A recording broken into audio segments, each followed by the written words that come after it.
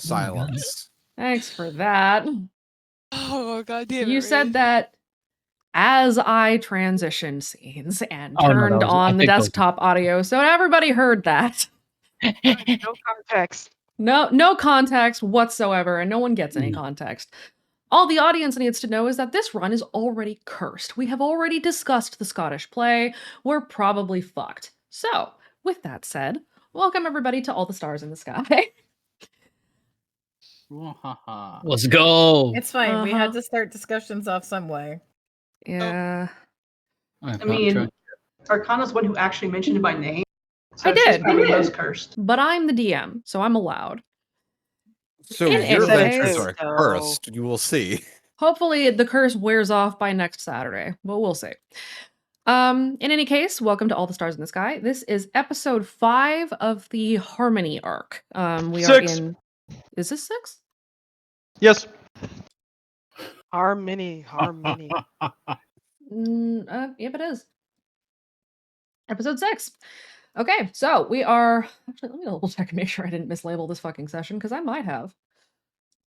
It's episode 6 on here. Okay, it is. Okay, good. We're good. No. Oh, it's episode 5 in the server. Hold on. I fucked up. It's episode 5. I knew it. I'm an idiot. Technical difficulties, ladies and gentlemen. Please stand by and please Pardon look the forward stuff. to it. Yep, this is Ladies 5. and gentlemen, Okay. Mr. Yep. Conway 20.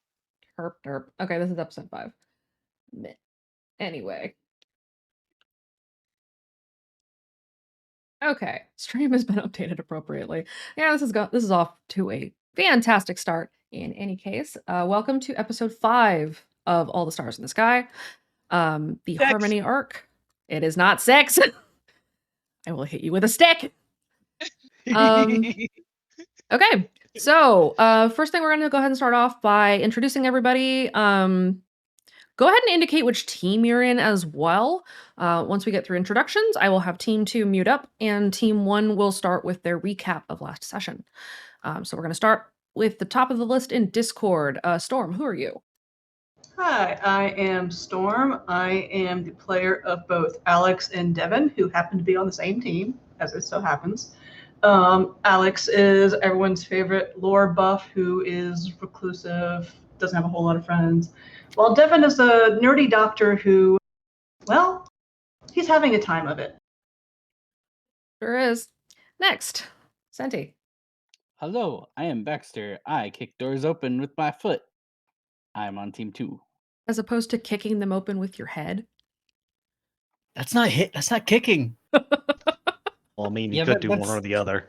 Door bashing. With your head. Extensive. You said kicked with my foot as if there were another way to kick a door. He's the party doorbuster. My brain right now That's okay. is cold. Murder Hobo. Hello, my name is Connor. I also go by Marley. I play 2 roles in this campaign. The first one you're seeing here is known as Chance Murder Hobo McCormick. He is on team 2, and he is a host of Roll the Dice. Malachor. Hey, I play Eugene Princeton. Struggling to be a good brother and chaotic gremlin at the same time. I am on team 2. Elta. Hello, I am Elta. I am currently playing Jack on Team 1. He's a cowboy and he's just happy to be here. Bit confused, but happy. he's a little confused, but he got the spirit. I also used to play Lillian, but she's not here right now. R.I.P. She did. Rest in pieces. Raven. Hi, I'm Raven. I play Kaide. I've chosen to roll the dice, and I'm gonna hit Nicole in the ass with a rock. And I'm on team 2. You're gonna try to anyway. Jade. I'm Jate, or any number of other names. I play Kira, and eventually Kira's brother might obtain consciousness, and someday. Fascinated with the old tongue and causing troubles on team 1. Connor again. Hello, my name is Connor. I also go by Marley. Wait, didn't I already do this part? Shut up. Oh, well, this other part that I am playing as is the character of Lincoln Roosevelt Gates. He is a dead skeptic that is working in lines with multiple different organizations to try and tie the strings together of deeply what's going on outside the radio quiet zone. He is also the captain of the Disaster Brigade. Rin. I didn't vote for you. I am Rin. I play Wraith. He's the man without a plan on Team 1, and he's currently just kind of following the smart people around. But he sent the light, and he's very proud of it. Yes, very good. We pat him on head. You didn't vote for him, huh? I He didn't have a vote for him. choice in the matter. I pulled him into it. Seems to be a running theme here. He still didn't vote for you then. Suma. I'm Suma and I'm playing Skylar Aurelia Oakley. And she currently doesn't like being where she is, aka the maze, at least. She did not want to come back here so soon, and she's on group 1. All right, that Okay, is she's our an oak cast. tree. Oh, what? Oh my god. She's our oak tree. No, she is small. She's an Interesting. acorn and just as throwable. Oak trees start small. All right. Initiate the mission. Yes, good. So, team 2, go ahead and mute up for me. Team 1, would somebody be so kind as to give me the recap for what you guys did last week or last session, I'll take that recap. I think I tend to need the fate. generally speaking? So, what we started to do was we were looking for and talking in camp, and originally we might have been looking to go after one of the anomalies, but the other thing that we had needed to do was we needed to be able to help establish some better contact with the unknown caller, Camden Blaine, who is apparently back inside of the radio quiet zone. In order to do that, Jack was able to find an indication that there's something about the strings that was sounding pretty close, and so our group peeled off from where we have been and went to find an area that we could get in. We ended up finding a little entrance hatch and being able to get down into the maze. And as we went down into the maze, we were sneaking around a little bit, and then we got caught by somebody who we've never run into before. White hair, white eyes, and they sent us a text message as a stalker and said, "How fast can you run?" before it was continuous text and the shape came. So while we were parkouring around after a couple folks had been listening to some of the conversations with Lucids that were going on, we got signaled by one of the Lucids who obviously knew either who we were or needed or was looking for someone. What ended up being able to be found out was Lincoln realized that they were the contact, and the name that they gave us was Ishmael. So Ishmael identified themselves as the contact that was helping. And they were a Lucid, so helping against the voice. While the discussions were going on, Kira was able to realize that she could actually recognize who that Lucid was. And they explained that there was a shift change very shortly. And they certainly were not going to tell us about a storeroom that was nearby. And they certainly were not going to tell us about what they could do or how we could get through that storeroom and how far it was to be able to get down into the throat, or that the storeroom had materials and things that we might be able to use in order to prepare for what we needed to do of trying to get a relay set up to be able to bridge to Camden Blaine. And we ended off our mission time essentially with the Lucid basically preparing for the shift change and giving us the directions to get to the storeroom. We've got about 15 minutes in the storeroom to put whatever we can put or whatever we need to put together before we are going to continue on to try to get deeper into the throat. Okay.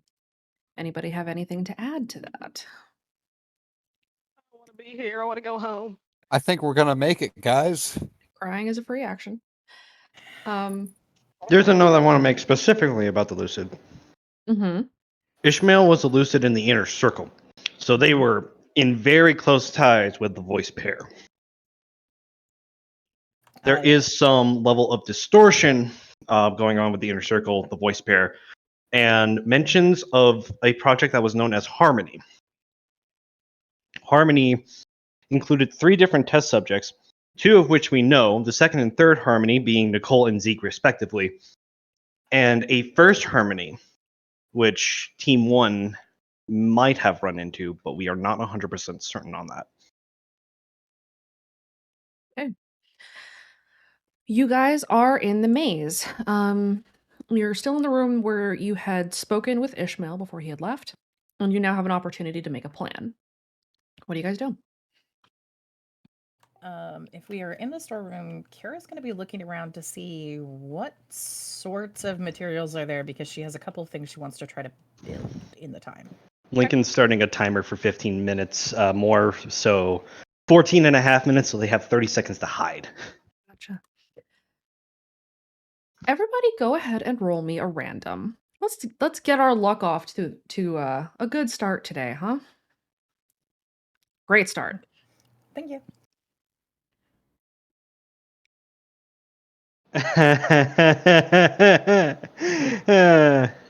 Don't worry, guys. Mine's higher I'll than save his. us. Hey! I was fully expecting to get like a 2. That's why I started to say it. Well, it wasn't the 3, the 1, and the 11 from last time. How did we survive? That's It hasn't that carries happened yet. over, guys. Yeah, we're still in the Shush. same. It hasn't happened yet. This is Sure, a Shu, please what do look you know? forward to it. Okay. Please being in quotations. So, you guys are checking out the storeroom. Kira, what specifically are you looking for? Mechanical parts? What are you looking for, and what are you planning to use it to create? So we're needing to be able to do a relay to give UC a way of communicating back in and out, right? Right. Kira's going to be looking to see if there are enough parts where she could cobble together a relay that would be something that could be left inside instead of needing to potentially sacrifice Pringles. If that's not possible, she's going to be looking for what she can do to put in Pringles to sacrifice Pringles, because this relay is more important than Pringles. I think we're on the 8th. This is She can Pringles the always 8th. make. She can always make Pringles the 9th. Okay. So while Kira is searching, Jack, what are you doing? He blinks around as if consciousness has just returned to him. And we're still in the maze, right? You are still in the maze, yes. Yeah. He's keeping an eye out to make sure we don't get snuck up on, because he doesn't really understand the maze fully, but he knows we're hiding from fuckers. This is true. Who may in fact be motherfuckers as well. Yeah, he's keeping our eye out so we don't get snuck up on, since we did have to hide from another fucker earlier. So that's what Jack is doing. We know Kira's searching. Lincoln, you're setting a timer. Is there anything else that you are doing? I'm looking for a schematic of the recent updates to the maze, like a blueprint or a layout plan or an excavation format, something that Lincoln can use to try and map their way to the throat.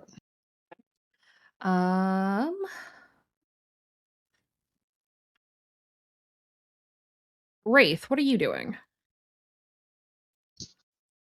Wraith is just kind of meandering near the door, looking really confused and annoyed, but just kind of holding his tongue and waiting for them to go. Confused and annoyed? He's very confused and annoyed. Okay. And then Aurelia, what are you doing? She's most likely also just kind of walking around, pacing around. She doesn't like being in the maze this soon again, especially not during a shift change. Okay. Kira, you don't find a ton in this storeroom. This looks to be a room that's primarily storage for food supplies. There are some bits and pieces of old electrical equipment that you're able to salvage, broken speed traps, broken sonic mines. There is a single very heavily damaged drone in the corner, and you can salvage a few parts from it, but you know that you're not going to be able to do this very well unless you manage to pull this off with a bit of finesse. So go ahead and roll me a mechanics to see what you're able to create. Okay. Can I use tools on hand? To be able to use that for ideally based off of taking parts from the other drone, and with what she's able to scavenge, she's gonna cannibalize the other drone and keep its shell, hopefully for parts, and to be able to build a new frame. But she's gonna take everything useful and just try to make super Pringles, potentially with maybe like transforming action on the propellers to make it look really cool. Okay, yeah, I will Did allow I it. just hear that correctly? Yes, she's going to try to make Mecha Pringles, super Pringles, the Pringles that will do all for for Camden. Pringles Mark Ultima. This will be her finest creation yet. The power. I'm doing this specifically because I want to add. Is that going to be a +2? That would be a +2, yes. Okay.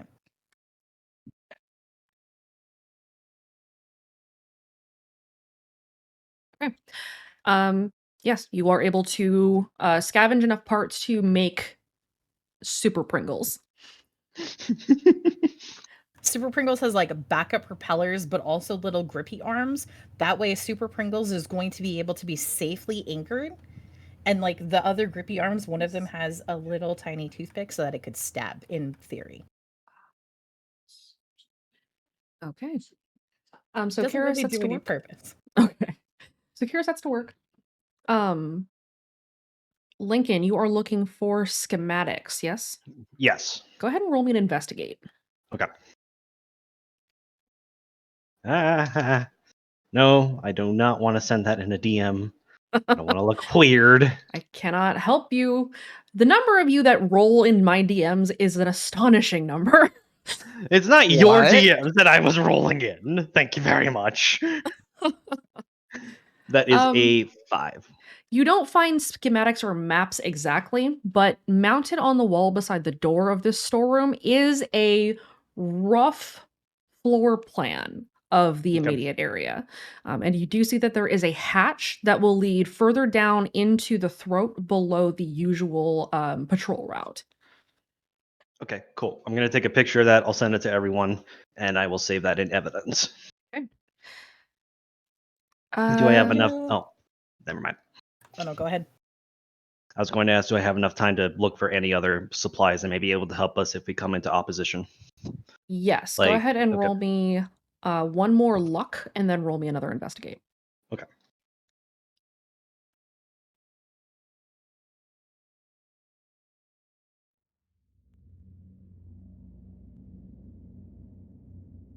So 727 for a luck and a 6 for investigate.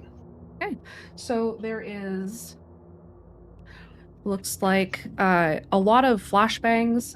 You can find, there are 5 flashbangs, there's a handful of tranq darts. You do find several medical or first aid kits. Actually, give me one sec. Let me see what else we got.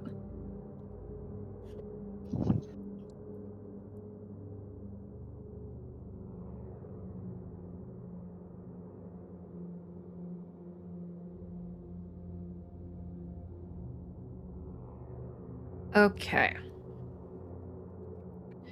So you find 5 flashbangs, you find 6 tranq darts. Let's say you find 3 bandages.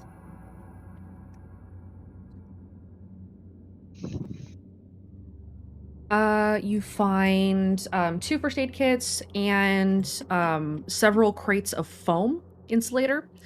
You also find a box full of like construction protection gear, hard hats, thick boots, gloves, that kind of thing. Okay, so I got 2 first aid kits, 3 bandages, at least 3 boxes of foam canister, PPE. What else was there? It was the flashbangs and the trank darts. Five flashbangs, six trank darts. All right. 2 first aid kits, several bandages. So basically everybody can replenish their bandages. Gotcha. While I'm looking through this and I find this, Lincoln's gonna look back and like, hey, got supplies. Let's stock up before we head out. Someone just put it on my bag. I'm working on Pringles right now. Okay. There's room in the bag to put extra stuff. She's just absently points with screwdriver. Yep. Let's see. What do we got here? We got 2 first aid kits. We got a couple bandages. Looks like we got about 25, 30 things of foam canister, some PPE. Got 5 flashbangs and 6 tranks. Do you think the voice knows about Steve's foam eating and that's why there's so much down here? I honestly don't want to think about that right now. Our thoughts. Okay. What do you want? What do you want, Kira? I'll just take whatever's left over. Okay.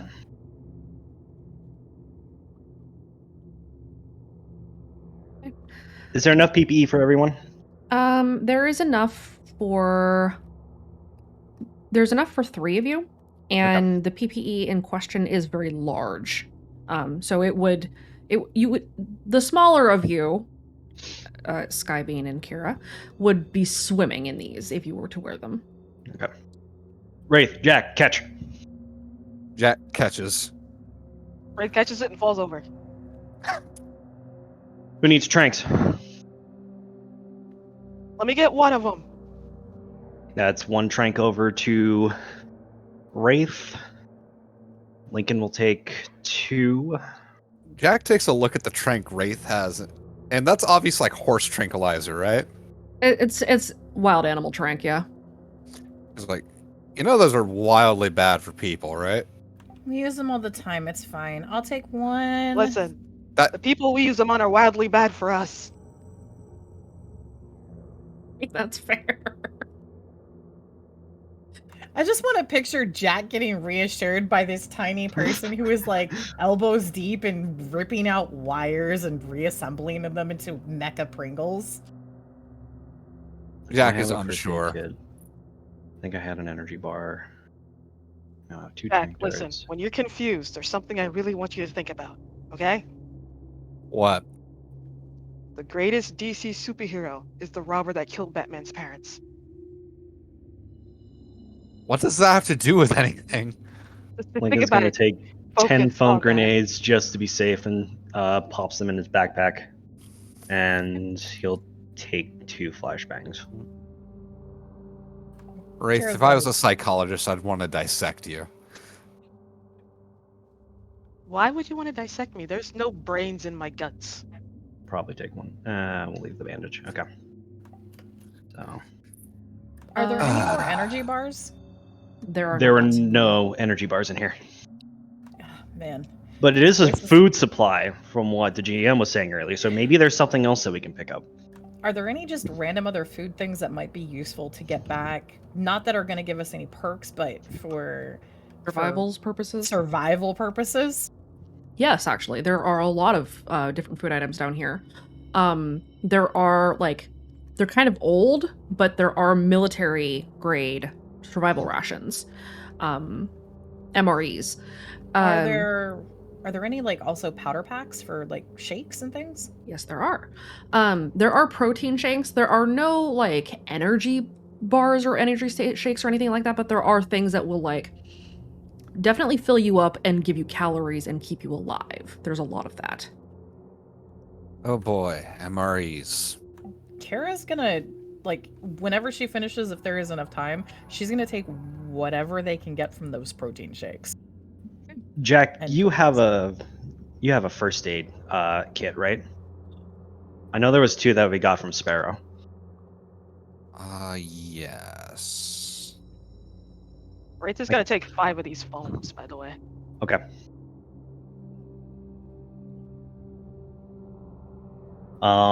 We'll give the other. There are still two first aid kits that we can pass between Wraith, Aurelia, and Kira.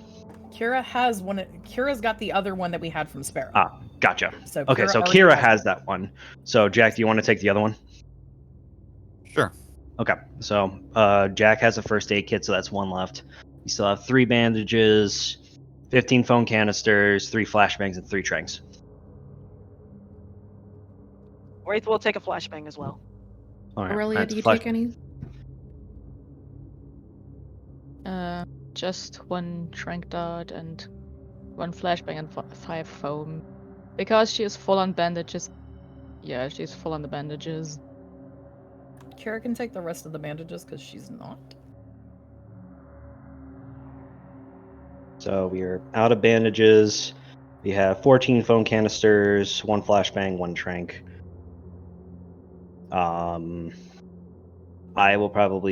I'll just go ahead and take the last trank, and I can also take the last flashbang. So we have 14 foam canisters and a first aid kit if people want it. Can Kira bum flashbangs? I have apparently only one. Yes. I'll go ahead and give you the one that I was about to take for myself. So, do you want one or do you want 2? I'll take one and then foam. Okay. So we are now down to 13 foam canisters and 1 first aid kit. No one else is gonna take it. Wraith will take 5 more and just max out his foam grenades. Okay. So now we are down to 8. I figured that Kira probably can't carry the rest of them if she's going to be grabbing things like protein packs and Yeah. the MREs. All right, make sure you note down in your inventories what you take. By now, about 10 minutes has passed. Who is standing near the door? Wraith is near the door. Aurelia, are you hanging out near the door or are you hanging out a little bit further in? Jack's keeping an eye on the door. Still pacing around. So she's kinda all over the place. Kira, you were busy. Lincoln, you were also busy. Mm-hmm. The other 3 of you, go ahead and roll me a notice. Danger sense does not apply.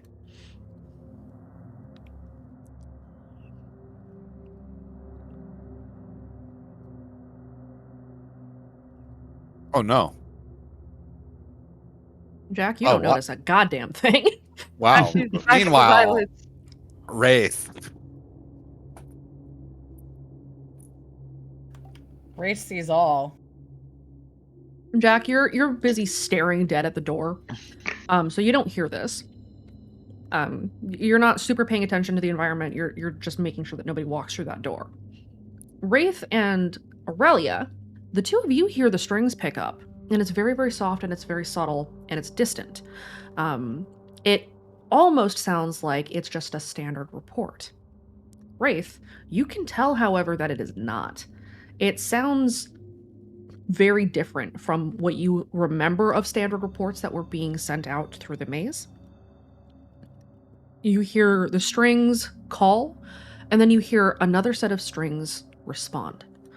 You hear call and response, call and response, and you get the distinct impression that the chorus is talking to itself, and something is happening.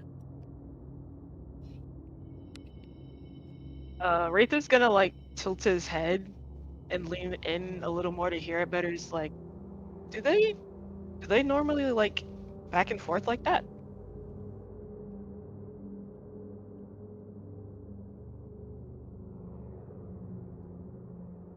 Then he's gonna go grab Skybeat by the shoulders and pull her over. He's like, Skybeat, help.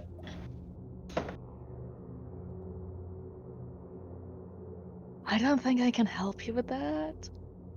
But you know the strings and the people. Do they do that?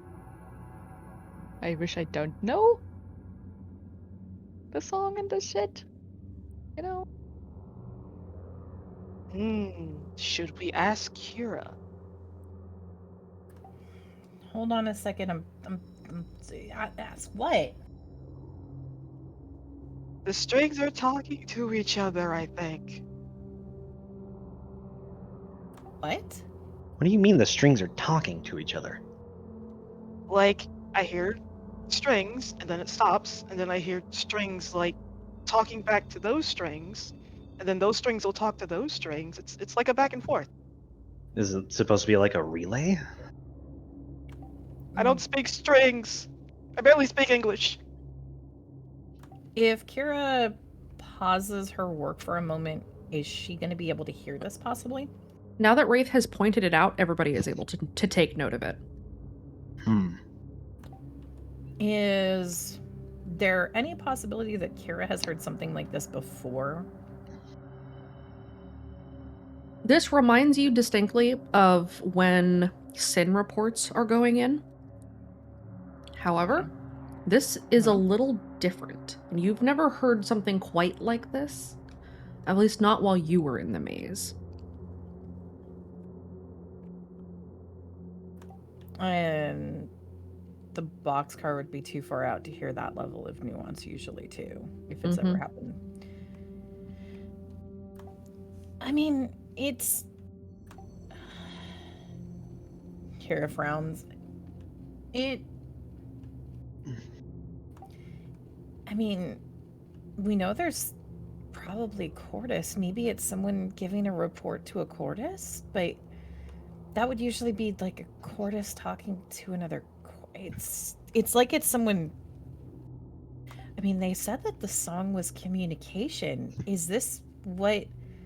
Maybe this is what shift change does, because they have to. Usually with shift change, there's a report to the next person coming on scene about what's happened. Would it really sound that off to us though? Because I'm pretty sure we would have heard that before. I mean, it's really hard to tell that with... I mean, can you ever think of a shift change that wasn't also just constantly reporting Sin back home? Kira gestures vaguely. More so on the fact that if we'd heard something before and we heard this, we wouldn't really notice it being different, but we do. How much time is left on the clock? 2 minutes. How many? 2. Oh shit. We're running out of time. Is Mecha Pringles finished? Mecha Pringles is finished. You're just finalizing your last tests to make sure that all of the rotors and actuators are actually functioning and responding. And yes, they are. There's one last thing I'm going to look for on top of the escape plan. Are there any reports or records in the storage area that have like information in writing from one source to another? Basically just like a note or a letter, he's trying to find information. You don't really find much of that. This is a storeroom, so it's not likely that they would keep records here. So nothing really stands out. Not even an inventory record? You might find an inventory manifest, but that would be about all you would find. I will say, though, that Lincoln might find it particularly suspicious, or at least interesting, how much rations, specifically MREs and long-term storage type food, is in this storeroom. There's a lot. It gives you the impression of a doomsday prepper in a bunker.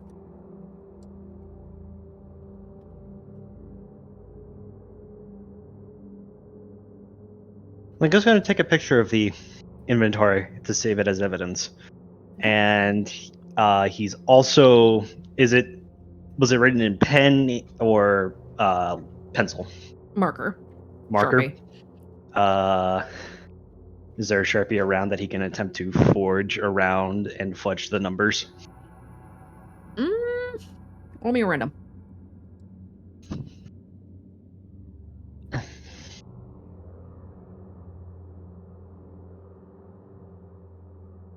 Oh my god! Oh my god! No! Oh, We're off to a great start. just add that to the count. Oh boy. It wasn't me this time. One more. This isn't something to be excited about, Kira. I'm gonna go Yeah, it open the is. chaos table real quick. If I didn't have bad luck, I'd have no luck at all. One more and Zeke just falls from the sky. Uh,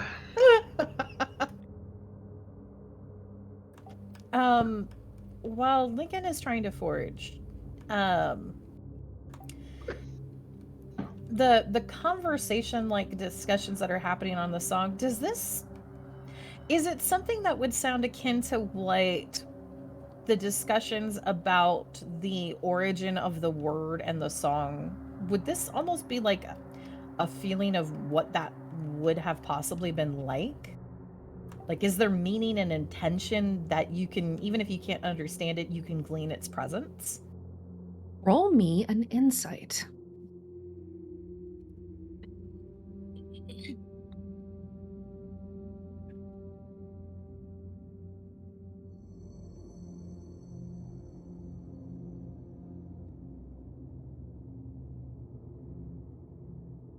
Kira?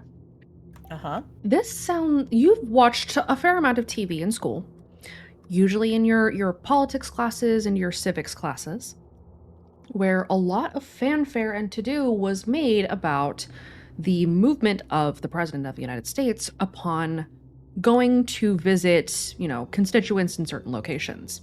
Mm-hmm. The call and response strikes you quite vividly like the communication of bodyguards preparing for an address.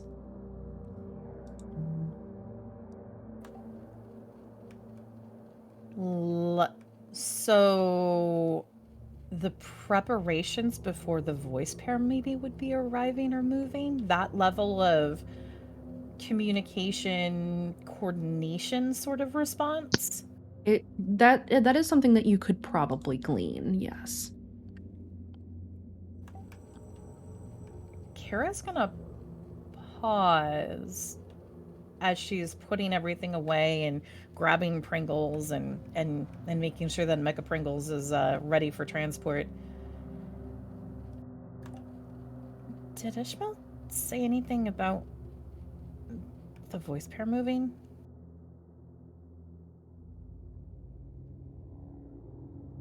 I'd like to roll an investigation check to try and recall that. Go ahead and roll it.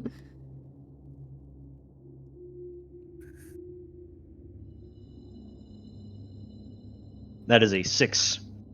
He did not say anything about it. No, he said absolutely nothing. I think they are, though. Fuck.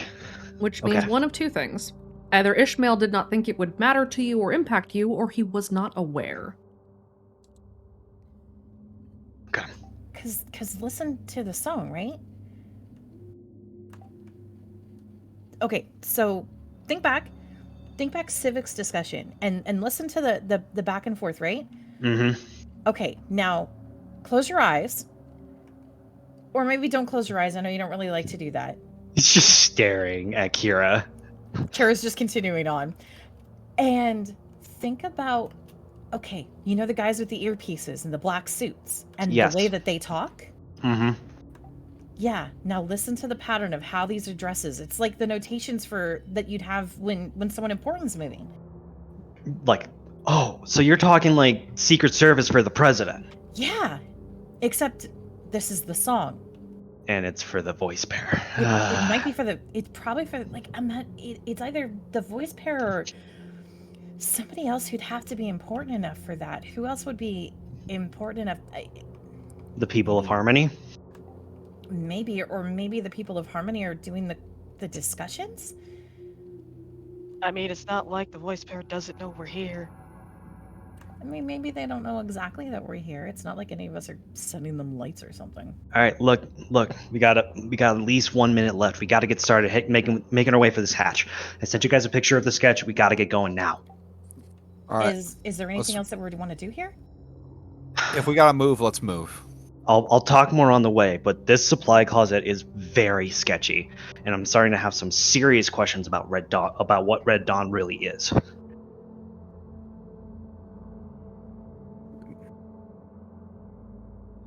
All All right. Jack saw the MREs, right? Yes, he did. Him being a guy who's traveled around a bit, he's probably met a few preppers. Oh yeah. Is he able to make a similar conclusion? That this seems like a doomsday Armageddon bunker? Yeah. Absolutely. Not necessarily. Folks like this cult usually are preparing for the end of the world. No, they're not. They're trying to control the world, not end it.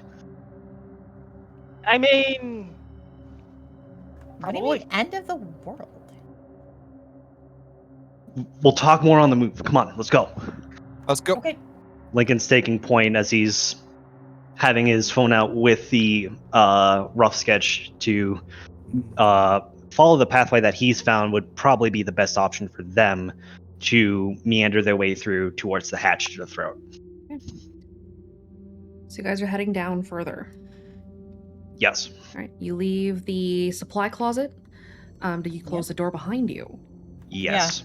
Yes. Wraith will close the door because he will be last. Okay. And so you head down the narrow tunnel towards the hatch that Lincoln had located. Everybody go ahead and roll a notice. Okay. No danger sense. Okay. My, oh my. That is wrong. That is very wrong. Wrong kind of fate. That's like almost the best I could have possibly rolled. Dichotomy, what are you planning? Death and dismemberment. Let's see. Wraith, Kira, Jack, Aurelia. Lincoln, you notice that it gets kind of quiet. That the sounds of the strings is starting to fade down. The rest of you very, very distinctly notice that it had been very, very loud as the call and response had been going back and forth. The call and response very suddenly both join together, pluck a single unified note, and then abruptly fall silent. Does that remind Kira of any previous way that the song has gone silent before?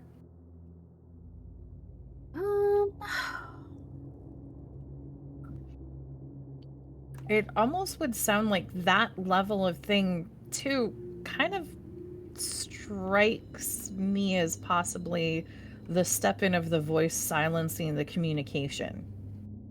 That would be the assumption that you could make from that, yes.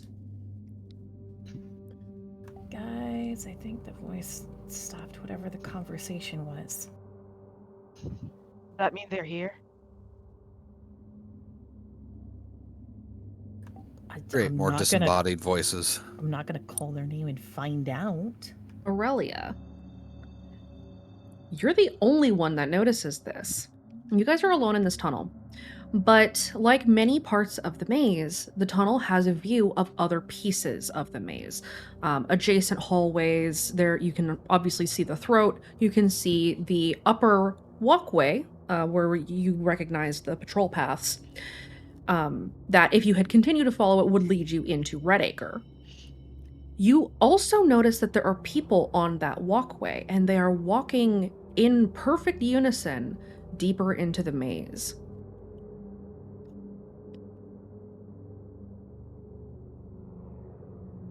Aurelia is quietly pointing out the people walking deeper down into the maze. To everybody? Yep. Are those going to be recognizable to anyone?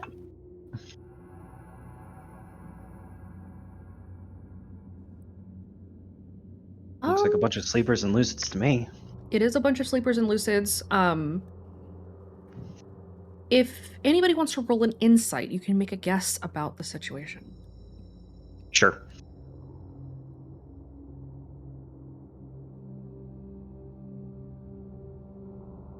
Six.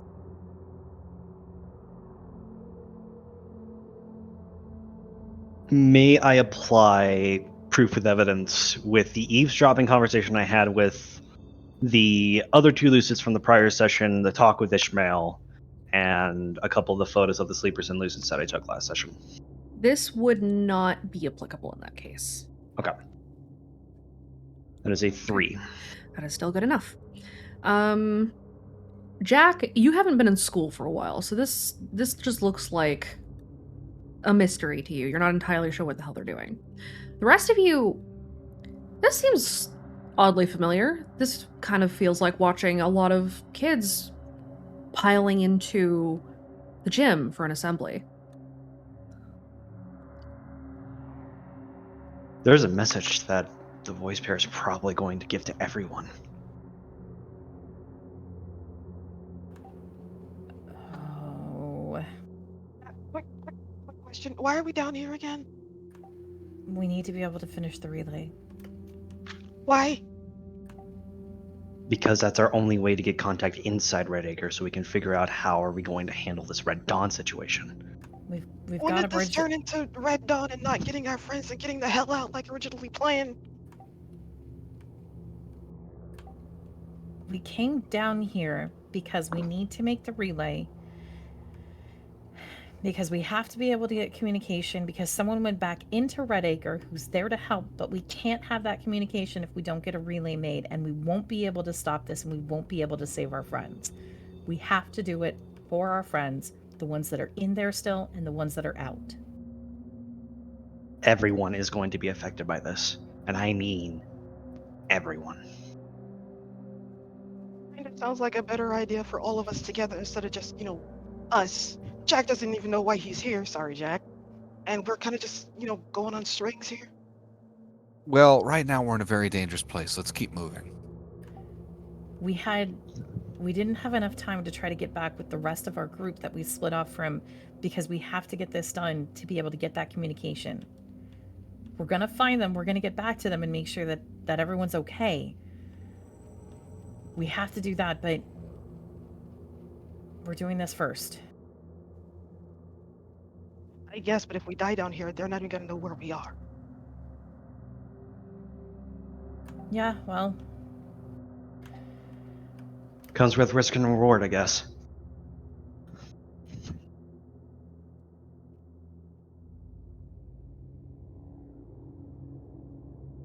if something happens to us down here at the camp that we left, they know where we went. We told them.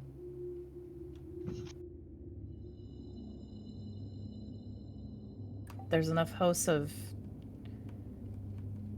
the gambler that are there that they'll still be able to get word over to the other group. So at least they'll know.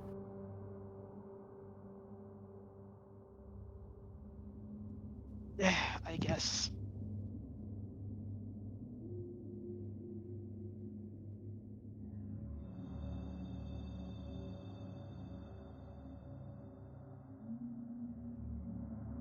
GM, Yes. as we're closing in closer to the throat, is there any text or scriptures that Lincoln can find that his contact was looking for? Not that you can see. Okay. A question as well. Mm-hmm. If the voice is possibly preparing to do some sort of maybe message, is it reasonable to assume that based off of where we are, we might need to take precautions against being overwhelmed by the song? From this location, probably not. There are a lot of strings around you. The song is very loud, but you get the distinct impression that the song's reach and attention is elsewhere. Okay. You guys head for the hatch? Yep. That's Lincoln's intent. Yep. So you guys head for the hatch and go to travel down. When you open the hatch, you see a very, very dark shaft. There is a ladder that leads down. The rungs are bolted to the stone-hewn wall. And you have no idea where it lets out, because the only light in this hatch is what you're letting in from this very dimly lit corridor. Is this familiar to Lincoln at all? Probably not. Not Oh. from his previous escapade within the last season. No. Okay. Jack looks down. That's sketchy. I'll go first. We could toss a light down. If there's someone waiting at the bottom, they'll know then. Fair point. Let's go.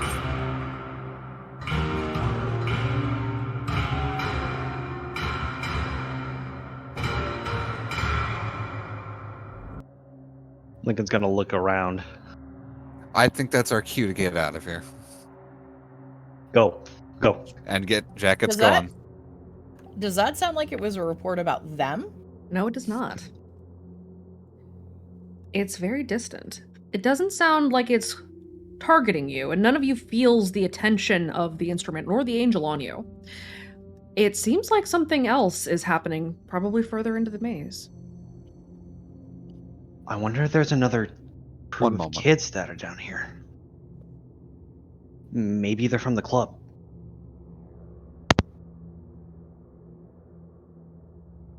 Kara's gonna check her phone and see if there is any reception.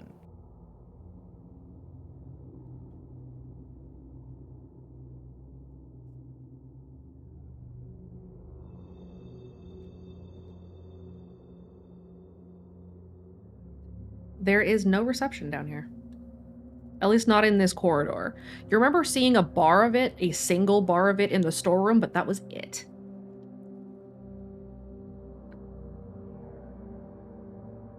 We're not gonna get anything else the deeper we go. Do you think those cell phone antenna sticker things at the gas station do anything? No. Oh. Kara puts her phone away. Well, actually, maybe not with chorus phones.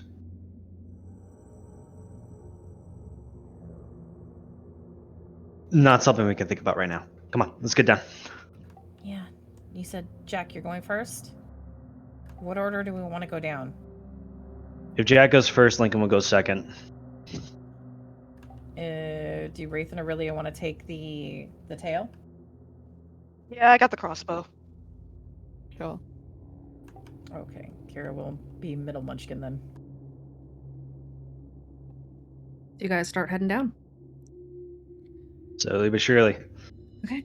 You guys travel down. Do you guys close the hatch or do you leave it open? Wraith Leave will no traces of close the passengers. hatch. Close it- Yeah. Okay. Wraith Question. closes. Yes, Do the hard hats have headlamps? they do not. Oh. Another question. Mm-hmm. If Kara closes her eyes, are there any footsteps? There are not. Good. As Wraith closes the hatch, you are plunged into total darkness. There is nothing to be seen in here, as this is a fully unlit, empty shaft.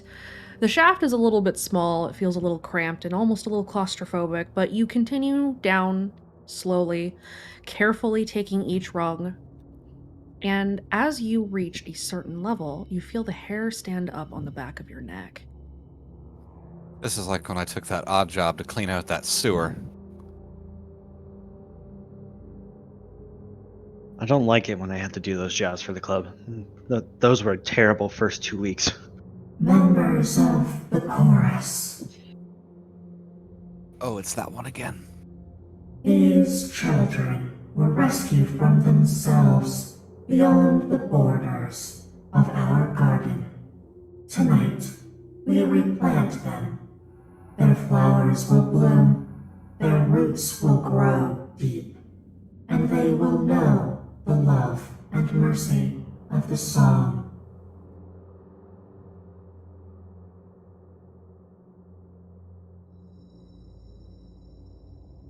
Going. Yeah. Shh. That didn't sound like it was directed towards us, did it? No, it did not. The assembly started. Keep going. This feels Yeah. distinctly a lot like Sundown.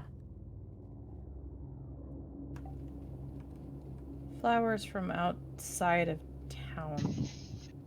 Their groups took other kids from outside of town and they're subsuming them into the. Kira's You don't think they muttering got to the herself. others, did they? No, I don't No, think they so. said that they were flowers from outside of the garden. We would. No, they said that they were lost them. Jack wouldn't understand that. Never mind. Fuck. Distant voices of our choir will soon rejoin the melody. The long night ends. Our harmony will rise. The symbol will fall. When Red Dawn begins, the song will call. The instrument will respond. Strings will play across every field and mountaintop. All will hear the call. All will know the song. All will be well. Your tasks begin now. You know what must be done. Begin the Red Dawn. We speak as one. Fuck. You're starting now? Keep moving. Kira's just gonna tap. Keep going. We've got to be able to get this up. Everyone keep going. All right, Jack picks up the pace. Actually, this is a ladder, right, GM? Yes, it is. Jack says, all right, I'm going to do something crazy. And he starts to slide down it. Not that kind of ladder. Oh. The rungs are bolted onto the wall. Oh, So I it's- see. yeah. When you said bolted on, I assumed it was like a normal ladder just attached that way. No, it's like one rung after another. There's no Yeah, actual sides. Okay, never mind then. Sorry. He Kira, do you have slides a on the air. Slide on air. My god. Kira, do you have a mental note of that entire transcript? Yeah. Okay. Anyway, you can write that down in a message. Once we get down to the bottom. When we get down to the bottom, yeah, I can. But unless we've got a network, I'm not going to be able to send it to anybody.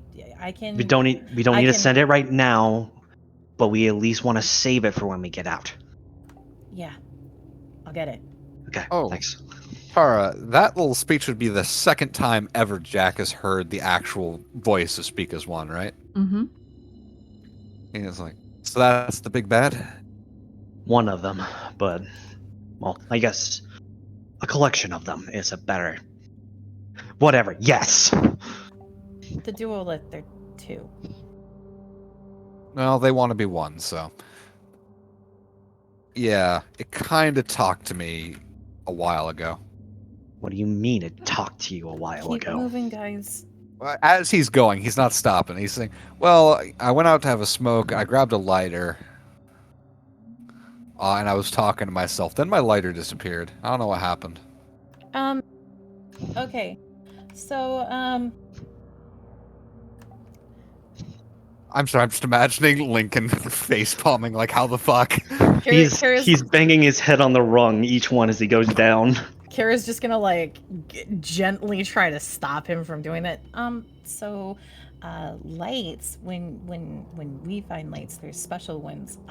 They've got this really different flame, and when you light them, it's kind of like making a sacrifice. And if you're talking, sometimes things will listen for that, and then they respond back to you, and it looks like you got a response. Kira's got this kind of tone in her voice of like, wow, first light, first response.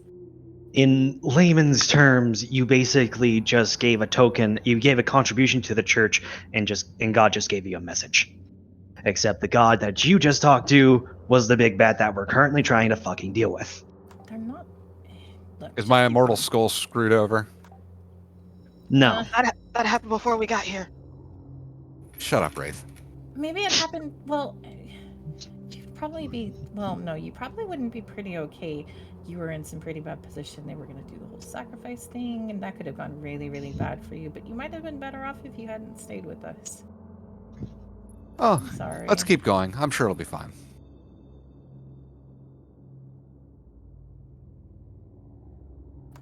Periodically, Kira's going to just like look and see if they get any sort of cell reception as they go further down. Wraith is gonna look to Aurelia like, Sky! Sky! Sky!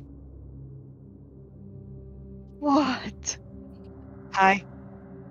Oh my god.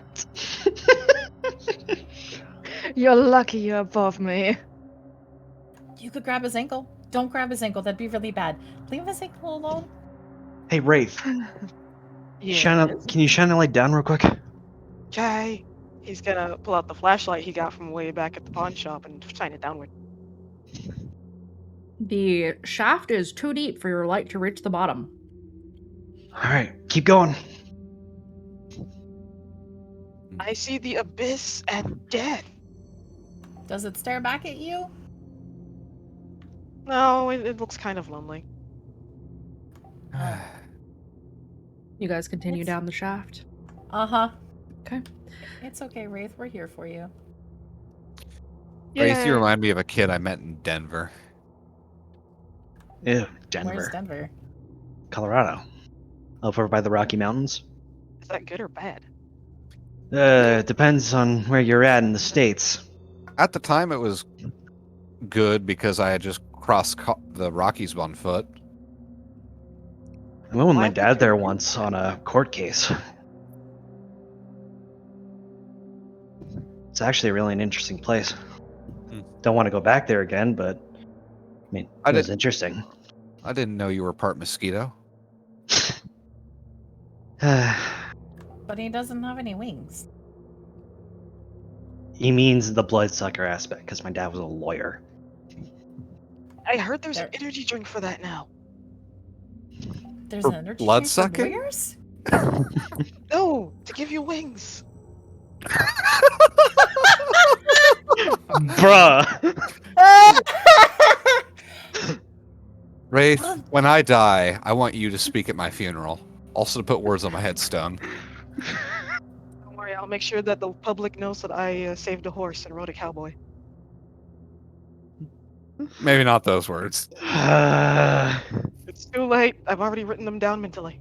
How many Hail Satan counters do we have? Only two, thank goodness. Ew. But on that topic, everybody go ahead and roll me a random for your luck. Fuck! You just You had to just say want something. blood. Yeah, had to say something, Lincoln. You just yeah, want blood. had to say something. Woo, 849. Woo! 890. Oh, fuck a 9. That's okay. Shush. That's okay. Overwhelmingly, our luck is good right now. We're all I only fine. took And then, the hit for the group. and then Apparently. Skylar it just spontaneously develops the plague. We're all fine, though. Aurelia combusts. Oh no, too much sunlight. All right. There's no sunlight in here. There's no light at all in here. You continue down for what feels like an hour. In actuality, it takes you about 25 minutes to get down the full length of this shaft. Everybody go ahead and roll me your athletics. Let's see how tired you are by the end of this. Oh, great. Oh, boy. I substitute physique. Yes, you may. I'll stay with my athletics. If I substituted physique, it'd be straight fate. Could I see if that would be better? I'll let you try. May I burn a fate point to apply mind over matter to add a +2 to my athletics? Yes. No, apparently Kira's just gonna be noodle arms. Akira, you're tired. This sucked. And it also occurs to you that you really hope that there's an elevator somewhere in here because otherwise you're climbing back up. Can we make... Meanwhile, Jack and Aurelia are just fine. No, Kira has a better idea. If we're anywhere near the throat, all we need to do is find an inflatable tire, and we can just float down. That's surely better. Yeah, what could go wrong? Many things, but better than climbing back up. So, you guys get to the bottom, and you find yourselves in a very, very tiny room. But it is empty. It is completely empty. It is like much of the maze, mined out and then painted white. And there is one single door at the other end of the room. I say other end, you're standing like 4 feet from it. It's not that far. The door is closed. It is not locked. But beyond the door, you can hear... It sounds like breathing, but not from a human. Or a creature at all, for that matter. It sounds like bellows. Like the lungs? Not like the lungs, like bellows. Ah, I see what you mean. I'm on a so forge? confused. Like on a bellows. forge? Yes. Okay. Dave, What do you guys think these guys' rates on white paint are? oh, I bet they mix it themselves with chalk they mine out from the ground. Are we done yet? Or bones they get from people. All right. Is there what kind of door is this? Is this a metal door? It's a metal door. It's kind of like one of the hatch doors that you wouldn't normally find in the maze. Is there a sweeper on the bottom so we can't look under it? There is a sweeper on the bottom, yes. Damn. So through the door then? We literally have no other place to go because All right, I'm not going Jack. back up. Goes up first, and he's kind of opens it and just peeks out first to see what's on the other side. With the sound of bellows, he's expecting the fires of hell. As it so happens. Wraith is gonna give poor Kira one of his energy bars. Like, you look like you need this. No, I'll be fine if I just take 5 minutes. Hold on to it. If we have to go back up, I'm going to use that. We have to go back up. Just right on Jack. He's fine. He's big. No, because then I'll bang my head on the wall. I mean, not with that attitude. With that attitude, I won't bang my head on the wall if I'm convinced that I am going to bang my head on the wall because he's tall. Exactly. That doesn't make any sense. It makes perfect sense. You're overthinking it. Let's go. Kira's just going to stare. I'm not overthinking it. I'm thinking about it just enough. You're underthinking it. Both of you, please. You're thinking just about the right amount for both of you. Stop it. On the other side of the door that Jack is peeking through, there is 2 massive bellows being worked by a team of 6 sleepers each.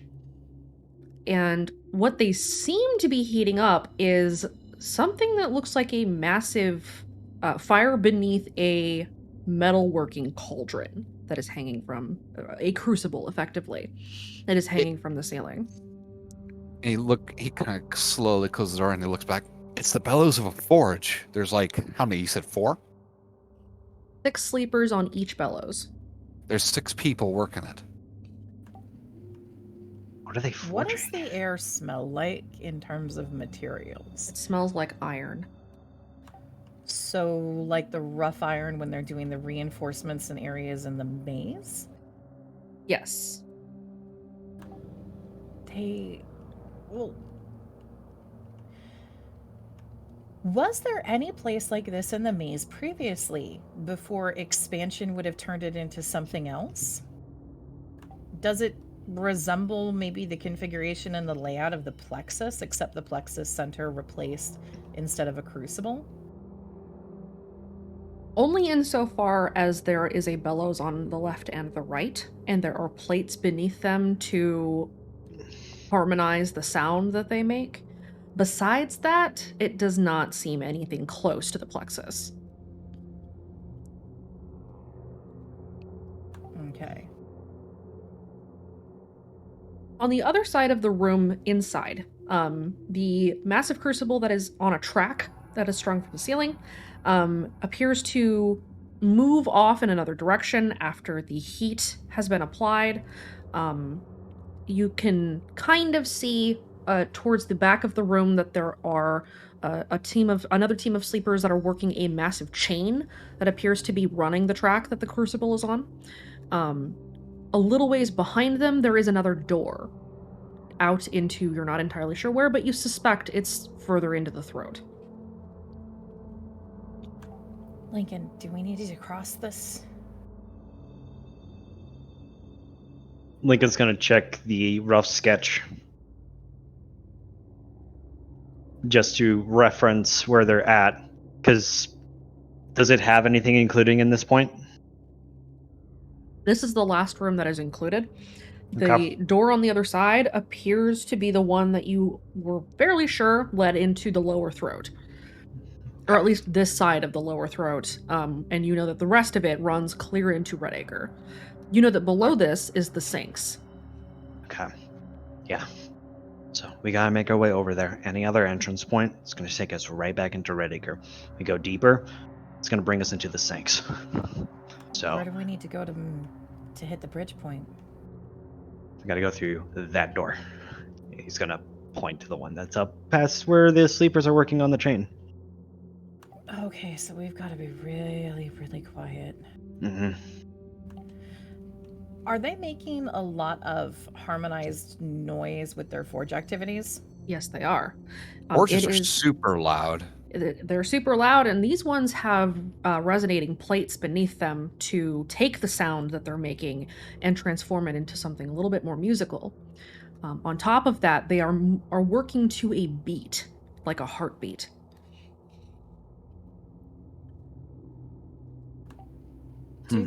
Are the actions or the movements of how they're forging anything resembling gestures? Kind of. Almost. The way that they're moving to work the bellows themselves seems as if they are repeating a specific Old Tongue motion, because the rest of their bodies are moving as well. It is not a motion that you recognize, though. Is it one that she can essentially memorize to try to find out later?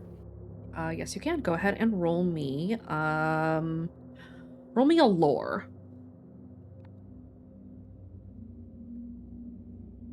You commit this to memory. Yes, you can remember this. You've committed it to memory. You will be able to revisit this memory later. Kara watches for a little bit and then kind of gives a nod. Okay, they're making enough noise. We should be able to cross this. Okay. It is very loud in here. So as long as you don't touch anything, you should be able to cross the room carefully. However, is anybody looking through the door still? Jack, are you still looking? Yeah. Roll me a notice. Anybody else who's trying to peek through the crack in the door can also roll a notice.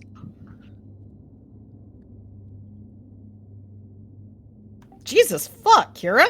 Eyes wide open. That Your is the old wrong tongue will person. become me. Chance is keeping an eye out for us. It's okay. Chance from above. It's a good chance of it. Shite.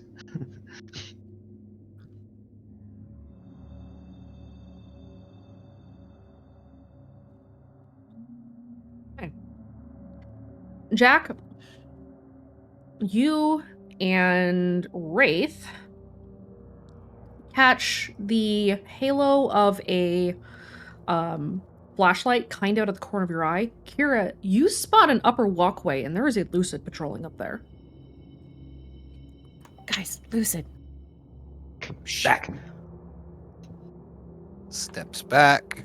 Is it possible to see a path we could take that would have us walking around that Lucid?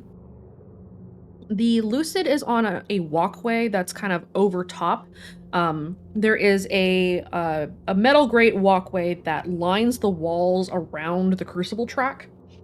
So there's not a way to get around the Lucid because the Lucid is on the edge of the room.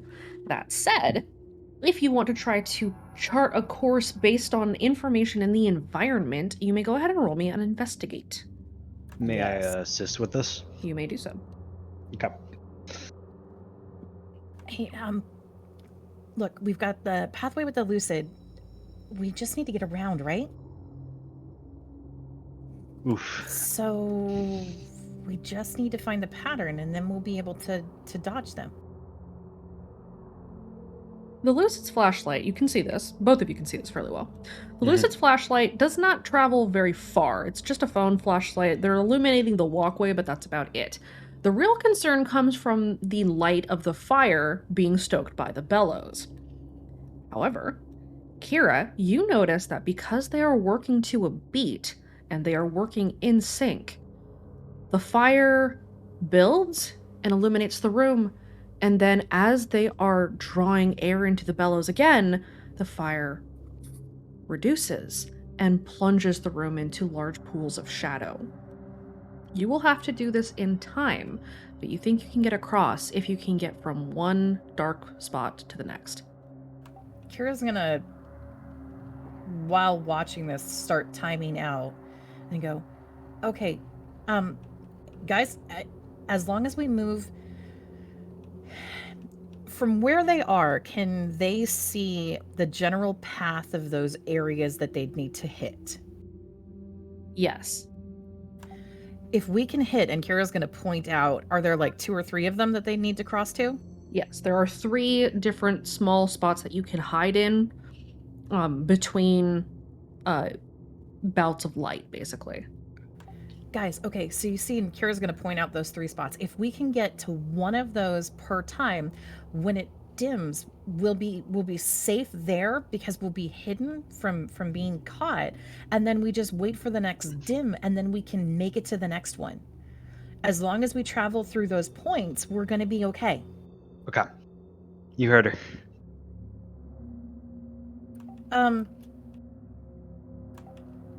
Kara's going to look at Ray. Do you have enough candy bars? I might need that one back. I might need that one now. And Tori's like, I got one left. Okay. We should be able to get to the first one, but we might need it for that last stretch. I'll give it back to you after we're done. Cool? Why don't you just hold on to it in case you need it? It's candy. Yeah, but you might need it too. Let's just go. Let's get through this, and then we can figure out the dynamics of candy bars.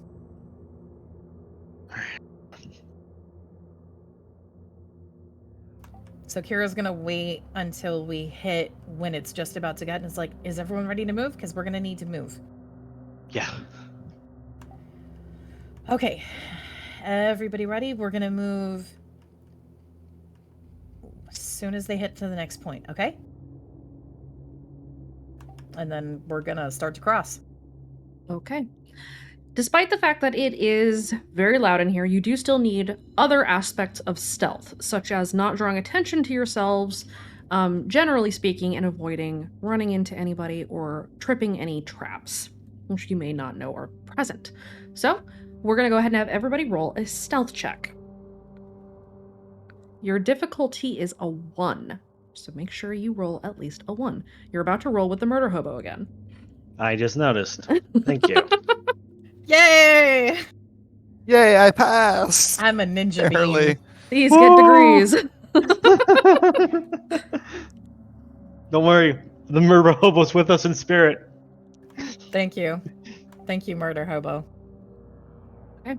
You guys are able to cross to the first pool of shadow, and the light in the room expands as the bellows breathe, and you spot the crucible moving down a track.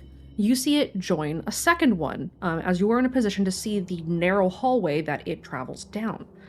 A second crucible crosses in, and you can kind of smell nickel. You've had nickels before, you know that it has a distinct scent.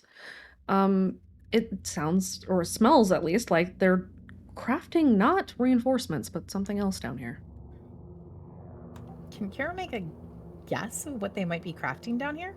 Roll me an insight.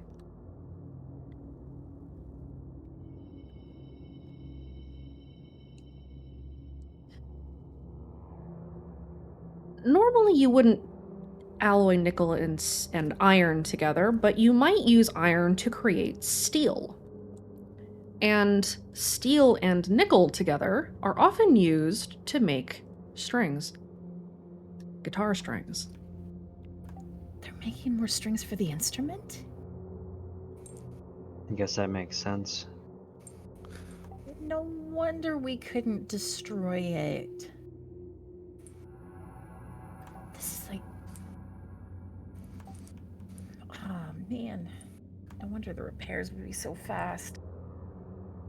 Mark it for later. Eyes on the next light. Let's get ready. I know. I'm ready. Okay. And let's go. The next pool of shadow is a little further away, and you're going to have to move quickly to get there. First roll is athletics, beat a 2. Second roll is stealth, beat a 1. 1 or better, rather. Can Kira pop her energy bar? Yes, she may. Okay. This is too important to fuck up. Dude, first is athletics, second is stealth. First is athletics, second is stealth. And the We can energy still bars use with fate nu- to re-roll, right? Yes, if you have an aspect that would allow you to reroll. Nutritionist makes it +3, or Nutritionist makes it +3, yes. All right, I'm gonna kind of activate Jack's aspect. I always got to keep running so I can actually get a bonus to athletics. Yes, you can. Okay, perfect. What Oops. was the difficulty check for athletics? The difficulty is a 2 or better. Okay. I'm going to burn a fate point to apply Fly Like an Eagle and apply that to athletics. Can I use that same aspect to re-roll that, or is that not allowed? You may give yourself a +1. Okay, so that'd give me 2. That would give you 2.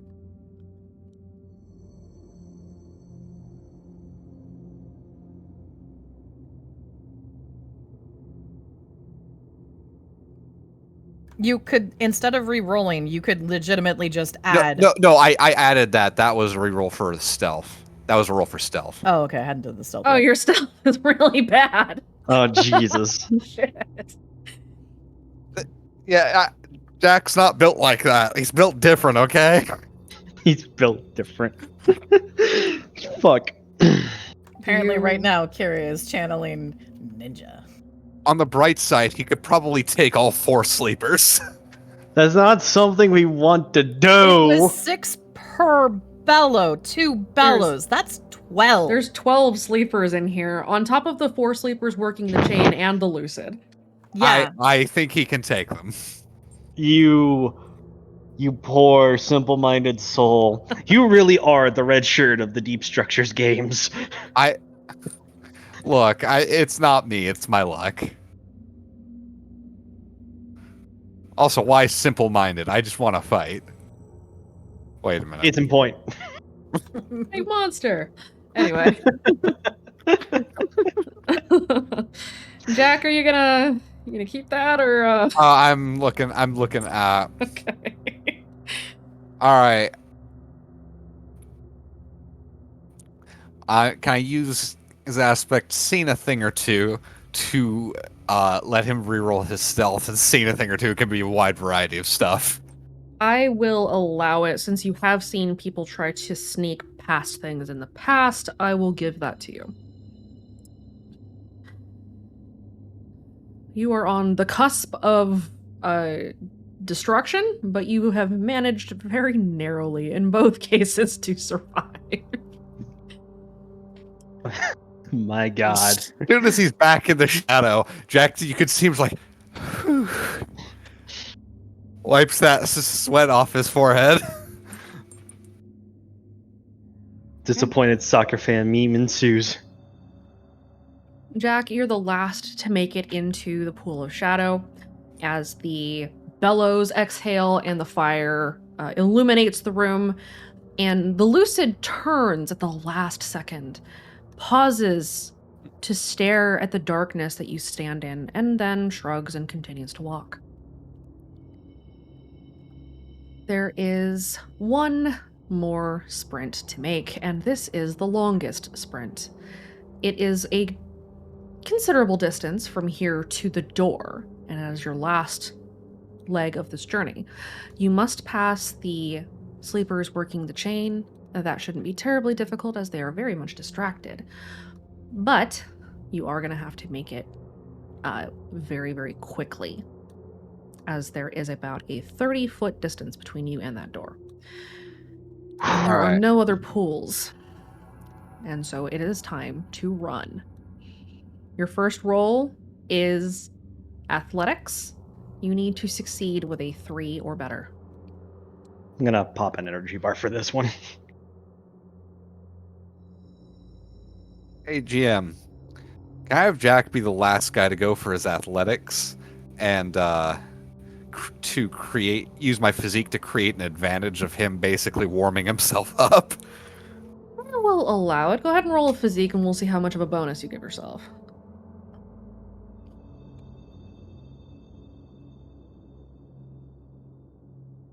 I'll give you a +2.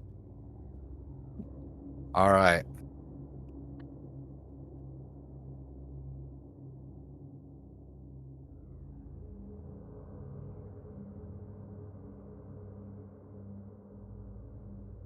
Hold on while I say a quick prayer.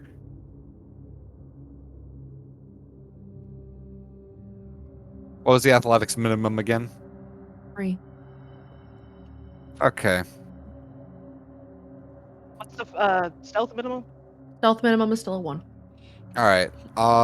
One of his aspects is Backwoods Wanderer. Can I spend another fate point to get another bonus to athletics and being a woodsy guy? I'll just let you take a +2. Thank you. I'm happy I wrote out these aspects. They're very, very helpful. It is why you want to have a lot of them.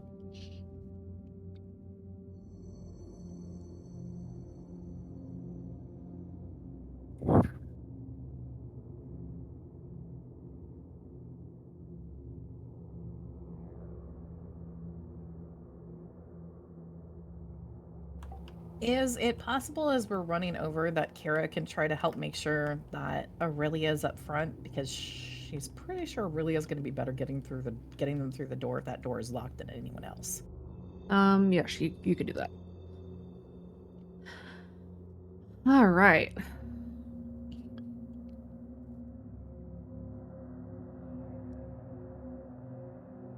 Lincoln, was that your stealth or your... Stealth. My athletics was a 5. Okay, you're good. Yeah. Okay.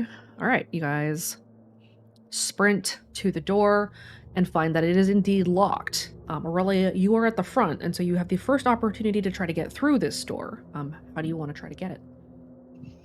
Is there a lock to lockpick it? Yes, there is. Well, then she will try to use a lockpick, and she also has locksmith. Okay. Go ahead and So pick that would lock. apply a +4 to what I have? Yes. Oh, this will be fun. Go ahead and roll your burglary. Yep, that door is open. And you also get to keep the lockpick because you rolled very, very well. You pop that door open, everybody sprints through, and you step into another hallway that is a good deal darker and quieter than the one you left behind. Before we close the door, Lincoln's going to snap a picture of the bellows with no flash. Okay, you may add it to your evidence log. Okay. You guys close the door? Yep. Okay. You stand in not a narrow hallway, but it's not super huge, that travels for about 50 feet, and then the right wall gives way to a massive chasm. It's very much like when you recall rushing through the throat back in Redacre. And you can tell that this chasm goes on for quite some time. It's probably the same one. As soon as Jack's through the door, he does take his hat off and put it over his heart for a second and say, "Oh, thank you." Okay. Forward, you see the chasm that is the throat. This could be where you might want to deploy Pringles, but it is up to you.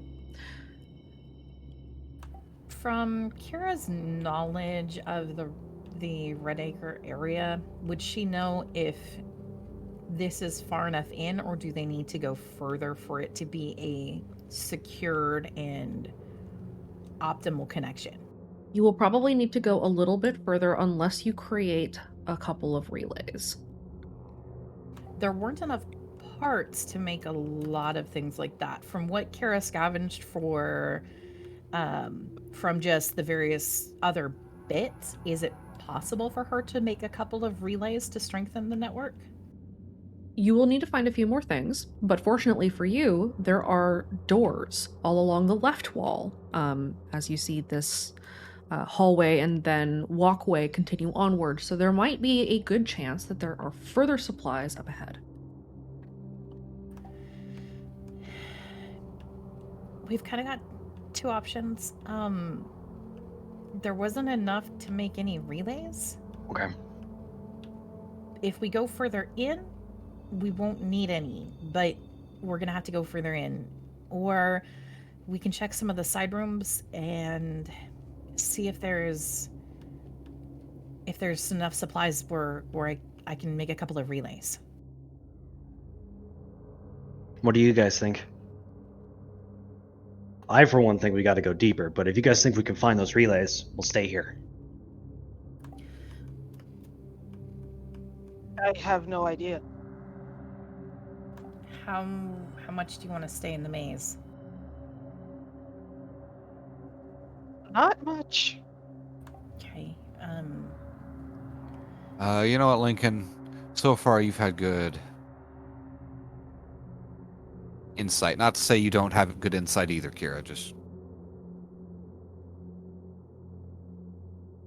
we can make either way work. I just don't know if you guys want to take the risk that we might get found if we try searching these storerooms. Seeing if we can even find a storeroom. Then let's just go deeper. Okay. Are any of the doors labeled? They are not. Okay. Are any of them cracked or open, or have they been kind of closed by whatever they... Most of the doors are closed, but there are 2 doors that are either slightly ajar or just wide open. Okay. How far away from us are those particular open ones? They are kind of in the middle of the walkway, so they're about 50 feet ahead of you. Can Kira pull out her phone and just do the phone zoom to see if she can get an idea of what's inside of those and if there's any movement? No, not prepared. Okay. Okay, there's a couple open ones. We can see if there might look like there's anything useful in there. Otherwise, I'm fine with going deeper. Kira's pretty confident with what she's done with Pringles that as long as they go far enough in, there wouldn't need to be a relay.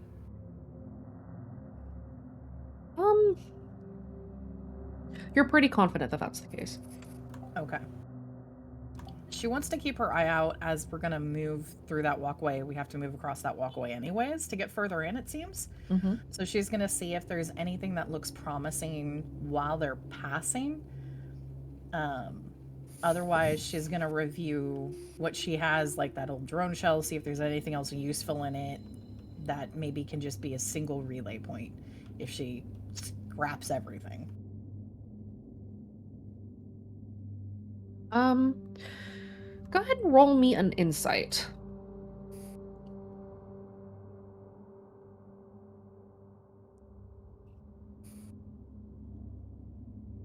So for positioning, you're trying to determine where to position Pringles? If she needs to do anything to reinforce the best position for Pringles' resting place. Okay. As long as you put Pringles in a safe location that's not in general eyesight from the walkway, you know that it will be fine for Pringles. However, you do know that the signal would benefit from being boosted by some relays. So, to make sure that they don't have a risk of needing to go back in, she'd want, what, 3 relays to triangulate up to Pringles as the central point, probably? Yeah. Okay. You don't think you would need terribly many additional parts to build those relays, but you do need a little bit more. Okay. While we move, I'm just going to keep a lookout, okay? Okay. And she's going to look to see if she can find... If it looks like any of those areas are going to be parts. As you guys are walking, everybody go ahead and roll me a luck. Let's see what you find. Ah.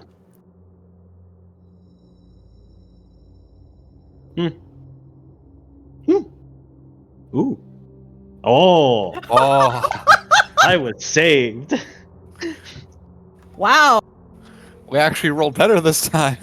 Compared to the 9 I had We're before. fucking focused. Okay.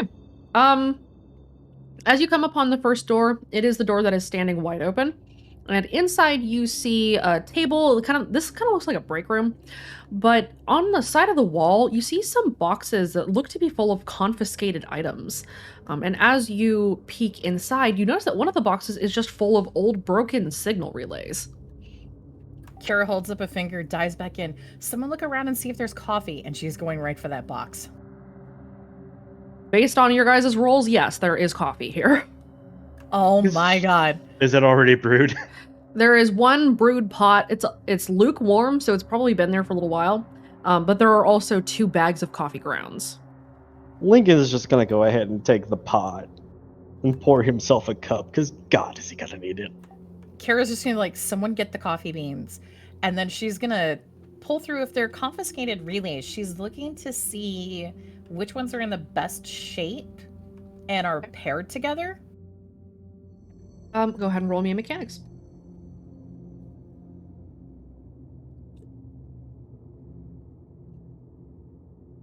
Okay. There are 2 of them that are in pretty decent shape, and there are several others that are mostly destroyed. At least their relay functions have ceased all usefulness. But they are still parts that you can use. The 2 that are in still fairly good shape, one of them is just kind of burnt out, so it seems to just need a new laser. And the other one has a cracked lens for the receiver. The rest of them have the requisite parts you know that you would need to build 3 functional relays. Okay. Can Kira get the 2 repaired and then get a 3rd made? Yes. And if there's anything else left over that could be useful for Pringles 9, Pringles the 8th will rest here forever. Pringles the 9th must live anew. Because possibly being able to do signal strengthening on the fly might be really handy now. So are there any possible things that she can get for potentially incorporating that into a future Pringles? Yes, there are a lot of parts in this box of destroyed things that have been confiscated from Clo Kids. And you do find enough to at least build a chassis and the frame of or not the frame, the chassis and other parts of the rotors for a new drone. In addition to additional parts that you can create to make new relays on the fly. That said, though, it will take you about 10 minutes to assemble these relays. Chassis, neurodes, systems, wings, 10 minutes. Sounds like a Warframe schematic. She's not she's not going to plan on building Pringles 9. She's getting the parts. She's going to focus on making sure that the relays are done. It's the relays that it's going to take the 10 time. Yeah. Yes. So Kira's just going to perch up on the box, and she's just going to, as she starts to work, do you guys think it's safe to continue working here, or should we try going somewhere else? Because I'm going to need a little bit of time to get these fixed. But if we do, then I can triangulate to Pringles, and then nothing's going to knock this signal out. Is there a schedule or a note or anything written in this room? There is not. Okay. Well, they just had their assembly. Everyone's going back to work. If this is a break room, the odds are no one's going to try to slip their way back here because they're trying to prepare for Doomsday. We might be fine. Okay. I could just guard the door while you do that, I guess. Okay. Kira's Do gonna... we want to check out the other doors? Not particularly. There might be a fem shape in there. Well, yes. I also know we've got something else we've got to do first. So we'll see if there's time after we get this done. Okay. I just didn't know if there would be anything else behind them that could help you. Maybe. But I've got everything I need here, and it's better to do this than try to find something perfect. I can fix what we have, and it'll be a lot less risk. All right, let's hunker down. Kira's Jack, gonna keep Wraith, guard the working. door. Got it. Man, somewhere Blackjack and Hookers is really proud of us. Why would he be proud of us? Because this is extremely stupidly risky. God damn it. Wraith, is there something you want to tell us? I don't want to be here.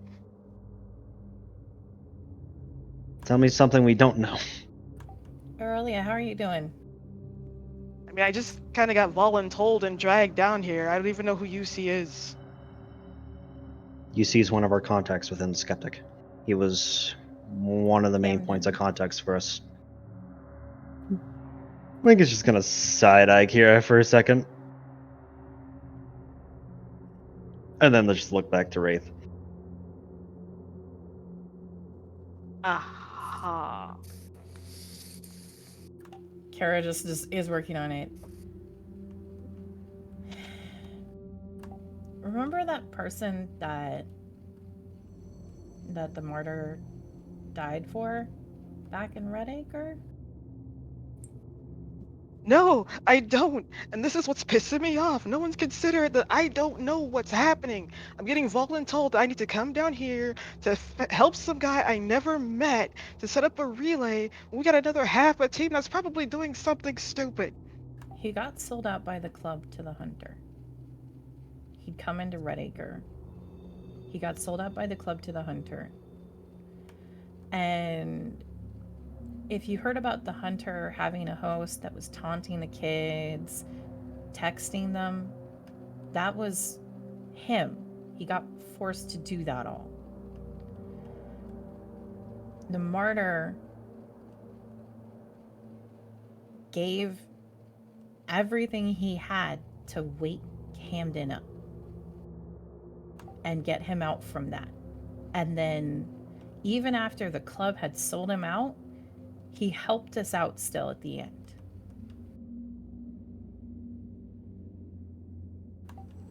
Then he was supposed to have left. And, I mean, can you blame him? He got sold out by a bunch of teenagers because kicks or attention, I don't know. But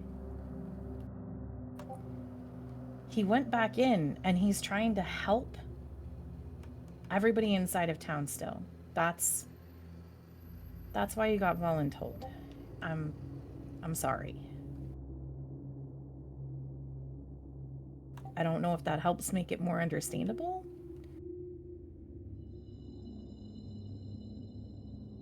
It does a little.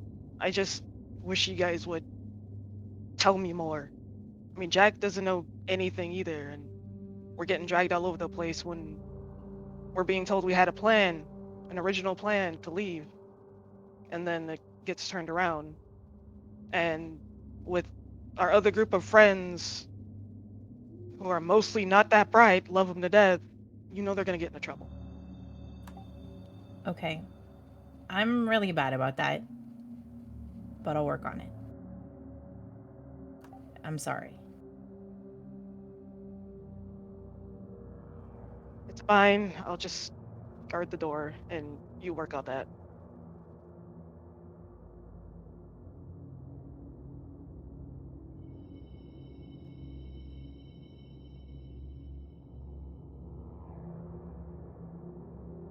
Kira's gonna keep working.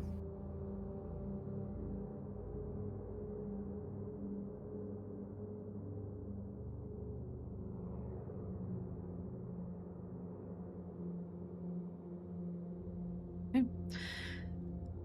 Who is washing the door? Jack. Just Jack. At least Jack. Okay. Jack, go ahead and roll me a notice. Wraith is also watching the door. You may also roll me a notice. What is Aurelia doing? Just probably walking around a bit, quietly. Not really Uh, liking the fact of standing in one place in the maze. Hey, GM, Yes. since I've got a lot of fate points to use still, Mhm. and they were talking about Camden, and Jack was listening, though he didn't say anything. Can if he came back, Jack's gonna relate to that with his aspect. Can't pass up someone in need. Can I get a bonus to notice for that? Since it's getting to, it's inspiring him, shall we say? Sure. I'll give it to Alright. you. Wraith sees all and tells all. Is it just a +2 or +1? This is a +2. I can see it. And I still don't beat Wraith. It's a fucking god roll, Wraith. He's looking out for you guys. Kara feels very bad. She's gonna try to be better about explaining why they do things. Are you is the door closed and you're just kind of keeping an eye on things, or do you have the door cracked and you're peeking out? How do you have the door set? He has it cracked with enough room for him to see and possibly aim the end of this crossbow. As you're sitting there, you see a patrol of Lucids pass. They don't seem to care that the door is closed or anything. They just wander past. And as long as you guys aren't making terribly much noise, you doubt that you'll draw their attention. A small platoon of sleepers walks up the walkway, moving single file. And then you notice another group of Lucids, this time escorting a small group of kids. The kids appear to be suppressed, or there's something else wrong because each of them looks like they are completely vacant. They have no expression, their eyes are dull, they are walking in time with these Lucids, and they are not arguing.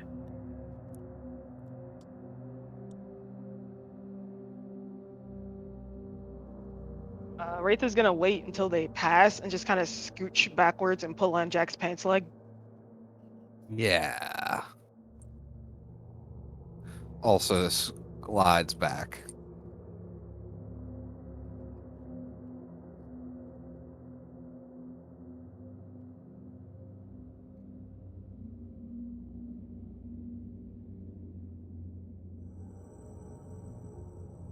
Once they're like far enough to not hear whispering, he's gonna look at the others like they're escorting kids down this hallway.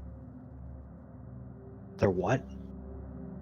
They just had a group of kids with them. I think they're like suppressed.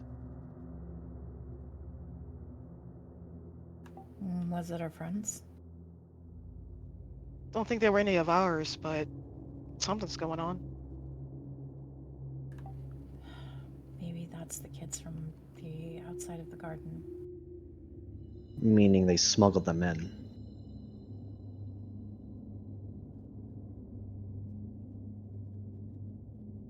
Kara's gonna bite her lip and keep working. She is not saying what she just thought.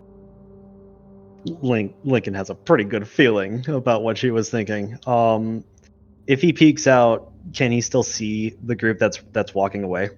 They are about to round a corner. They're at the very end of the walkway now. Lincoln's gonna hurry and zoom in the picture and try to take a snapshot of it. You are able to get a snapshot of the picture, or a picture rather, of the small group. There are 4 kids, looks like a team, and 5 Lucids. Do the kids look familiar to anyone that Lincoln has met at the high school, in the club, anywhere in the city of Redacre before he left? A couple of them look like kids that you are fairly sure you had seen in school. They're definitely from Redacre. A couple of these are Redacre kids. Kara's gonna hold her finger up. I'll look at it after I get this finished. Yeah. Wraith, Think of as that. you and Jack are at the door and keeping an eye on things, you both rolled staggeringly high. And a second group of Lucids passes. and they're talking amongst themselves. The first Lucid is a shorter woman. You can barely tell the voice is kind of feminine. Of course, there's an echo to it. And the second voice is that of a much taller individual. It's a little bit more androgynous. The first voice says, the experiments are up ahead. Did he say where they were supposed to go? And the second Lucid pauses for a moment, tilts their head side to side, and says, the asylum is where they're taking the next batch of tests. And they continue on. Was Lincoln also able to hear this? Roll me a notice. May I roll and investigate for eavesdropper? Sure. Jack leans down to Wraith and whispers, "The asylum?" That's a 5. Like, I never knew about an asylum. I don't. Yes, Maybe it's new? you are also able to hear this. Okay. Experiments. Are they trying to make a fourth harmony? Possibly. I mean, those kids were our age.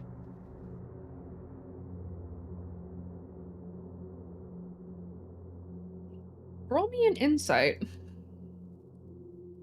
Can I apply proof with evidence from this? Yes. Okay. That's a 6.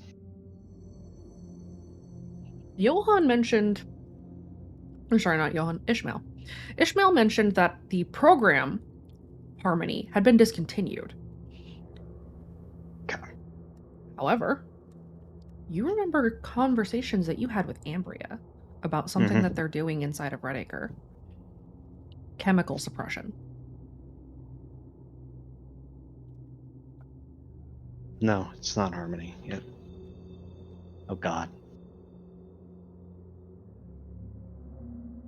What? They're about to use them as lab rats. Chemical suppression. Why do I get the feeling? Are they that- lobotomizing these kids? More than likely. What are you saying, Wraith? Why do I get the feeling that Red Dawn has to do with gas?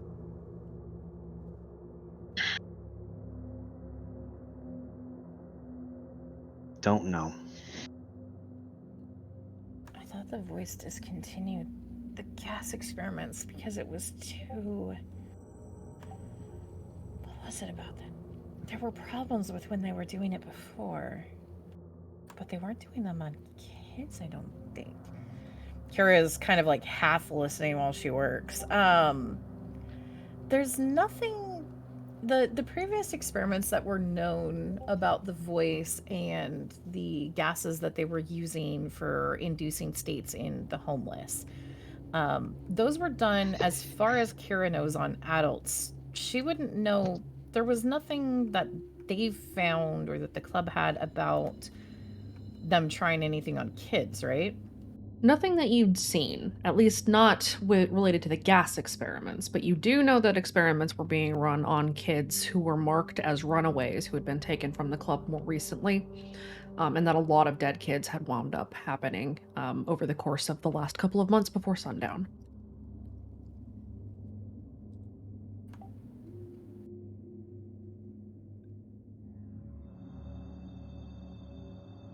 And Kira doesn't know exactly anything that would have been done to... Yeah.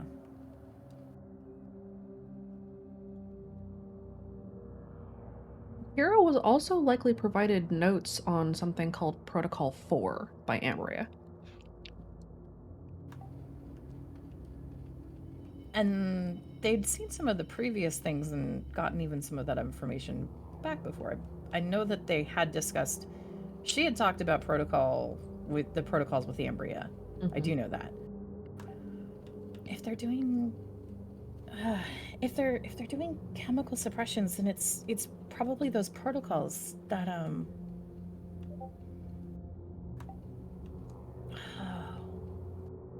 she's just tapping. It's probably perfecting and working on the protocols, because the kids inside were figuring out ways around them before. If they're working on something more long-term or permanent, they need to make sure that it actually works on their target group, which would be kids. Didn't Kaede mention something about protocols? Yeah, she's survived some of them, right? I think so. We were talking about it earlier. We're gonna need to probably bring this up when we get back together with everybody. Yeah. How are those relays Um, coming along? I think they're just about done. Once they're up, we also can try to reach the groups that are inside and let them know about. Was there a place that they mentioned they're doing something you guys were talking about? I kind of heard that.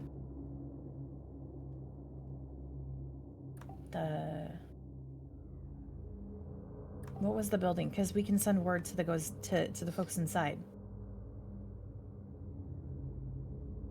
Wait, which building?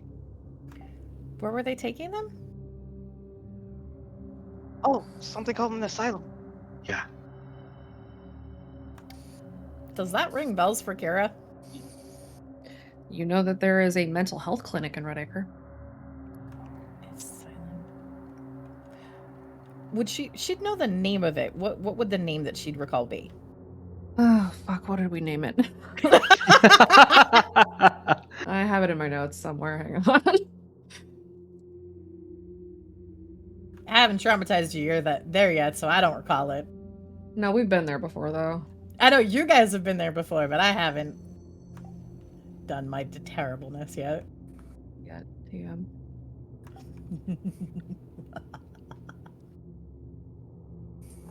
What of Mr. Bones' wild ride? It's not our wild ride. We're fine. We're fine. The ride never ends.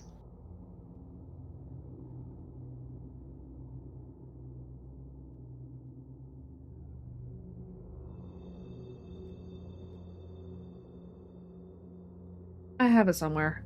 You know the name of it. Kara pairs up. It's not an asylum. That's a terrible name. It's the health clinic. That's what they called it. I mean, they do inpatient treatment there. I mean, they have to. That's but I mean, technically, an asylum and what you just described are the same thing. Technically.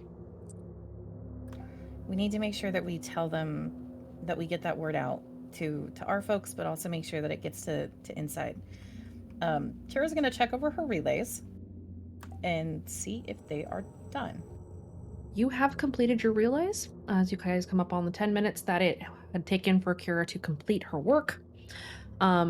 As Jack and Wraith are peering out the door, the pair of Lucids that were talking to each other seem to follow after the group that had gone further in.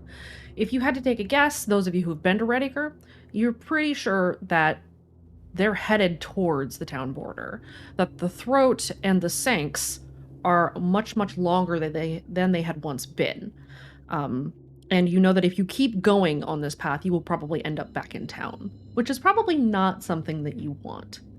Not right now. At Not least ever, not in personally. town, but you do need to get close. Kira, you know that you're completed. Aurelia, roll me a random. Oh no. Do I need to recalibrate Aurelia? Nope, you're fine. No.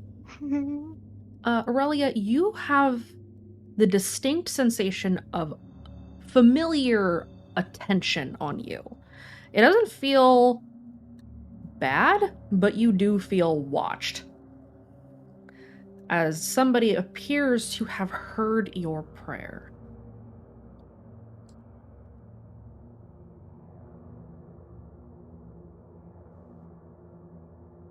Well, Aurelia would just look around a tiny bit and then look back to the others.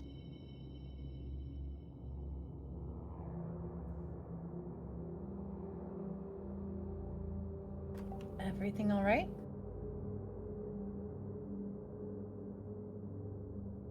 Should be. Okay.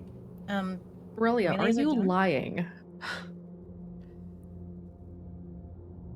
Well, Or- she doesn't know if it is good or not. It should be fine. If it is who she thinks it is, then it should be fine. Okay.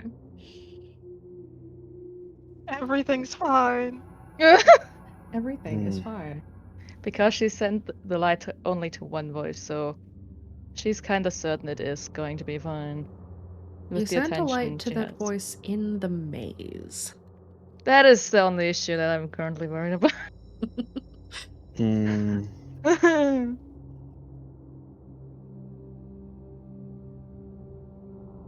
Is there anything? Is there anything they can find that might be a little displaced inside the room they're in? What do you mean? Like something that would be out of the ordinary. Mm, This room's pretty stock. I mean, there's the confiscated club material that you can find. There are binders of information that were probably confiscated from Dax's garbage drones. Garbage drone. But other than that, there doesn't look to be anything hyper out of the ordinary, at least not in here. You do find in a cabinet a stack of folded blankets and like dry hot cocoa packets. On top of the coffee beans, Lincoln's going to just go ahead and stash those into his inventory because he knows someone's going to want them when they get back to camp. Okay. He's going to look at Dax's record files, actually. What's the latest date on them? You don't find any dates. Can Lincoln read sheet music? Yes. Okay. He's more proficient in bass clef, but he is able to fiddle his way around in treble. This is in treble clef. Okay. The notes, if you had the time to translate all of them, would be very comprehensive, but you are able to at a glance see that this was a report from about 3 weeks ago. The report is fairly loose. It talks about a couple of things. You see mention of candidates, you see mention of escapees, and you see mentions of the collection team. Lincoln's going to take a picture of it and store it for evidence. This room is full of confiscated club stuff. Are there any of those rockets they would use for the drops? There are a couple of bottle rockets, yes. Wraith is going to take some of the bottle rockets. Oh, Oh good. God. This is fine. I'm sure this is fine. Everything's fine. If There are. Bottle You know, this could rockets. You may add 3 bottle rockets to your inventory. this is the 5th time Jack's given a shot at it, but he's going to try to see if there's any rope here to get, hopefully, a lasso that stays around and doesn't break. Roll me a random. Let's see if there's any rope. If it's stuff confiscated, I don't know. I feel like kids would be holding rope, even if it's from a busted. There is a busted grappling hook in here. The rope is kind of frayed and it's not great, but there is rope here. 604. Yep. You find a length of rope. It's not super long, so you can't make a good lasso, but you can make one. Let's just have it around just in case. Just to be safe. You never Right, know. I have a terrible idea for you later. Oh no. Do you know that flour is explosive? Ooh. Pre-bred and bottle rockets equal boom. Oh my god, yes. This must happen. Right. Who gave us these powers? There we go. Added to evidence. Photo of sleeper report holding important information via sheet music. Lincoln's commentary. I hate treble.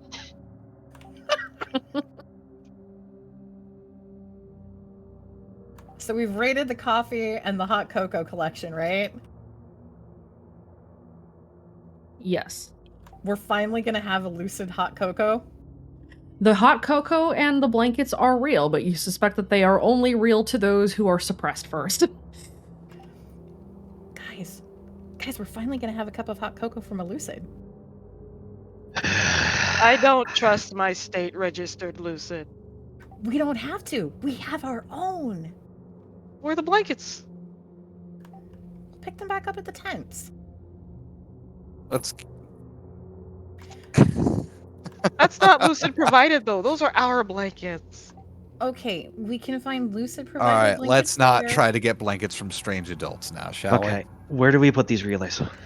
We need to get a little bit further in, and then as soon as we can do that, Kira's gonna look around. Ideally, what she's looking for is places that she could be able to make sure that there would be line of sight to where she wants to conceal Pringles, but they would basically do a reinforcement of the signal from all directions. Is there something like that down the hallway where she can find an ideal placement to let Pringles rest, and then be able to place the relays? Okay. She's looking at mostly, you know how you've got the focusers on a radio dish? Mm-hmm. Your central antenna, and then you've got the focusers around it to make sure that Right. you have. She's looking to do that with Pringles. Okay. That way, even if one would get destroyed, the others are going to actually be strong enough on the reinforcement signal. Okay. So you can see that there is a spot kind of at the top of the throat where it starts to move up towards the sky, actually, the exit of the chasm. There is a position that you can see quite a ways up from where you are. So you know that you're going to need to follow the way or the path that the Lucids and the captured club kids had gone. Probably about a half mile of walking. You can see that distantly there is a position that the chasm opens up and then juts off into town. You can see that from here if you lean over the railing. And you can see a spot, an outcropping just beneath one of the upper lips of the cavern that will give a direct line of sight to the relays that are being built inside of Redacre.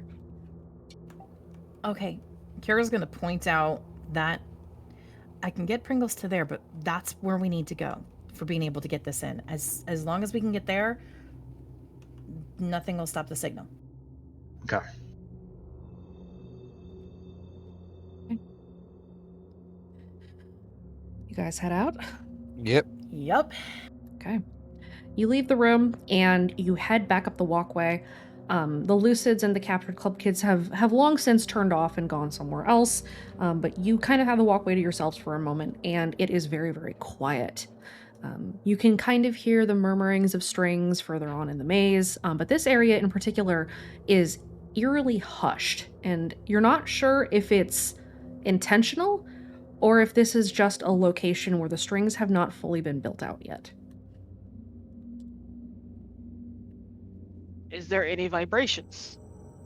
You can feel vibrating in the metal grating of the walkway. It kind of vibrates up into your shoes, but you don't hear any audio vibrations. Not much, anyway.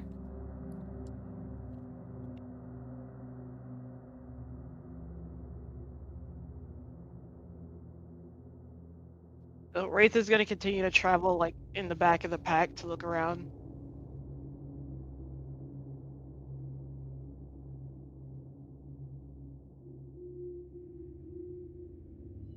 One more time. Wraith is just going to keep hanging in the back of the line to keep an eye out. Okay.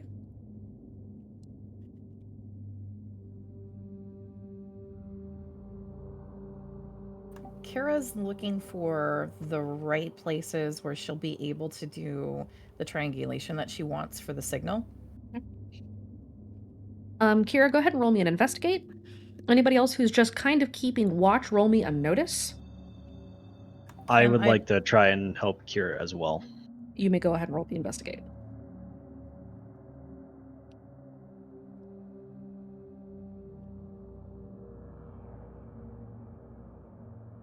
Oof! Oh my god! Wow! Wow. Holy shit! Helping in spirit. Is it possible that I can invoke hope is a terrible thing to add an additional +2 to my roll?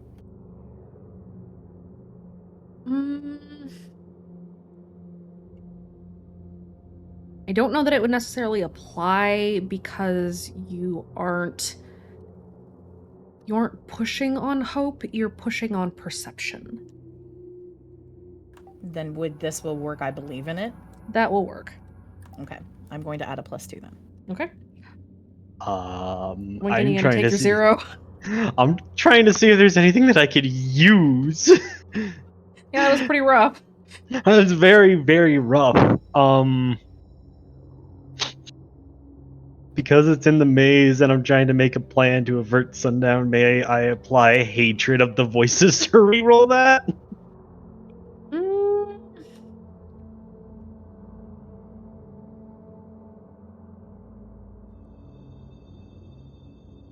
I'll let you take a +1. I think I'm better off just keeping with the 0. Okay. All right. I'll just So- help in spirit, as Wraith mentioned. I'm here for moral support. Lincoln is just here to support Kira. He's there for her. Kira, on the other hand, you do notice that there is a specific position where you can put that drone. You can see that you'll have to go around the bend a little ways, and you can tell that you, from the walkway, will not be able to fully put Pringles into that position because of the range of your controller. You're going to have to find a way to very creatively get slightly closer to the other side of the chasm. If you don't, you're not going to be able to make the line of sight. Is the other side of the chasm grappleable? It is. Do you want a grappling hook? Kara's gonna look over. Okay, so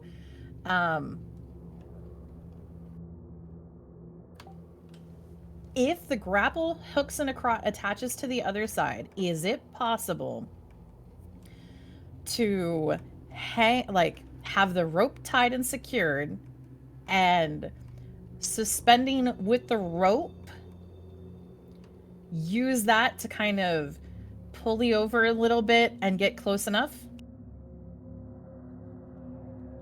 The grappling hook rope is not long enough alone to stretch the gap. However, Jack just found some rope. He hands it back out. This is the eternal quest. If Jack finds rope, Jack loses rope. The hero's quest never ends. He hasn't had a lasso that's lasted a session. Yeah. Fine. Yeah, I don't think he ever will. Okay, so if we use this rope, thanks, Jack, and the grapple, Yeah, you're welcome. then I can get close enough to get Pringles up there. Okay. Just as long as you guys don't drop me in the. She looks down. You know. Please, the throat. please don't. Please. I don't want to go swimming in the soup. I like soup. Yeah, but I don't want to go swimming in it. Lincoln's gonna try to lock into the place where Kira was aiming for as he's getting ready to throw his grappling hook.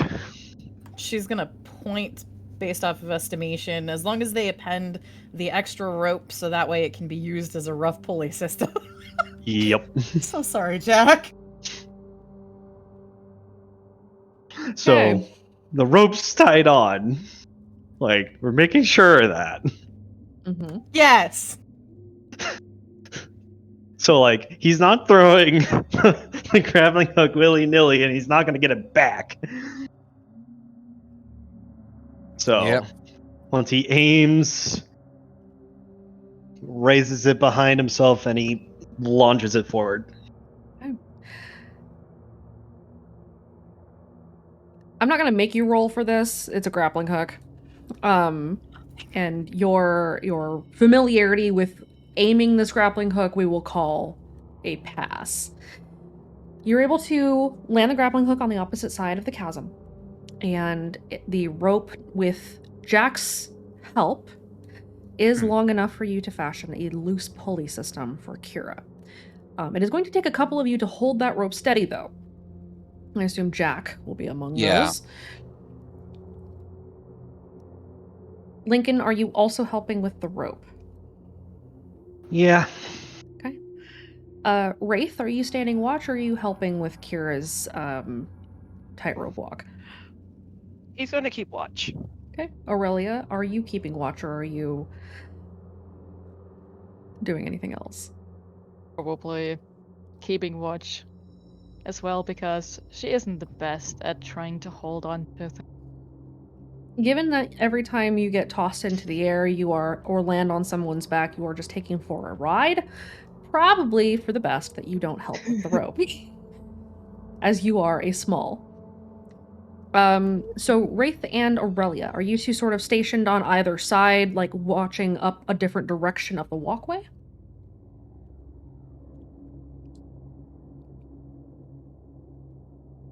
Sure, why not? Sounds about a good idea.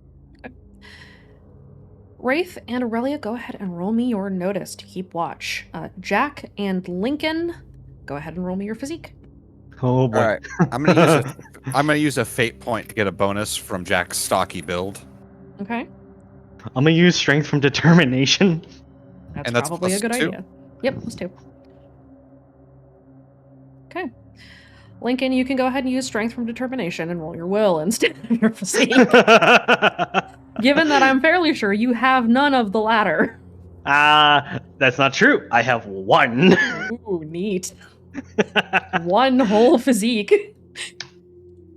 I will Okay, take a 6 instead. the 6 is good. Okay, I'm you just two. imagining Lincoln like pulling for all he's worth, and Jack's just kind of standing there. He's just Like- standing there holding on. So you Alright. two put the rope into position, and Kira, you are able to push out, suspended over the long chasm, the precipitous drop that is the throat. You don't happen to be afraid of heights, do you? Huh. Oh man, about that.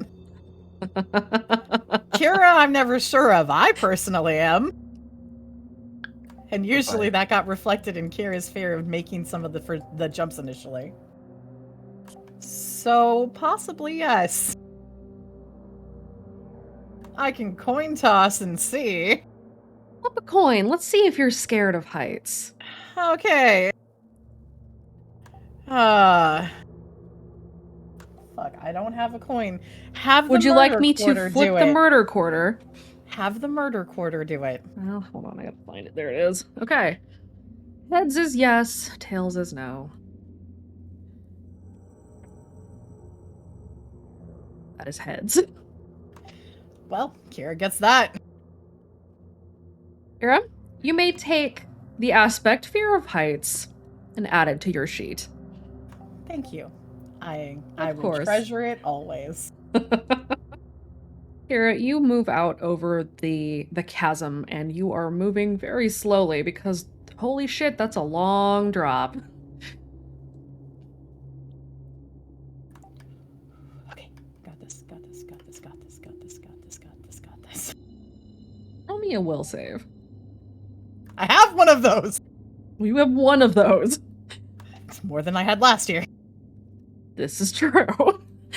Oh. Now I'm going to invoke hope is a terrible thing and a blessing. This would be an appropriate use of that aspect, yes. I am going to invoke and use that. Okay, go for it. Are you gonna +2, or are you just gonna re-roll? And see if you can Would- somehow manage to roll worse. Would a 1 be enough for what I need, or do I need better? You could get by on a 1. I will take the +2. Okay. Because I know my luck.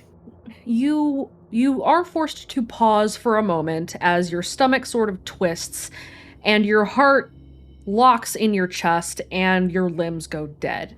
But after a moment, you push past it, knowing that this is all over in just a moment and you will be back on solid land. Or at least a well-suspended walkway that is welded to the stone wall, which is a lot more secure than your very precarious dangling position attached to a rope, attached to a grappling hook made by a bunch of children. It's not the most comforting thing in the world, but you have to take it where you can get it. Roll me in athletics. Mm.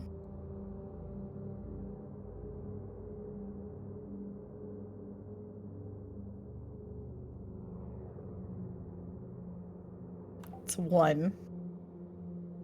You have to move pretty slowly.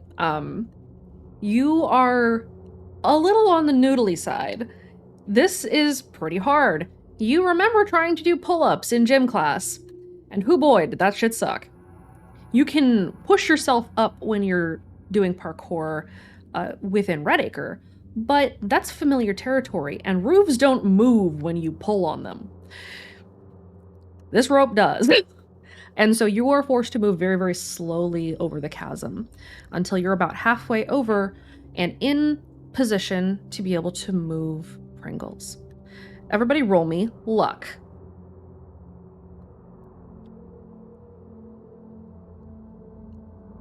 Will you get out of the 600s?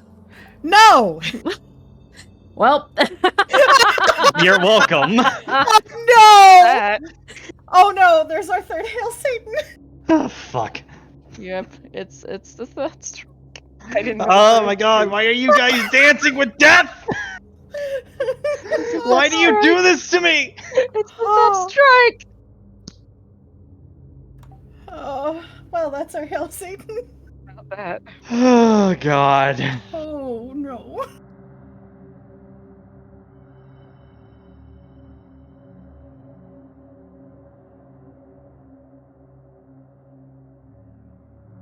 Does Zeke fall from the sky now? let's find out. Terrible don't mental think image of people Zeke can fall- falling in, then just continuing on. I don't think Ah. people can fall from the sky within the maze. Yeah, but I'm just thinking, "Ah." Just the sound of the quick passage. It was just like, I was having dinner. What's happening? You, triggered the Hail Satan. Yeah, I know. While I'm, oh, Crying's a free action.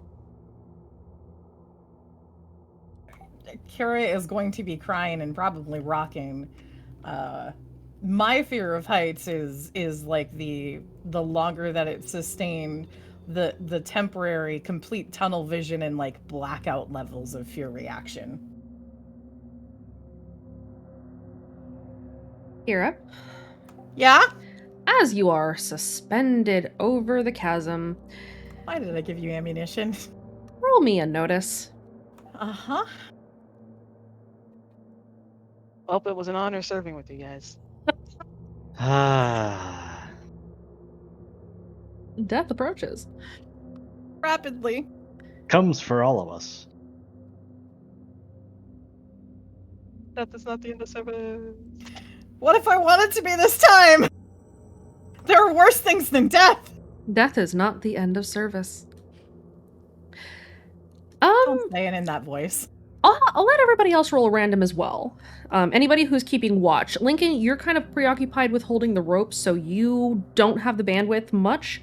If you do roll a notice, it will be with disadvantage. But Wraith and Aurelia, you may roll notice.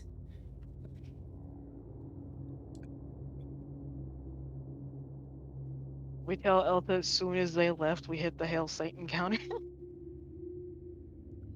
I'm actually going to DM him right now. Oh, man.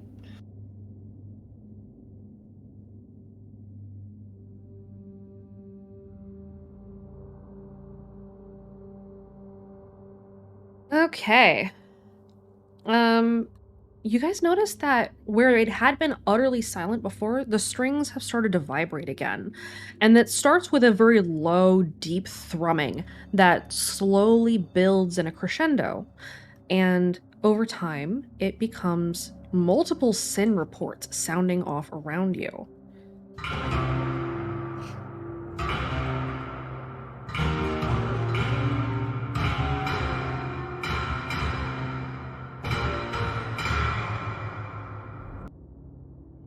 Oh dear.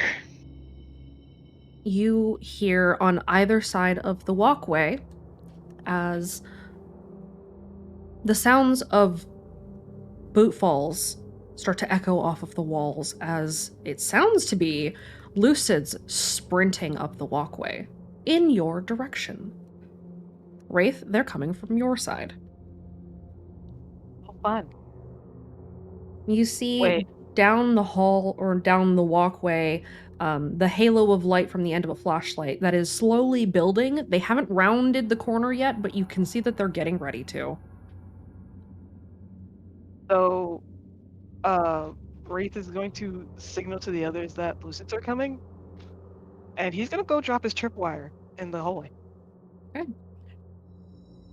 Wraith, go ahead and roll me an athletics to do this quick enough to get there and back before they come around the corner. Everyone else, you have been notified that there are Lucids coming. Fuck. Can Kira use that as a fear incentive to focus and get Pringles in position? Yes, you may. Okay. Can you what? Can I use aspect? Gotta go fast to reroll that. Yes. Yes, you may.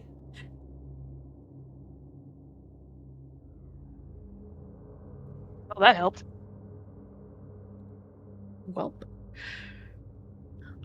before we visit the consequences of Wraith's actions, Kira, go ahead and roll me another athletics to move it. And Lincoln, Yes. what are you doing? I don't know. What am I doing? I was You are still making holding sure. this rope. I am still holding this rope, yes. Am I holding it with both hands or just one? You need And a both foot. hands. Okay, both hands and a foot. We'll go with that. I'm kind of pinned at the moment, so there's not a lot I can really do until Kira finishes up. Aurelia, do you take any actions in this moment before disaster? Oh. She's just switching sides to be more on the side Wraith is at currently. Kira, you make it to where you need to. You're about halfway across the chasm. You are in position. You are holding yourself steady, and you can grab your controller to put Pringles in position. Roll me a mechanics.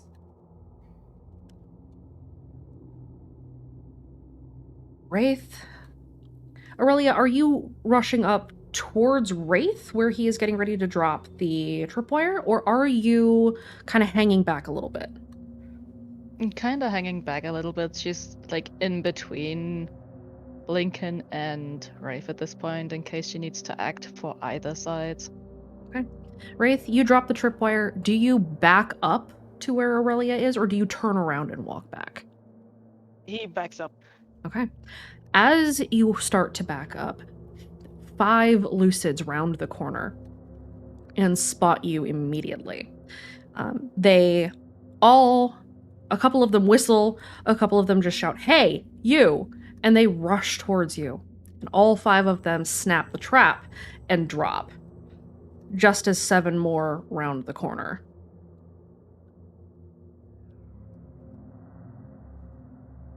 Wraith is gonna look back like, our time got a little shorter.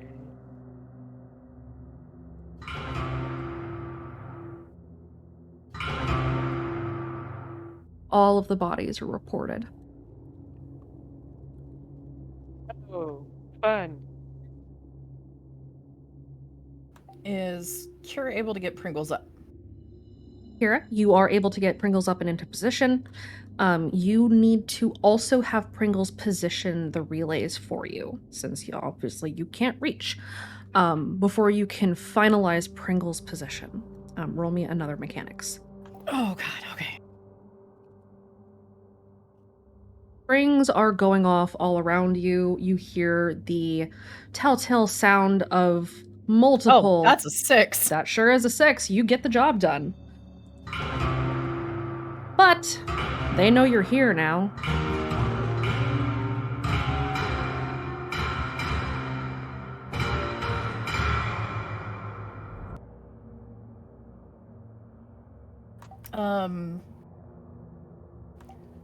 Since this is the only way I personally experience a fear of heights, I'm going to just give it to Kira as her experience for fear of heights. Do I need to do anything for her focus once everything is set back up to be able to continue to move? You will need to roll another will. Okay. Oh wait, that's the wrong number. I need to re-roll that. Reroll with the correct one. And I rolled better. Wow, okay. Okay. You're pushing through. Your limbs still feel kind of like lead. It's very hard to push past. It's almost numbing how terrifying this is. Your heart is pounding, but you are able to move. Okay. Kara's gonna to head back to try to get to the rails. That way she's no longer hanging on a rope. Okay. Go ahead and roll me your athletics. Lincoln, roll me another physique, or in your case, a will in strength through determination. Uh-oh. That, yes. Hey, Kira. Uh-huh. I'm going to invoke the I'm a ninja really. All right, go ahead and burn the fate and reroll.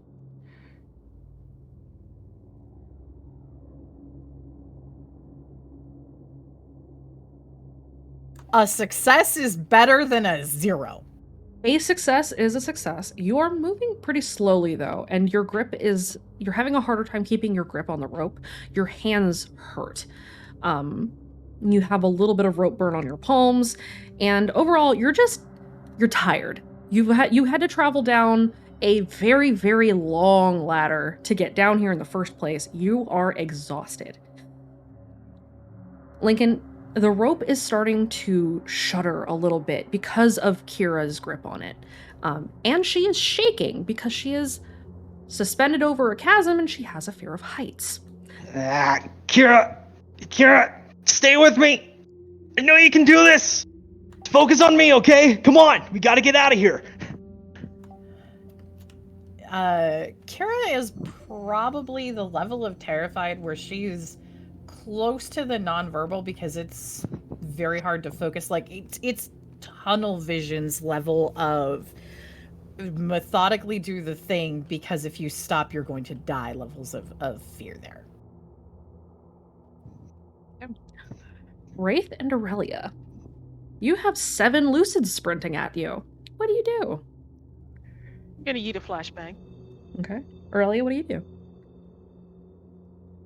If she sees that Wraith is going to throw a flashbang, just hold off for now and still stay in between both Wraith and Lincoln. Okay. Wraith, you lob the flashbang. Go ahead and roll me your shoot.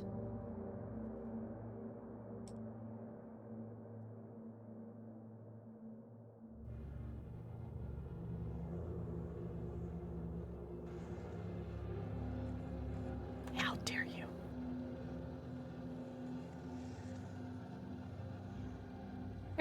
Wraith, you flashbang the lucids, and all 7 of them stop to cover their faces and try to regain their composure. You can hear that there are more coming. Something else is happening deeper into the maze, closer to Redacre, and these lucids were going to check it out. You guys were in a very bad place. This is definitely a case of wrong place, wrong time. You have only a little bit of time left that you need to hold them off, though, and then you can try to make your escape. Jack is likewise also still holding the rope. Jack had to step out for something, so Jack is now being puppeted by the DM. You have a round before these lucids are able to shake off the pain of having their eyes burned and come back at you. Do either of you do anything else? Aurelia, roll me a notice.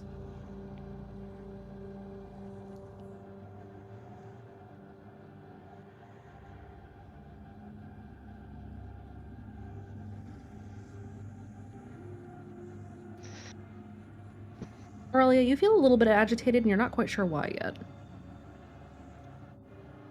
Oh, see, boys, I know why it is because I can hear it. I leaned want into my it. mic. I leaned into I my want mic and it. whispered, "How dare you? I want it. Make small crabby hands. How dare you?" Wraith, do you do anything else? It's gonna prepare the pre-bred rocket idea.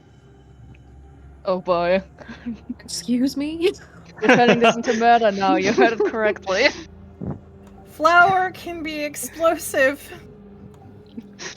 Would you like to describe what you're doing? No, he's gonna take one of his balloons filled with flour, and he's going to take a little bit of that string that came with his sleigh bells and tie it to a rocket that he's going to shoot at the Lucids. Okay. You know, we weren't the target of the sin reports this time, but I think we're about to be.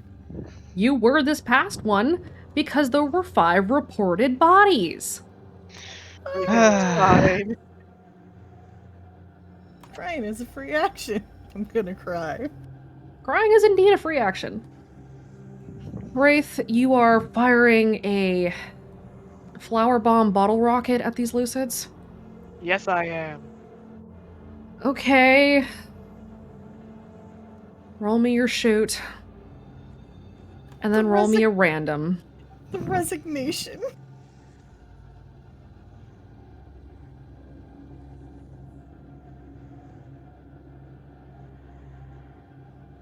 Okay. Now the random.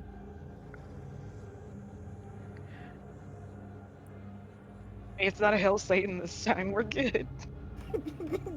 You're still living out your Hail Satan. I know. The bottle rocket fires off, and as the Lucids start to shake off the stun that had been induced by the flashbang, the bottle rocket slams into the chest of one of them and explodes. You hear a man shriek, and the smell of burnt flesh. And Wraith, roll me a will save. God. Because you've done something terrible before, and now you're doing it again. At least the body count didn't go up. We're not done yet. At least the body count hasn't gone up yet.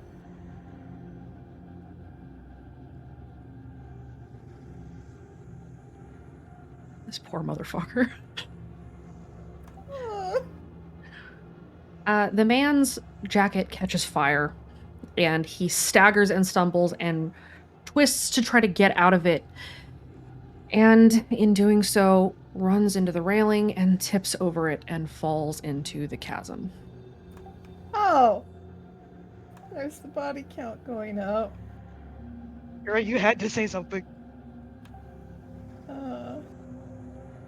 The others are likewise thrown back and off of their feet into the wall, into the railing. They are luckier than their other companion, but that is yet another murder.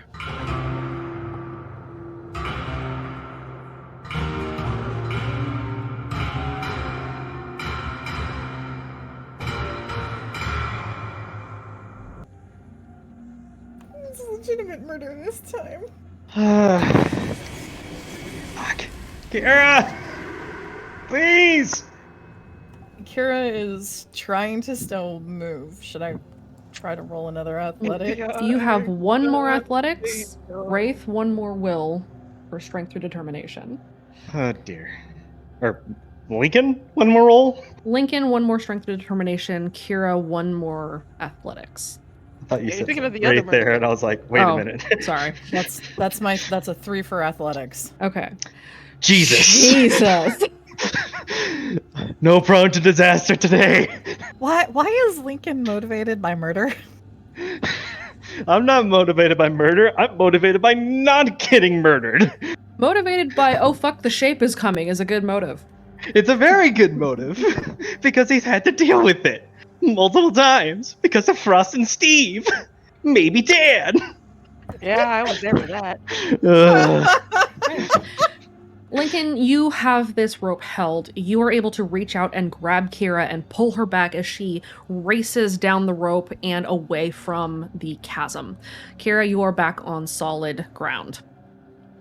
Wraith, go ahead and add a ×2 to your aspect. Oh god, what have I done? Okay. Lincoln's gonna reach directly for Kira's elbow and pull her into a hug to just try and console her for a second before he pushes her back towards where they need to go, and he's gonna yank the grappling hook off of the rock and bring it back to him. You're able to retrieve the grappling hook with that fucking 8 you rolled. You retrieve your grappling hook and the rope that Jack had found. Yay! Jack may keep his rope another day. I'll keep it in Or my now. backpack until he gets back. Kira However. will probably like the reflex of being like stock still and like grab on it when Lincoln goes to hug her, and then when he moves, she's just probably she'll have started to collapse, but the hand on her elbow is gonna keep her from hitting the ground as she knows the shape's out, but that scared that she hadn't realized how terrifying that was. Where is the shape compared to where we are? A fantastic question, let me tell you. Behind the Lucids that are now in various states of being caught on fire, you notice that you had passed a red door, and that red door flung open.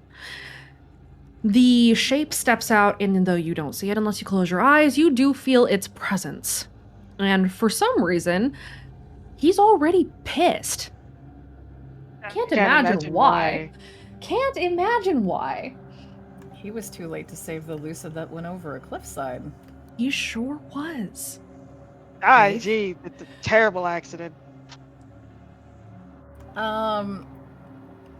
If Kira kind of frantically looks around, where do we need to go to get away from the shape? Towards him. Unless you want to go back to Redacre. Right now, that's not seeming like a bad idea in Kira's mind, half of it. In that case, you can tell that you could get away by running up this hall, or this walkway, trying to round a corner and then ducking out of his sight.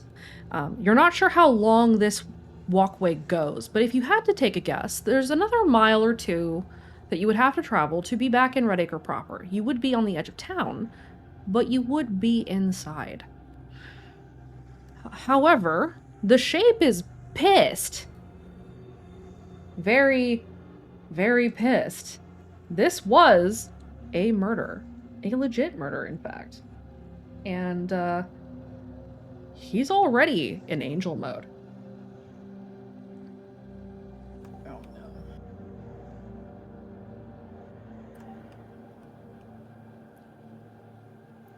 Rick is gonna raise his hand. He's like, I think he's upset, and I have a mild idea at who. Kira's probably gonna just kind of give Wraith that sort of shell-shocked, wordless look of, what? Don't worry about it. I'm gonna run this way, and you guys should run that way. Wraith. Listen, alright, it's a legitimate idea.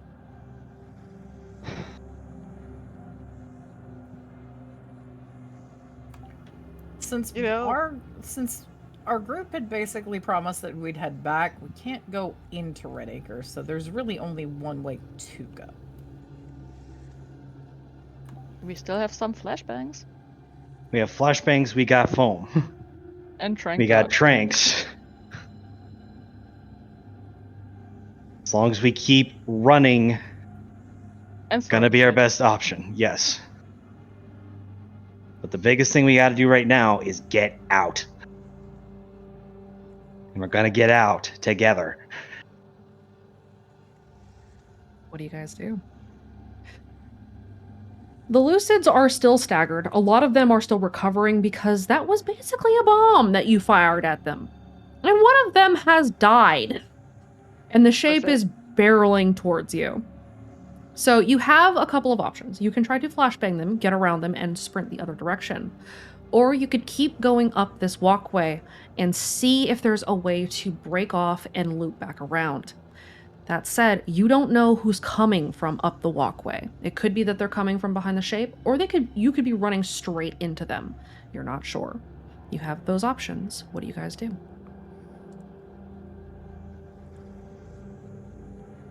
From Kira's expectations of responses in the past, she's expecting that they'd be coming from all directions. Is that a reasonable assumption? Yes, that's a pretty reasonable assumption given what has just transpired. Kira's just gonna reach in and pull out one of the flashbangs and just kind of let out a breath. We just gotta get back. Okay? That's all we gotta do. Let's go. Okay. Lincoln's gonna take point as he just is starting to make for his direction that he recalls is going to be the way out. Okay. Because that's the priority right now, is get out. And get out alive. So you're running away from the shape, but you're going to try to peel off so that you can loop back around, yes? Yes. Okay. All right, it's time to run. Everybody roll me your athletics.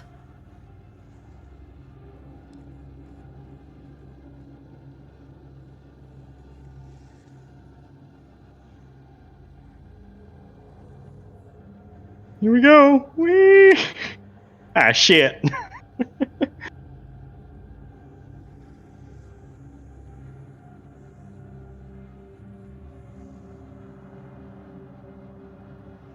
I think Lincoln knows he's in danger. I'm in danger. I have under my graphics folder just some, oh god, that's what it is. Never mind. I wonder what the fuck that was. Do you have the winged version or do you need it? I have it. I need to do the thing. Hang on.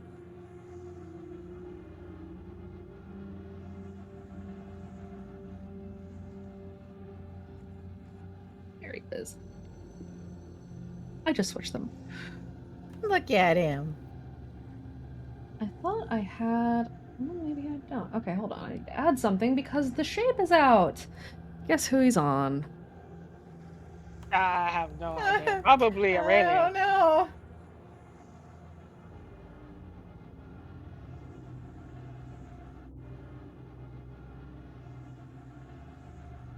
What? Me? Nah.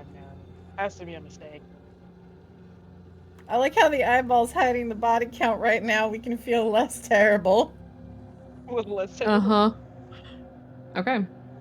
So you guys are sprinting up the wall. Wraith did indeed kill a man again. Enjoy that guilty conscience. It wasn't intentional. Okay. I'm so sorry for enabling you to do this. You did it. I gave you the knowledge. What you did with it is not in my control. Oh, this is how TMC feels. Exactly.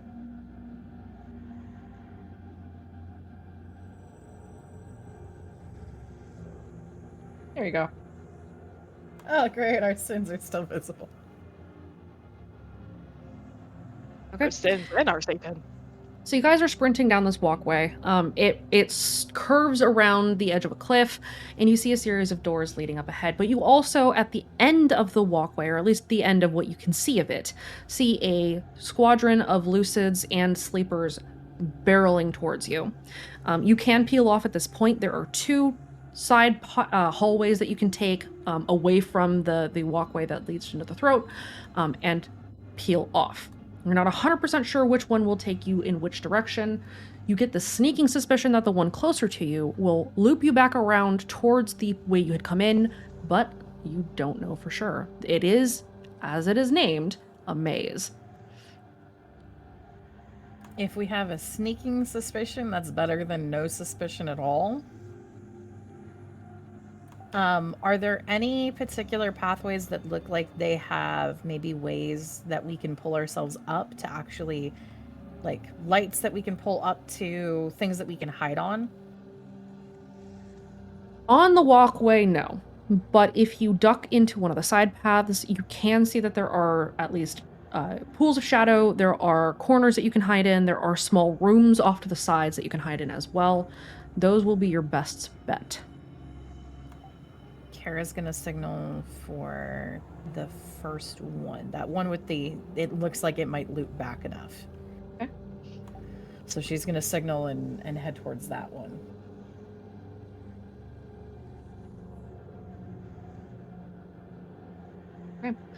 So you guys pull off into one of the side paths and go to duck. Go ahead and roll me another athletics to get out of the way. And the shape will also roll.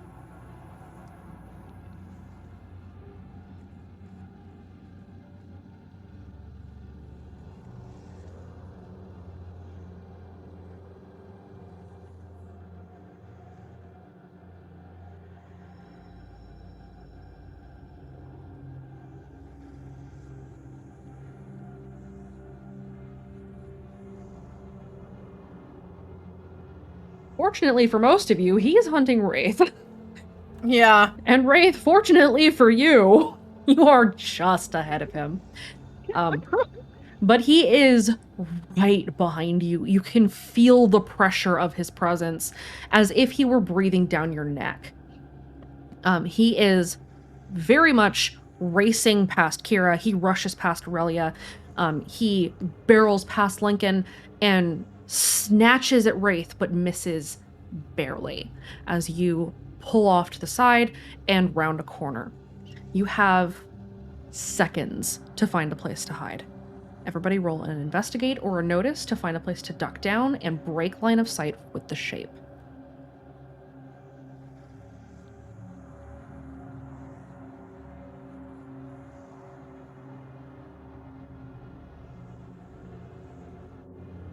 Okay. Kira, you're only really able to find a small desk in a side room that you can huddle under. Aurelia, you are also small enough to get beneath it. Lincoln and Wraith, you two are quite a lot taller and will not fit under this desk.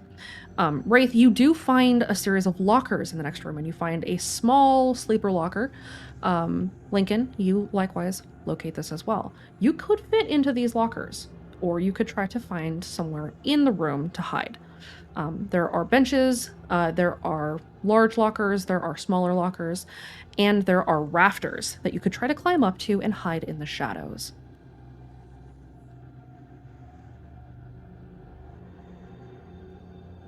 He is going to go for the locker. Summerdale lockers, and Lincoln just hops into one and just closes barely the door behind him. Not to lock himself in, but to cover. Yeah, same. The sound of the shape's movement fills the room behind Kira and Aurelia as you two duck into a small side room and hide. Do you guys hide under the desk, or do you guys find somewhere else to hide? Is the desk the best place? It appears to be. Kira's going for the desk. Okay, Aurelia, where do you decide to hide? Do you go with Kira, or do you find somewhere else? If both fit under the desk, then the desk. You both duck under the desk. There is a silent beat, and then the door is flung inward as the shape rams through it and paces the room. You feel as he walks past you the heavy sound of, you're not sure if it's his breathing or just merely his presence, as he checks the room, circles it twice, and then his presence fades as he leaves. Lincoln and Wraith, you close the doors behind you to the lockers and wait, and hardly more than a beat later, the door flings open and the shape's presence fills the room as he slowly stalks up and down each row of lockers. Everyone roll me a luck.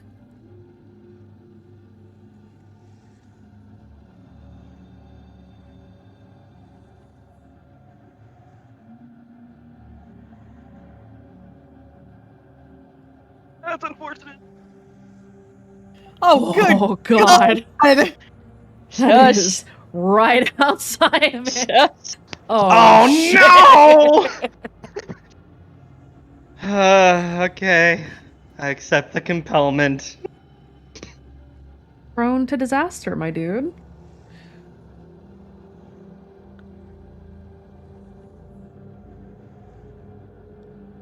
Okay.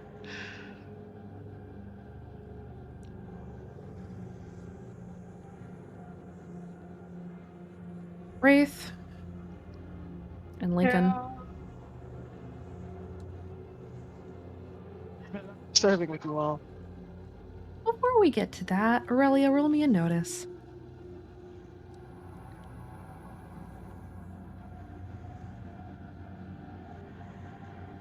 Aurelia, you can hear the sound getting a little bit louder.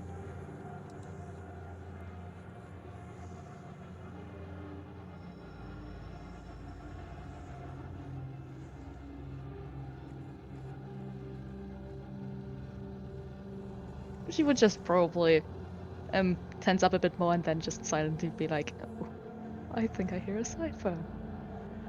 Kira perks up at that. Cipher? And she's gonna focus to see if she can hear it.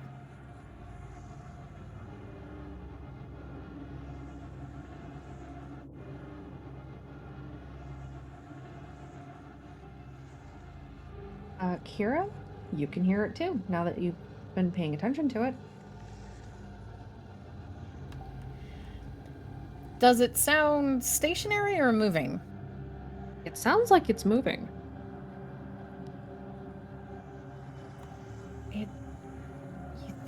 You think it's the anomaly again?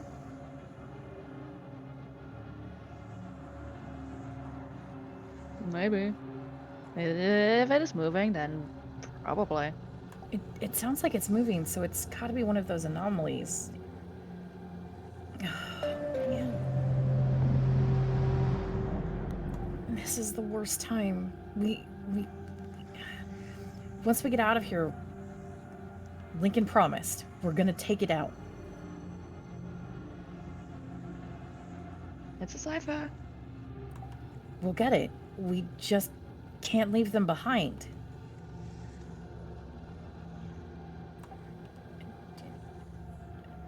They're all still here. We can't leave them behind just to go for it. We've got to get out of here together, because then all of us will be able to get it.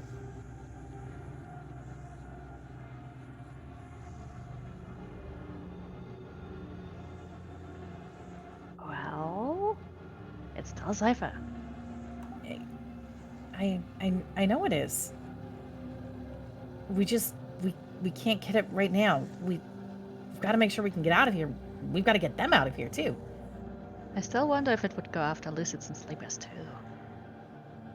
What do you mean go after Lucids and Sleepers too? The anomaly? Hmm. Or do you mean the other thing, Chompies? The anomaly. I mean, it didn't seem to have any differentiation of what it was going after, as long as it was a focus for Chompies. Why is Chompies here? If the anomaly is present, does that mean that Chompies is doing something and is allowed to do something here?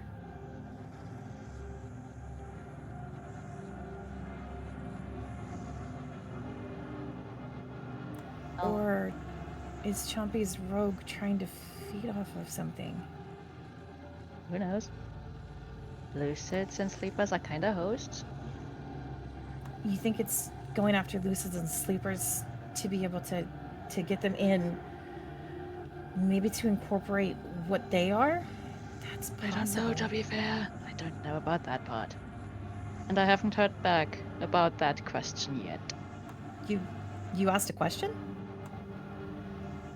Who'd you ask the question to? Guess 3 times. I only talked to one currently.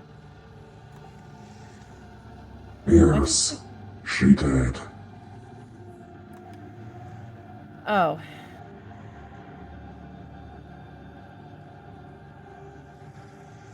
Can you come back later? We're a little bit busy right now.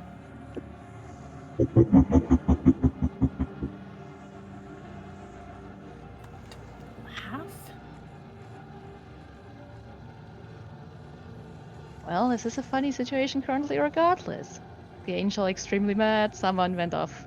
Probably dead down below in a dark place.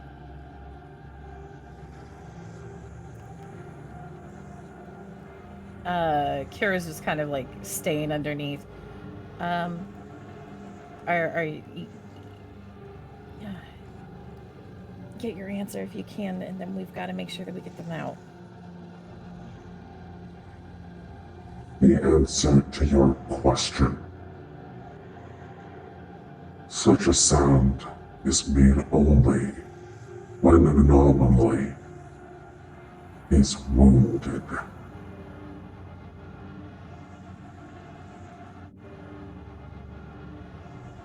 This one, wounded by fire.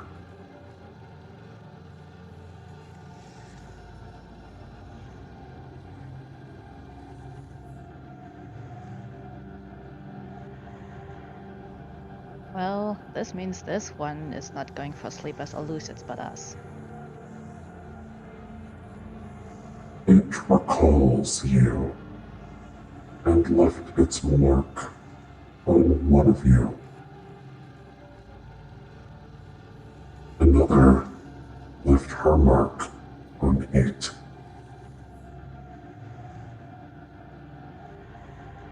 Kira rubs her cheek where it had touched her before.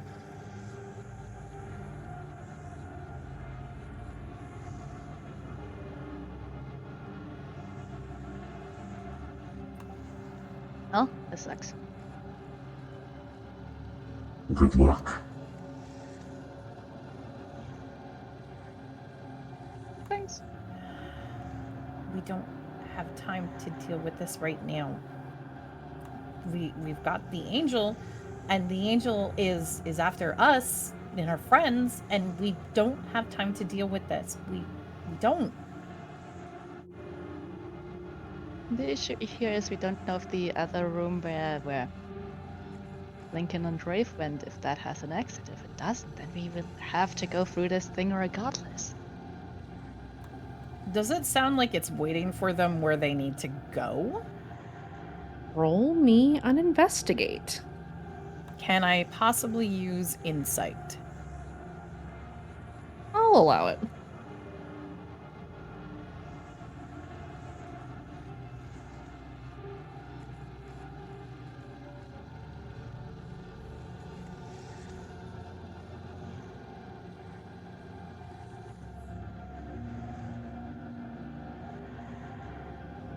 You could probably make the guess that it might be waiting for you to move.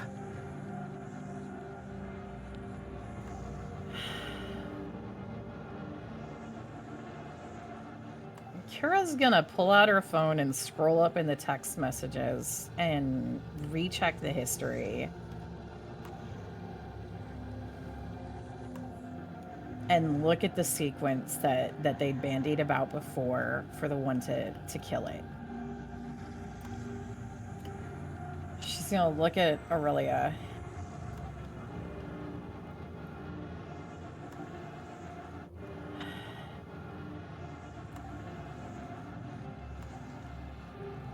You think we can take it out? Because if... I don't think we're gonna get past it without fighting it. We kind of have to do something. We have the angel, probably Lucid's finding us at one point again, and this thing making noises, so it has to go silent. And it will follow you, probably. And it is already wounded, so it might not take even that much anymore.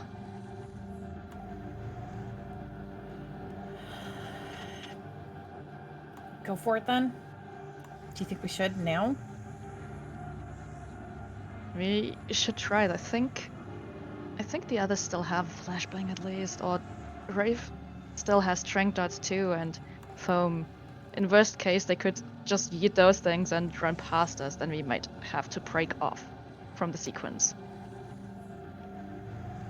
Okay, we need to find it. Okay. Fine, we're gonna find it and then we're gonna stop it.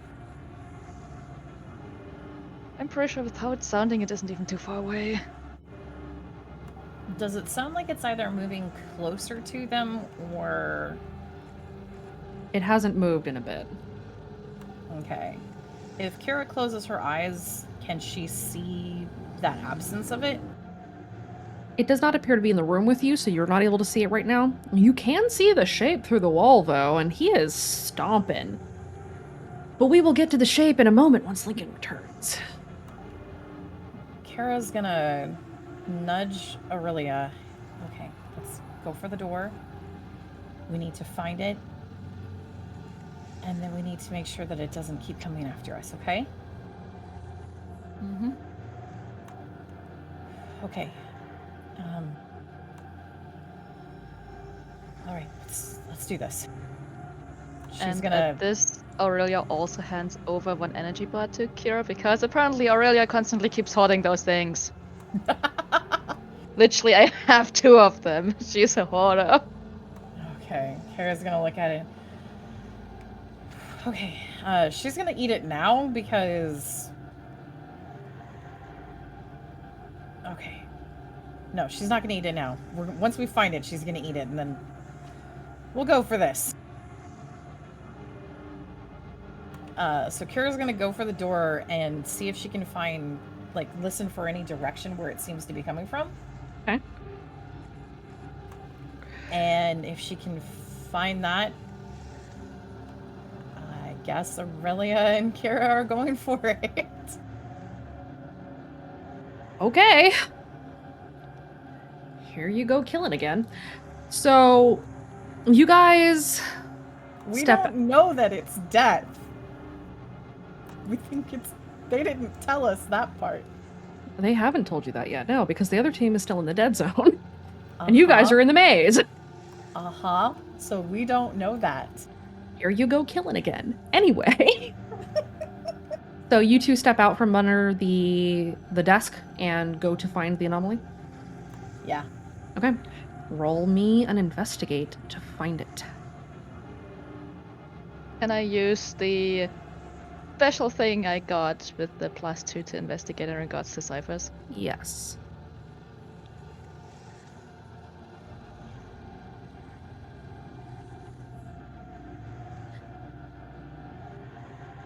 You don't find it initially, but then it occurs to you that you know many of the rooms in the maze have rafters overhead. And as you look up, you notice the absence of something behind your eyes. You see an empty void in the shape of a man hovering over you as it creeps slowly over the rafters. Kara's gonna point up.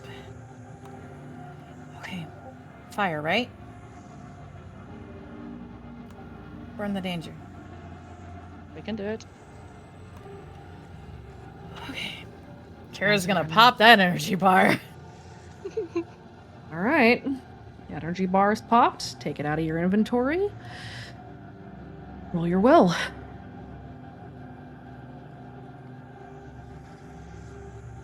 I will buff it with I'm used to dabbling in the old tongue already because I know my will rolls aren't the best. Okay, go ahead and burn the fate. You have established yourself an advantage. Kira, you wanna... I'm going to. Hilariously, I think that this is either I can use my trouble or I can use power can corrupt absolutely, I'd think. Your trouble would be sufficient here. Okay. It's not ambition, it's academia. Mm-hmm. Is that You- going to be. You may create an advantage for yourself with that. So roll twice, take the highest? You're creating an advantage is different than rolling with advantage. You're creating an advantage which gives you a +2 for the duration of this action. Okay. So that gives me a 2 then. Okay. You feel the words settle in the back of your brain and the base of your spine, and you begin to push through them. Roll your athletics.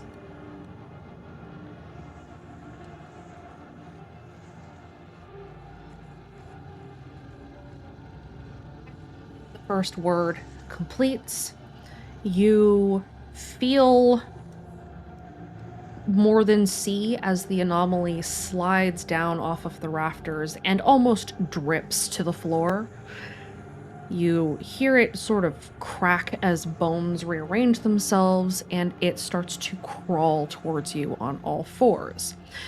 And as the first word is given birth in the air, it slows down.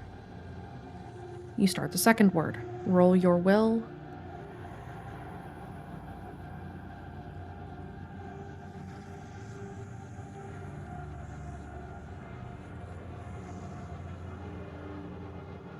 Can I add +2 to this with have Use- something to prove? You still have your advantage from the Oh, previous roll. good. Good. Perfect. Okay. So it's just +2.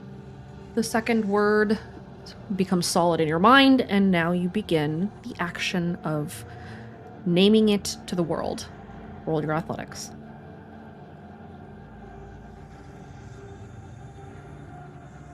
Okay, the second word is written.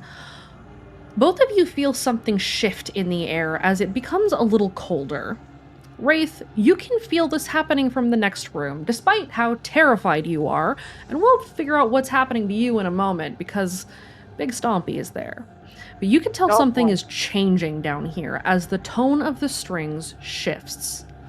Not as if you were the target of sin. I mean, you are the target of sin, so everything sounds discordant and horrible already. But the tone changes as the attention of something else turns upon you. The anomaly ceases to move and begins to convulse. Perform the final word. Roll your will. Does the +2 still apply here too? Yes, it does. Okay. The third and final word of the phrase becomes solid in your mind and it settles into your bones. Roll your athletics. And then tell us what's going through your mind as this takes place.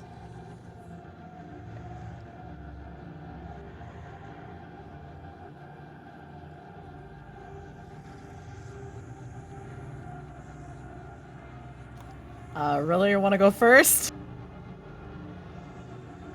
Well, for his mind, it's mainly going the fact that she wants this cipher, this old tongue, because she has a task to complete. And it's a cipher. She's like, she wants the cipher. She's kind of tunnel vision. She has kind of tunnel vision right now, being like, I want this thing. I want it now. Kira? Kira is sort of three kinds of feelings. The first is that it won't keep hurting us. It won't hurt my friends again. It won't hurt me, and it won't kill them again. The second is a feeling probably of satisfaction of the sequence. It was right. It worked. It can work. You know, this is something that they can do.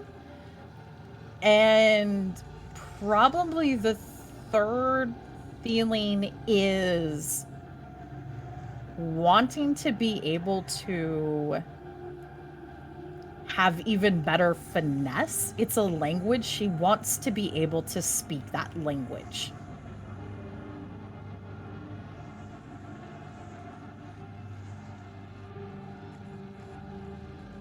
Those feelings and thoughts are juxtaposed against a sense of finality as the last word is performed. The anomaly had begun to reach for you, stretching its hand out towards your face. And then it halts completely. The shadows that had clung to its skin drip away and dissolve as slowly, bit by bit, the burnt flesh of a young woman is revealed. She is mostly naked, her clothes have been burned, her face is scratched, and a knife is plunged into her chest. A knife that you recognize as Lillian's. She is covered in deep, caked blood in both maroons and in deep purples. And inside of her chest is a flickering light like a television, illuminating her bones against her skin. She exhales once, a cloud of steam as the air grows frigid. Her fingers tremble, and then she falls to the ground. Her skin smolders, and she goes still.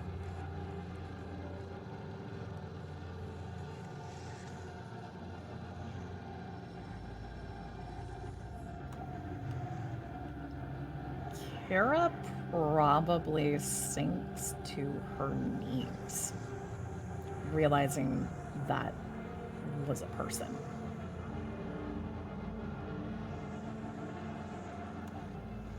And she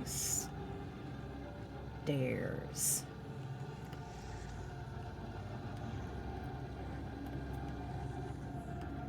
Can she approach the body?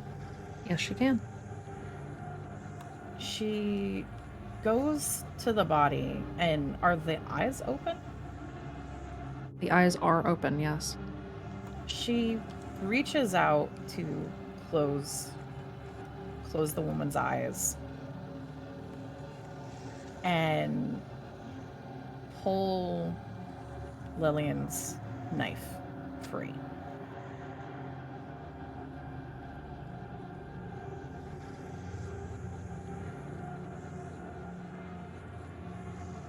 Okay. Aurelia, you were told to retrieve the static heart of Old Tongue from an anomaly. You now know what that means, as you can still see her heart flickering in her chest. It's literally goddamn hard. Literally, yes. What do you do? I don't know if she would try to still go for the cipher because tunnel vision, cipher noises, cipher, it's Chloe. It's something she wants. Okay. You are being compelled. You have been given a task. The task is to retrieve the heart. And so you approach the body. Kira is holding Lillian's knife. You have an opportunity to retrieve this heart. You take it? Yep. Do you take the knife from Kira? She would ask Kira for the knife and be like, "It will be quick. You don't have to look at it. I will give it back in a second." What are you doing? The cipher. What about it? I will take it out of the corpse. What? I will take out the cipher. This is a person, not. This was not a a- person. It still is a person. They're not a cipher? Part of them now is. Let me just at least remove the part that shouldn't be in there. Like, You can still hear it. That shouldn't be within a person. like an infection? Could I please have the knife for a second to get this out?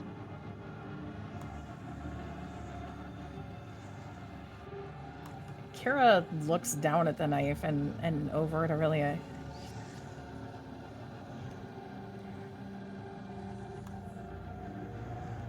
Did you know?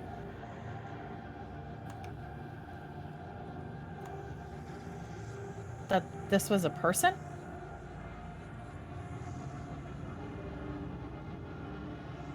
The knife. What do you mean the anomaly? The anomaly. I had no clue what was in there. At least not fully. So, like, I did not know it was going to be the remains of a human. Is that feeling of the presence hanging still there? It is not.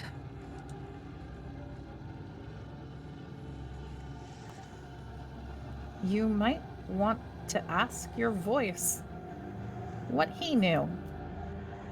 I only heard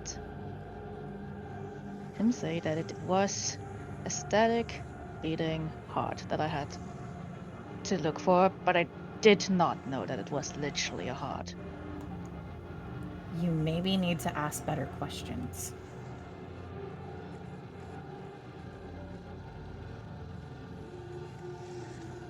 If you don't want to give the knife, that's fine too. I can just see how well my hands do.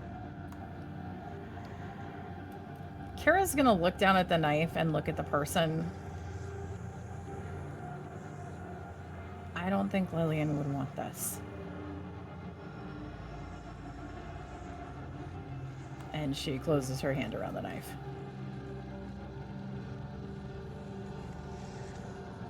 This means Aurelia would try to go for it with her hands. The knife or the heart? No, for the heart. Because Kira's holding onto that thing. I know it will be bloody, it will be gore, it will be messy. In the worst case, I could use the lockpick I got back.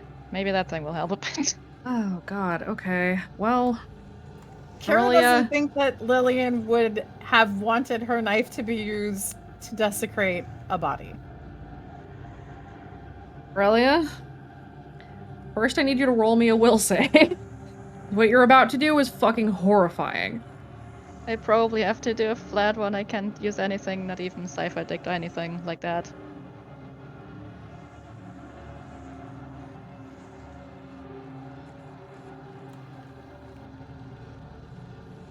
I will give you a bonus to your will because you are tunnel visioned. I'll give you a +2.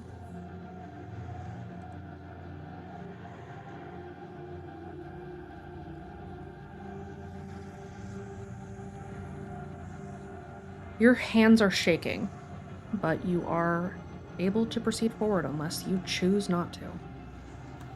She will Aurelia, still don't- continue. Don't. Kira, do At you this try point, to it's the tunnel intervene? vision. Kira will try to pull Aurelia off. Aurelia, roll a physique. Kira, roll an athletics to try to stop her.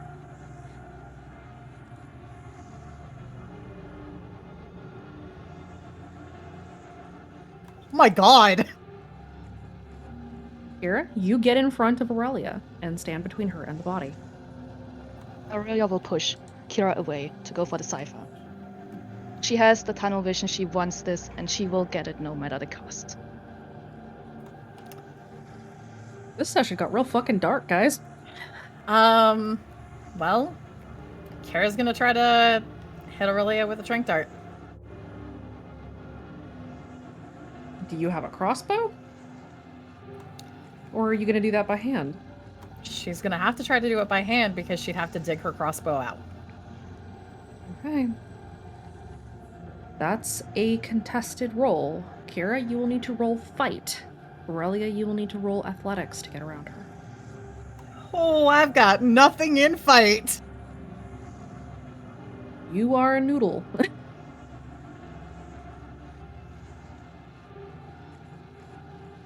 Okay. Aurelia, you get around Kira as she goes to swing the tranq dart. You reach the body. To try to pry open... I'm gonna pause for a moment. Audience, shit's about to get real bad. This is a content warning for gore. Aurelia, in order to get to this heart, you must cut their chest open and pry open their rib cage to get access to the heart. That will be a physique roll. And I will complete this task no matter the cost. It's an aspect that Aurelia has. You may give yourself a +2 with it, yes. Oh, how unfair. Your hands are shaking as you go to do this because though you are tunnel vision, though you need this cipher, part of your brain is still keenly aware that this is a human being, and your hands are trembling. Your whole body is trembling. You can try to re-roll if you'd like to burn an additional fate point, or you can take the L on this one and try with the next anomaly. I will re-roll the fate. Okay, burn the fate. You may re-roll.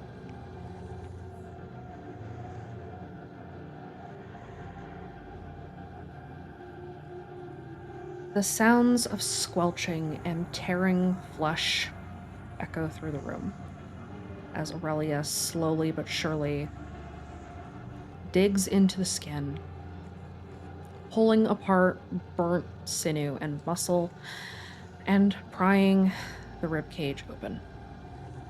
Inside is not what you would find a normal human heart to be. It is perfectly spherical. It is black as night, except for the very, very center, where, in stark contrast to the unlight that this ball is a tiny flickering center, like a dying ember. And it feels cold to the touch as you lift it from this corpse.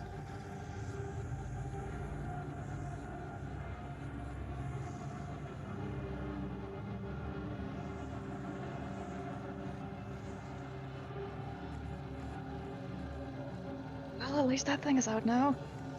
Kira, it's not a heart. It's not a human heart. It was. Wraith and Lincoln. Hi. Let's Hey, how are you? carry to the end of this. The shape kicks in the door and stalks between the lockers as it hunts for the murderer of one of its flock. And you hear it, Lincoln, first, as it starts to rip open locker doors beside you. One after the next, after the next. Lincoln's going to try his best in the confined space that he is in to grab a flashbang. Roll me on athletics to contort yourself. Okay.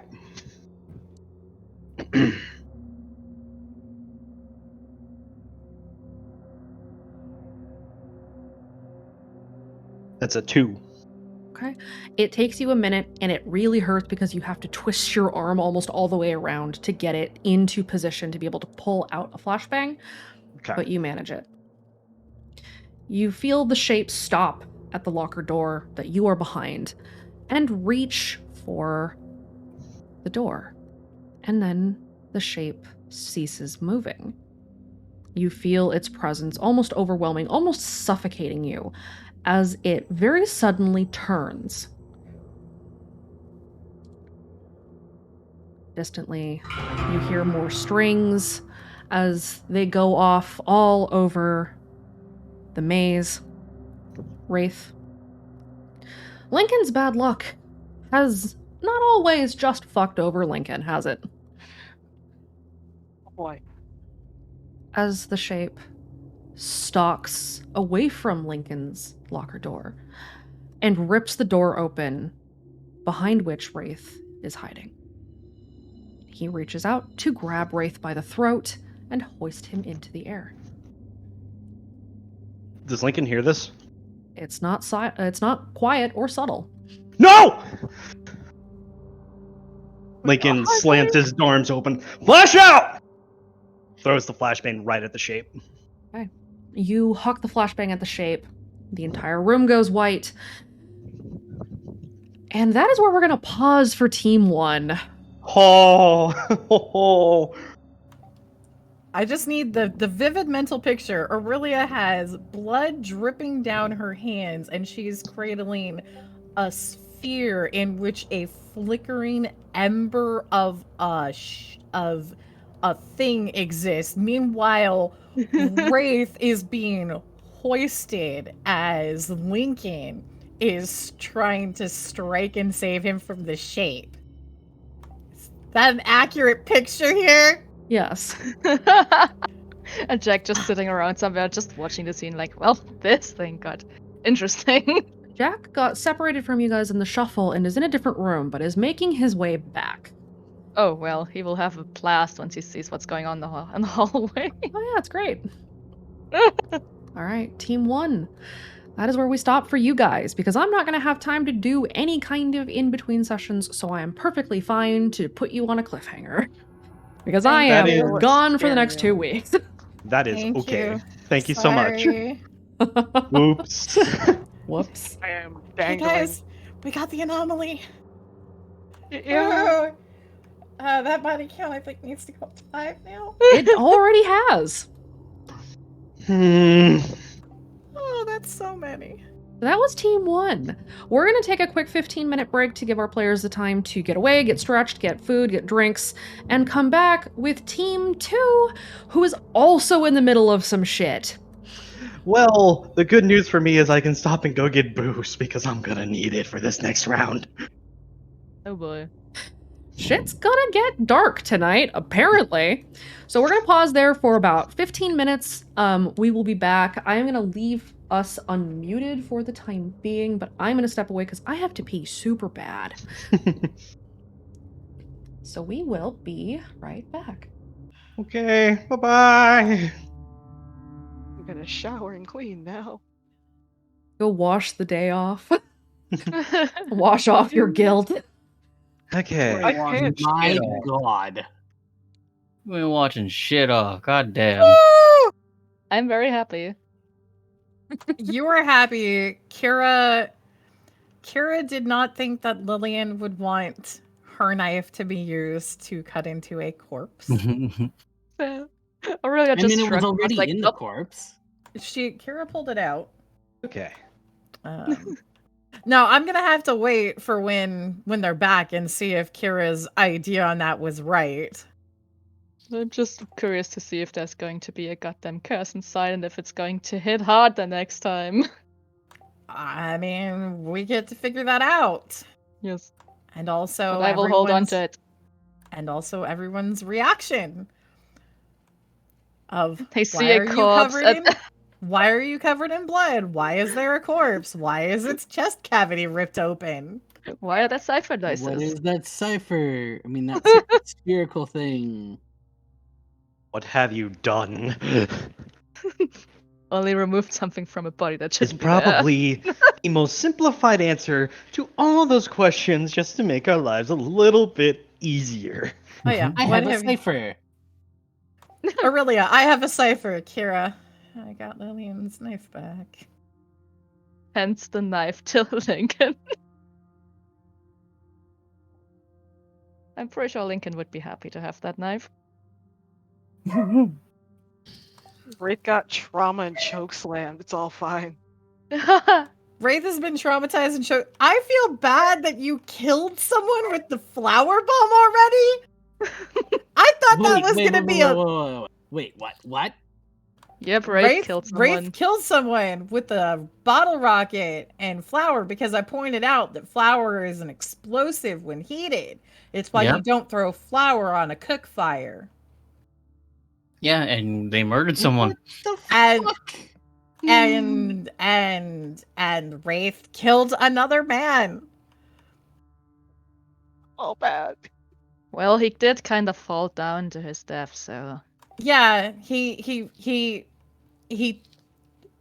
tugged himself out of his burning clothes and hit the rail and fell into the fucking throat. You guys are why we can never have nice things. Oh, I'm sorry, it says you? Yes. you guys have the says murder me. hobo on your Go team. away. The murder hobo. How many people did the murder hobo murder last you know, Three. first? Yeah, 3. Uh-huh. Well, How actually, many has Baxter killed? None. Yet. Yet. DM. It's I'm been close. sorry, but I think Baxter also feels personally responsible for Lillian at this point. I mean, So, yes, he does. Baxter, how many people do you think you've killed? 1. Uh-huh. think Wraith is at like 6. This is all bad. Wait, this at like 6. Kira just watched Aurelia rip a corpse apart. And It's Aurelia's not defense, fully she torn was- it was a apart. corpse. It was only the chest. in Aurelia's defense, she was already dead. Yes. Yes, So she was was. only re-killing her, and We killed Um, her the first time, and then Aurelia broke and snapped her rib cage open to Aurelia's access just the making heart. sure that the anomaly didn't come back and kill more friends. Uh-huh. Well, a cipher shouldn't be inside of a corpse body.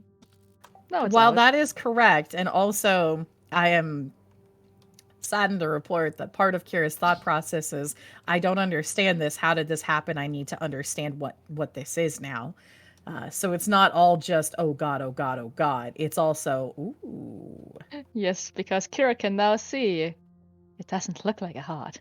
It's a sphere. And it's Right, now making Aurelia and cipher Kira noises. are just gonna be like, oh, what's this? Yep, that's just looking at the sparkly.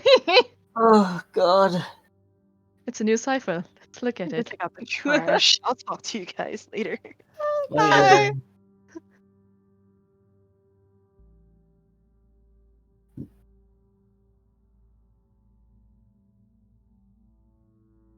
But hey, it's a sphere. And it's Chloe.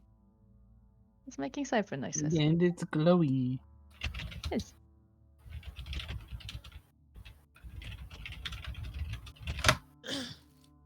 Aubrey, Yeah? I just got 25k in a mana. Nice. I can do it now. You guys ready for this? No. You guys ready for this? Hell Nope. yes. All right, which movie you're going to be horribly referencing? Well, first off, let me fucking take a sip of my goddamn whiskey cola, and then I'll tell you. Oh, hell yeah. I feel It's a like I Crown should and drink Cola. too. At this point, it's Gene. Anytime I'm drinking, it's the true Gene. How drunk are you right now? I'm just getting started. Oh, cool. We'll smoke, but I'm not going to drink. Cheers. Cheers. Cheers, chat. Cheers. Big cheers. Ugh. I'm good. Oh, damn. All right. Where's my D20?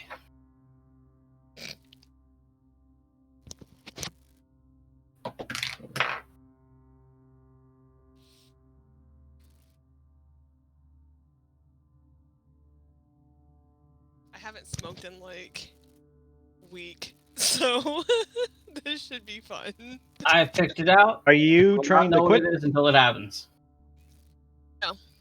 No, you're just out. I've been massively depressed, so Ah. I just haven't cared to. Gotcha. Y'all ready for this?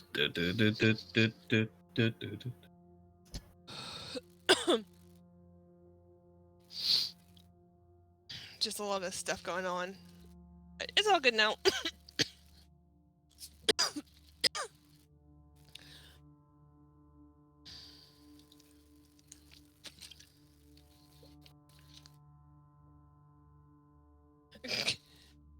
Sammy, I can't drink for you. I'm sorry. I'm drinking for him. Jean will drink for you. Oh, actually, I have wine. It's good or not, it hasn't been in the fridge. wine's still- Lukewarm wine. I mean, I could pour it over ice. It's still carbonated. Still smells good. I could probably drink it. Be right back.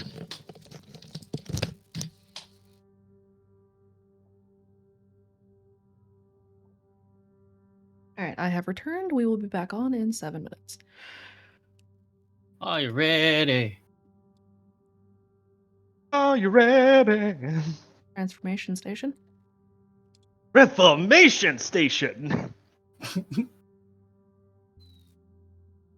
Well, this means I will go happily to bed. You go to When the time bed. for bed comes. Not yet. But once I go to bed, I will be going to bed happily because, well, I'm happy. I have All right. it. All right, Jean, I will join you. What is Jane Let's doing? go. We're not doing Sipping. anything. I'm sipping. They're drinking. I'm sipping. Oh, I'm Actually, waiting. As I Oh, was boy. explaining, Kira is not the one who wants to like tear out a heart. She definitely wants to figure out how the fuck. I feel like this is actually going to be the other side of my trouble now. Yeah. And I'm like, there surely has to be a curse inside. Just proceeds to shake this thing around. I want the curse to. Aurelia's just like, all right, I have the snow globe. Shake, shake, shake, shake, shake. I'm just imagining she's just like chews on it. Maybe the curse comes out, you know, like a gobstopper. Well, it's a cipher. Usually ciphers have curses, so she's like, this thing has to have something too, right? So Aurelia's gonna try to eat the heart orb to see I if there's a praise- curse inside, like the Don't center eat of a it. jawbreaker. Don't like the center of eat a that. like the center of a jawbreaker. Well, Bubbles eating drywall. Meanwhile, I'm just imagining HTS face palming, the equivalent of a voice face palm. This is what I have to work with these days. I There we mean, go. You guys in voice text, enjoy. Oh my god. but yes. Well, I'm fuck, curious. guys. It's if Team 2 tries to escalate over Team 1, I'm gonna be upset. It's going to be a long night. I tried to stop this. You did. Kira tried, but she is literally noodles. Well, the issue here was that you went against one of my highest aspects. Yeah, Kara is noodles. Sure are. I am glad And- that it was fighting against athletics. And in terms of literally like by my estimation with what she needed tonight, Kara would have had to have gotten her crossbow out, and probably by the time she had, it wouldn't have stopped Aurelia from being able to get it out. And now it doesn't matter tranking Aurelius because it is out regardless. And she can't carry Aurelia if she tranks her. And Aurelia's surely going to hold on to that thing. cheers, Jean. Cheers. This reminds me of the first ever cipher-like thing Aurelia collected. It was also in a race against another person in the team she was with. And she See- was quicker in that one too. See, Kara's not trying to race and beat her to pick up the cipher. Kara wants the knowledge. The main thing that Kira was trying to do was prevent Aurelia from ripping apart a corpse. Well, that's too late now. But now we have the sphere. Damn it. Yeah. And I will continue shaking it around to see if there's going to be a curse inside. I'm just imagining you shaking it like a fucking snow globe. It's just a And Jack magic just eight walking Or a in on maraca. that. Or a maraca. You know, like the A little shaking maraca? Like, meanwhile, Literally, HTS is just face palming. Why? I literally only imagine Jack walking in on that scene with Aurelia just trying to shake that thing while her hands are still literally covered in blood. Hopefully Jack makes it to Dear Raven God. Lincoln.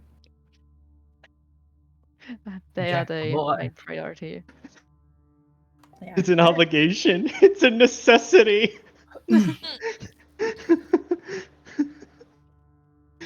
Y'all age me. Good. Chokes I gotta on you, take a wife. couple Self. more notes. I have a feeling that I'll come out of that session with more than one new aspect. Fear of Heights is one, but I think there's going to be a new one. I'm happy still. and I will stay happy for a few days. It's one of those going to be, I've seen things. Terrible things. Horrible things. Things I don't want to see again. And you do. But I probably will. Like Baxter kicking a head away. Hey, I don't necessarily think that. that's different. Is it? Yes. What do you mean is that different? You kicked it like a soccer ball. Yeah.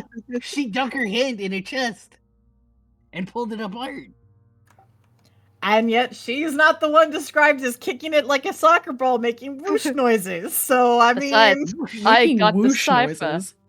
I got the cipher out of his hand. There's a difference between mental stability here. Who needs mental stability? I have a cipher. That seems to be your guys' motto. Hey, it's not Kira's motto. Mhm. Uh-huh. That's why Knowledge Aurelia is a has. general whole, though. This is literally why Aurelia has Curse Collector Cipher Addict. She has a reason for it. And Kira now noticed firsthand what this exactly entails. Oh, actually, that's a good point, Storm. Kira and Aurelia, both of you guys need to take 2 shifts of mental stress for what you just did. Okay. It's fine. So that's a mild. You can either take a mild consequence or you can check the 2 box for your mental stress. It's a mild, medium, and hot mental stress sauce. What? Wow. What would a mild be? A mild mental consequence would be like shaken.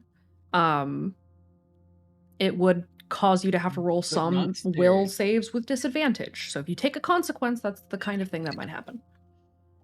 I took the mental stress.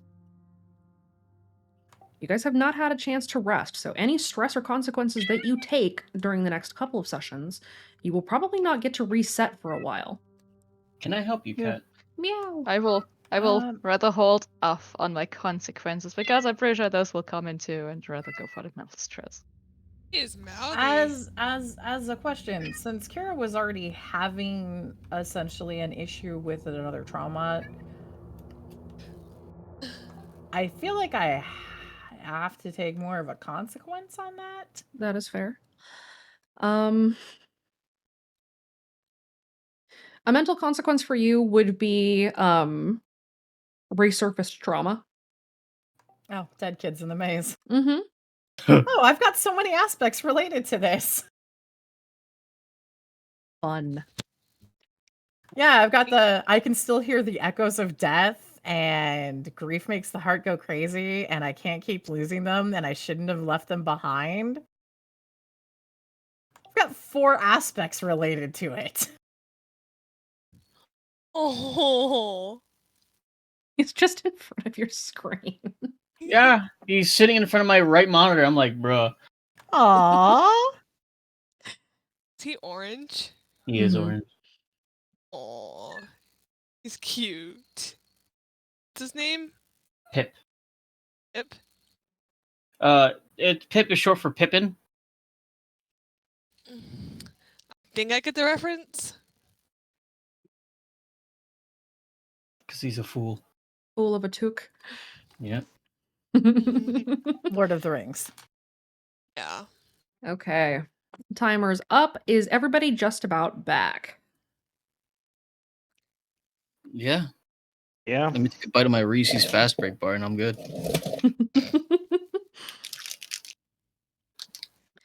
All right. Well, team 1, go ahead and mute up. Jean's having a fast break bar, and we can tell from the wrapper. I'm sorry. Team 2. Alex will be back in just a moment, tossing something in the oven. But while Alex is doing that, does anybody want to give the recap for last time? I can try. Go for it. Okay. You guys hear me? Yes, we can hear you. Okay. So, after our very fun escapade of running into some weird shadow creature, we finally collected the kiddos, Martha, and we regrouped at the RV where we first started to wait out the storm. We realized if we were going to be able to get anywhere, we needed to get fuel. And the only place that we could get fuel was back at Lost Hope. So, Team 2 decided, after heavy debate, to return to Lost Hope to get some fuel. Chance has given Gene one of his Saboteur decks. Saboteur is a new and specialty deck that can be used. Well, we'll see how it's used when it comes to it. We arrived at Lost Hope and we got started trying to fuel everything up, and we noticed that a bunch of children were watching us, and a bunch of pairs that were very close together was starting to watch us on their usual stroll. And there was another pair that was inside at the counter having an argument with Martha, as the kids decided to lay low and try to keep calm about the situation. Chance, being the very dashing, wonderful roll the dice host he is, cough, decided to put on a disguise and try to help Martha with the situation because it looked like it was getting a little hairy. And as he approached and everything was going down, there was a needle that was stuck into his throat. There was then people that were banging on the RV door trying to get in. And then everything seemed to go black for everyone for a while. The kids woke up in the RV, and it had been a passing of 8 hours. And they are still in the RV, in the island of where the gas stations are, but it doesn't seem like anyone can really see them right now.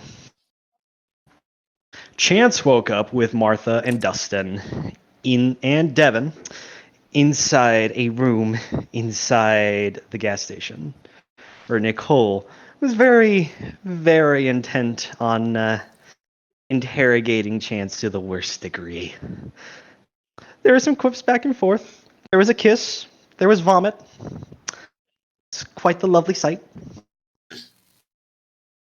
But Chance was able to partially deceive her enough to make her leave the area with another stalker that no one's seen before, with gray hair, silver eyes, and didn't really seem to talk. It looked like it was a one-way communication with Nicole from people that were watching her. And there seems to be strings that played in the background between the communications. The kiddos were currently making a plan to try and get their friends out of the gas station and try to make their escape. Some of them went to the top of the RV to make their way to the top of the island. Gene was able to make his way inside the gas station, had a very nice conversation with Speak as One. And oh boy, did he go off on a tangent with a very lovely recap of Forrest Gump with this dude named Hanks. He was a pretty cool guy. Don't forget about Captain Dan. No, there was a Lieutenant Dan though. That's right. He remembered the Lieutenant Dan part. Where we left off. Where were we? Yes. Baxter was about to prepare something for an attack. I know Kaede mentioned this long before in the introduction. She has a snowball fitted with a rock inside to throw right at Nicole's ass. As everyone inside the gas station is still planning on making their escape. Indeed. That is my recap. Please look forward to it. I will take my fate point. Right. Nice. Of note, as everybody had lost consciousness, several hours had passed, and while it had been midday when you guys had lost consciousness, it is now the dead of night. It's well after 10 p.m. You guys have been here for about an hour and been conscious for about an hour while everything goes down inside. Baxter, you're still up on top of the over. What the fuck is it called? The roof? It's a roof, yeah, basically. We can just call it that. And you are trying to position yourself so that if things happen, you can drop down onto Nicole, the overhang, yes. Mhm. Kaede has a rock inside of a snowball. Those of you who are near the RV and had been investigating, discovered that the RV itself seems to be protected. Alex, in particular, noticed that the RV seems to have a barrier of old tongue around it that is keeping them from seeing you as long as you are within its range. Kaede had noticed this as well and is standing just inside of it and is getting ready to move out of it so that she can hit Nicole in the ass and then move off to draw them away, in theory. Nicole and the unknown stalker are having a conversation kind of in the middle of the parking lot. Let's start with Jean and Chance. All right. Jean, what are you doing, buddy?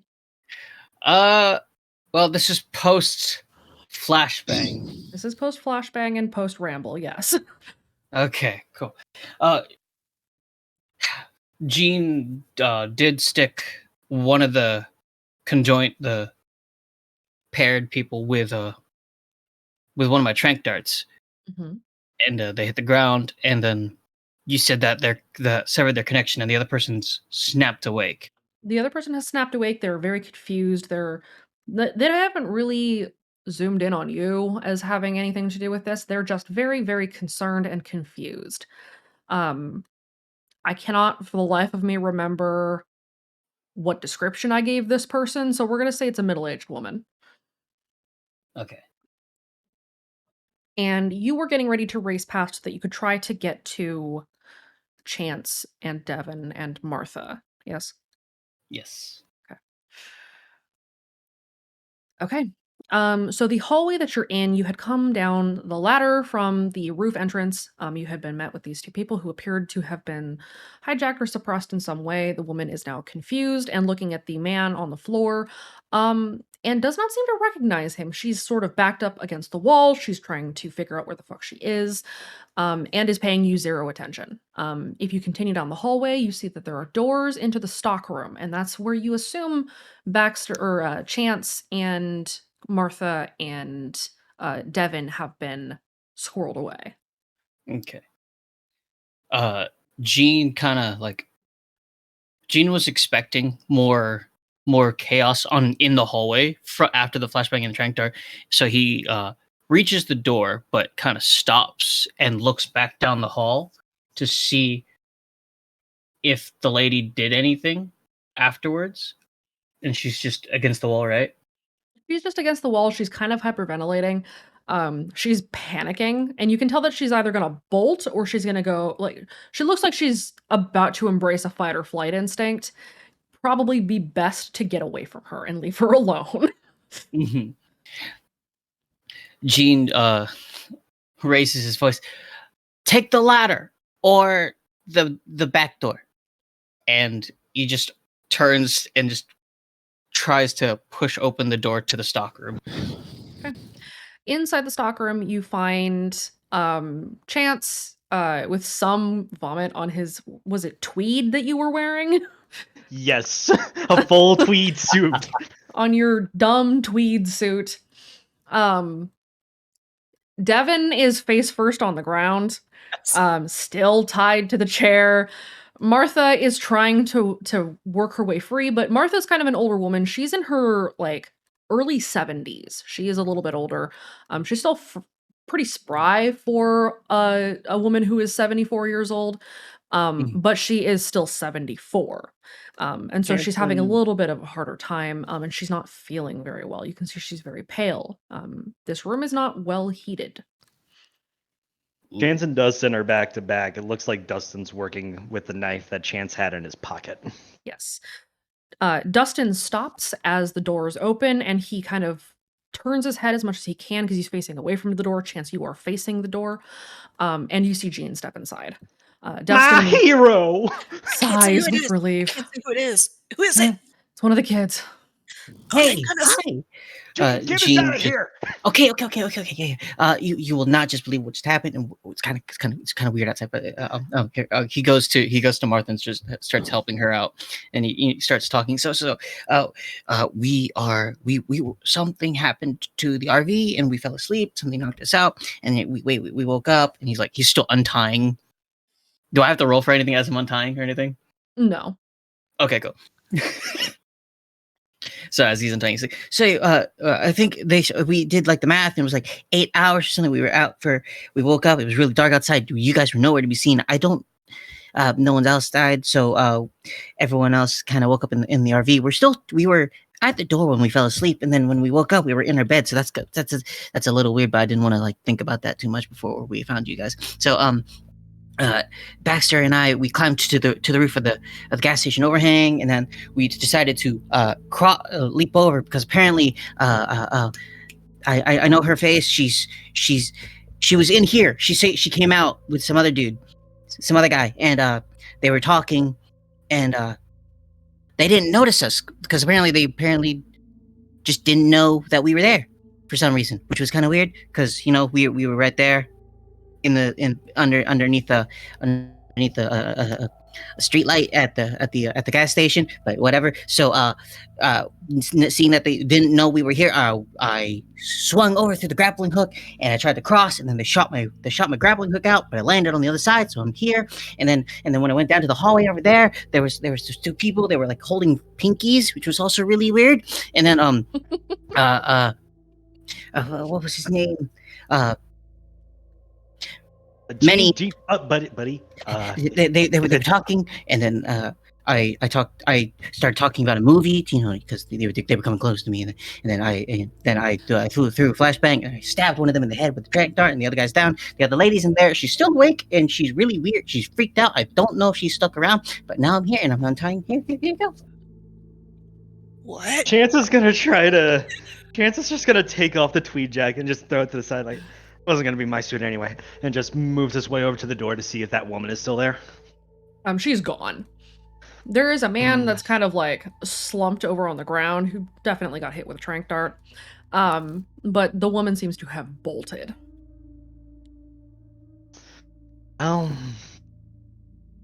She's gonna be okay. Alright. Let's make sure we get away, because this entire room has a warded eye on it. We need to make it like a tree and leaf. That's terrible, even by my standards. Oh, I don't care. Let's go! Dude, does it look like I can go right now? He's like still face down on the floor in his chair. We're just untied. No, you untied Dustin. Jean, you move over to start working on Devin, I assume? Yes. Okay. Devin, you're being untied. Martha kind of gets up. There is something very wrong with this place. Just a little bit. So when we were knocked out, I couldn't see outside of the RV, but we had to think that maybe it was the kids across the street that were knocking on the door, but I couldn't see him.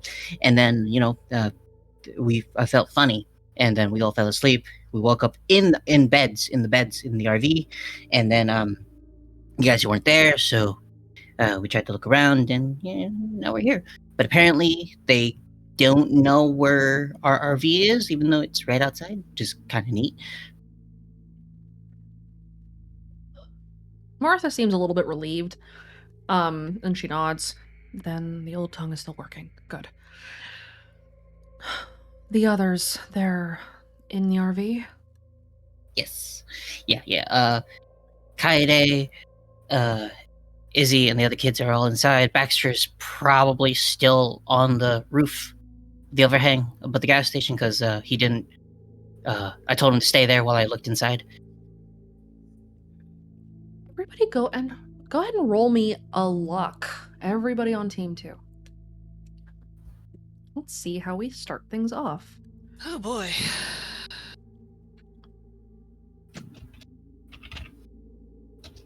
Would you motherfuckers get out of the 600s? First is Alex, and second's gonna be Devin. Oh no. That wasn't a tick, was it? No, it was not. Fine. Lucky for you. It was mid. Okay. Do you want me to re-roll it? No, that's fine. Middling luck is still luck. Baxter, roll a random. Oops, With an exclamation text. I point. forgot it was that one. Yeah.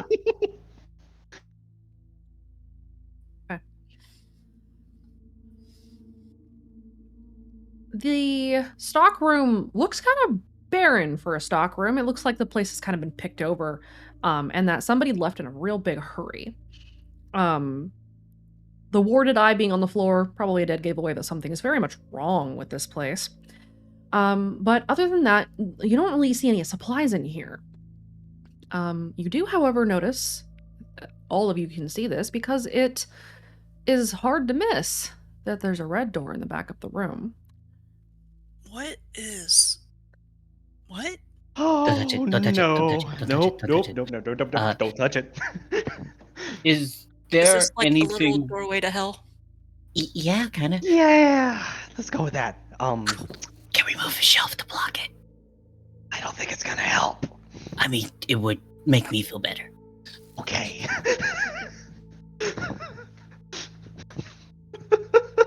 I guess we're going to move a shelf in front of the red door. Are there shelves to, block the red door? It's a GM. stock room. Of course there should be. Yeah, there are. Go ahead and roll me a physique.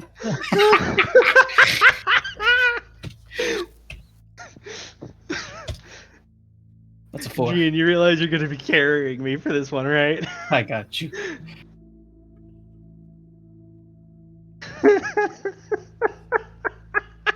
Jesus Christ. Devin is just watching them. These two stooges push a shelf in front of the red door. Gene just kind of backs away, puts his hands on it, and says, "Yeah, that makes me feel a little bit better. It's probably not going to help, but it makes me feel better visually. Okay, back on track. Let's We should go." Yeah. Devin is watching the two of you with his hands in his pockets. He looks very confused. Extremely confused. Don't worry about it. Just roof, ladder. Just roll with it. Before we go back to the roof, I want to say that there is probably not a safe way out or safe way down from the rooftop, because they did break my grappling hook. What about fire escape on the back? Some kind of ladder to get down. There's a fire escape. There should be.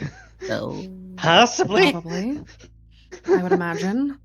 I would hope. I mean, it's kind of illegal to build a place without a fire escape. Yeah, Kind of I don't think legal any of against this- fire code. I So think it's also illegal for them to be digging underground, but that's not me. did they call 811? Exactly. I was about to ask. I can feel the rage seething from the other side. Mhm. What the hell?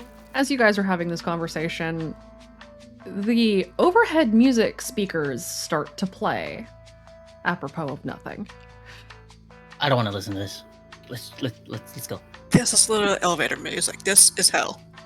This is kind of groovy. Nope. Gene just This starts like is- corralling this all the is adults just- and just starts pushing people out the door. Devin's gonna make sure to help Martha. Chance is just casually walking with the tune, just bumping his hips out from each side like he's doing the reggae. Devin just stares at him like, "You've got no groove, buddy." It's a So you spirit guys- that counts. You guys head for the door and then head for the ladder to the roof. Yep. Martha's moving a little bit stiff. She appreciates the help from Devin. Dustin brings up the rear as he kind of ushers you guys down the hallway, whispering, "Go, go, go. There's something in here. I don't like this." And as you guys leave the stock room, you hear the sounds of the red door shifting, as if someone were trying to leave it. Gene just kind of looks back and then moves to quietly close the door behind them. as they Cool, enter the so- hallway. So elevator music summons demons from hell? It'd be nicer than what we're about to experience. You guys climb the ladder up onto the roof. Yes. As you exit the roof door, the sound of the creepy elevator music falls away behind you, and you guys are up on the roof. You can kind of hear the distant sounds of a conversation happening from the front, and you see that there is indeed a fire exit or a fire escape down the back. Dustin kind of moves over towards where the fire escape ladder is, while Martha peers over the front to keep an eye on what's going on outside. She can kind of see Kaede scooping up snow and shoving a rock into it. Baxter is sort of leaning over the overhang. Alex, what are you doing in all of this? Well, since her drone went down, she's going to try to go to the door of the RV and gauge if does the ward cover the fuel pumps to the RV. It does. Okay, so she's gonna try to make sure he stays on the ward, go over to one of the pumps, and see if she can hack it to get past the security that doesn't let it be pumped, so she can pump the RV fuel. Go ahead and roll me a mechanics. Okay. Let's see. To make noise. Does it typically count under always make useful things? You don't have to spend a fate point to clear. You have the proper tools for a particular job. Yes. Okay, so But Raven does bring up a point. You know that doing this will make noise. This will not be silent. It can break the ward. If their attention is drawn to you, the ward's effectiveness breaks, at least until they lose line of sight with the RV. So yeah, so she's going to judge if she can do it, get prepared because she knows stuff is going to go down, and they're going to need the fuel anyways. roll an insight. Yeah.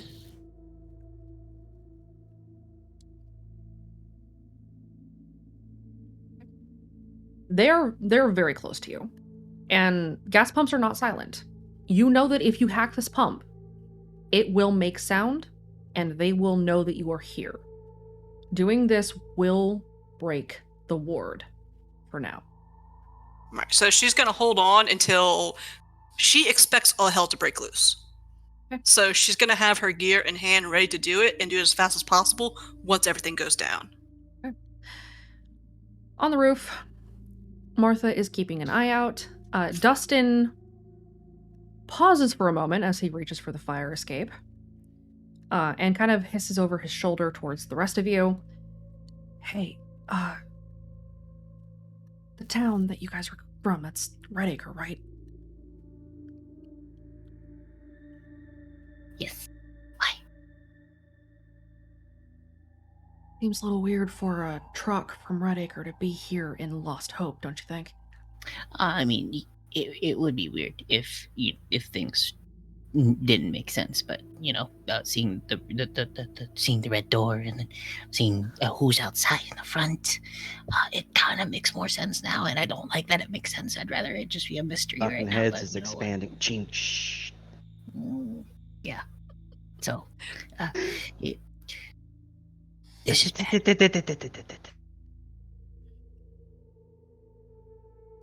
Chance is just gonna quickly look around. Behind the gas station is parked not one, not two, not even three. There are 4 Redacre animal control vehicles. Oh. Wait. Animal Okay. control? Mm-hmm. They have the back red door. They sure do. I hate you. Do the vehicles seem occupied?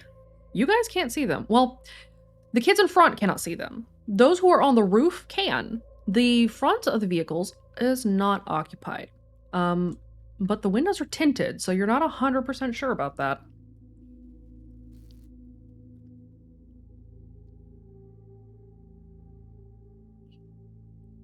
Dustin looks uncomfortable.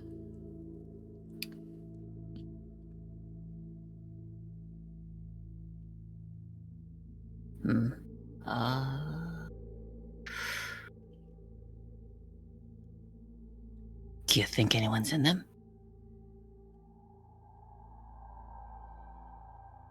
Does it matter? It kind of does. Why? Oh well, you know, if we go down the ladder and there's people in there, they might see us, and if there's nobody in the vans, we're a little more cleaner conscience, and I kind of want to just steal one and just drive it, or just like put a brick on the gas pedal and just let it go in a direction. Probably won't get very far doing that. I mean, it would be enough of a distraction. Or you do what some people have said to do, and to cipher the gas tanks, and then we just light it up, and no more doors, no more vans. Devon's gonna look around. Does it look like there's something to possibly ignite the vehicles with? Not that's out in the open, no. Problem is, if we do that here, we risk blowing up the entire gas station, including us and our vehicles. Well, fair, but it's an afterthought. Everyone on Team 2, roll me a notice.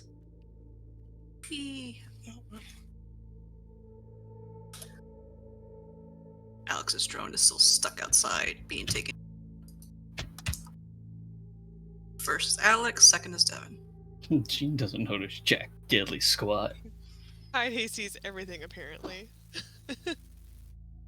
Glad I wasted a 6 on that. You might Baxter sees all and tells all. Damn. Well, he is on the roof. Baxter is in lookout watch right now. Oh yeah, Nicole did shoot down Alex's drone. Sure did.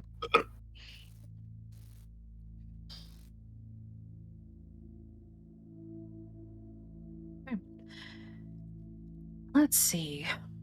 Kaede, Chance. First one's Alex, yes? Mhm. Okay. Baxter, Kaede, Chance, and Alex. It has been snowing for a little while, but it only recently started snowing again. And all of you notice from your various vantage points that there are footprints in the snow. Tracks, in fact. A lot of smaller tracks that look like they could have belonged to children. In addition to a lot of tracks that had to have belonged to an adult. In some cases, those tracks lead to small lumps in the snow. No. That's so fucked. The four of you may roll an insight if you'd like. Fuck, I don't know if I have insight. I do, and it's terrible. I'm gonna go for it. I don't know it, but I'm gonna go for it. I do. Can I not get have any insight. bonuses? Because I saw my sister do this too. This is a separate thing, so there would not be Okay. bonus. This is just to read the situation that you're in. Oh, I do have insight. I don't know shit about anything. You're busy trying to make sure that there is enough rock in this snowball to hurt. Makes sense. She's also like watching Nicole. Nicole, She hasn't. Nicole and the mysterious guy that she's talking to have not turned away from each other. They haven't moved towards you at all. They are still having their conversation, though it has pitched down as Nicole murmurs something and a distant string answers her as the man gesticulates, or the young man gesticulates. Alex, you're the only one who kind of realizes this. You guys recall when you were going into the bunker in order to break down the generators out in the RQZ, there were lumps in the snow. You remember Lincoln telling you about those lumps getting up and chasing him in the El Camino. So she's Oh, going no. to wave to get attention to the others and indicate to the lumps and sign language people under the snow. Finally, that would mean that this is a location where Circle the Dead has set up shop. There are red doors in the area. You can assume, or at least you can make a guess, that you might have just walked into a turf war between Circle the Dead and Speak as One. This is some damn good tea.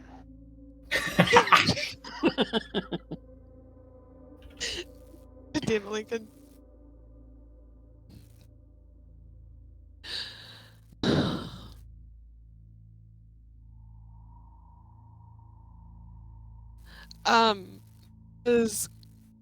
Where is the fire escape ladder that's in Kaede? Like, can she see the fire escape ladder? No, it is on completely the opposite side of the building from you. It is Okay. down the back. You guys are in front of the building. So if they try to climb down it, is that going to make noise? Not on this side. Okay. But you don't know that they're out yet. Okay. I'm brain thinking. Yeah. So sorry. I'm holding this rock until shit hits the fan, and then I'm gonna try to throw it to maybe like if I can distract her. You do know that Baxter is also above you, ready to drop on her, right? Okay, but maybe it doesn't have to come to that, Baxter. A rock is going to do literally probably nothing. It will draw them away from everyone else instead of dropping on her fucking head. I mean, dropping on her head would probably, hopefully, give her a concussion. Assuming she doesn't notice your dumbass falling first and step over to the side and let you hit the ground. Which is why I have the rocks. I played enough Assassin's Creed to know how to assassinate people. You do it very quietly. And Baxter, you're allergic to quiet. He's being quiet right now. For now.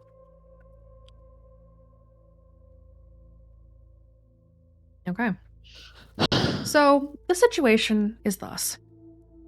The entire area is covered in small lumps and footprints that suggest that there are people laying in wait, probably under the control of Circle the Dead, waiting for a signal. There are these two individuals here, one of whom you know is an associate of Zeke. The other you're not familiar with, but you can probably guess is definitely a stalker. Kaede and Baxter, you're the only two who might be close enough to see this. Both of you go ahead and roll me a notice.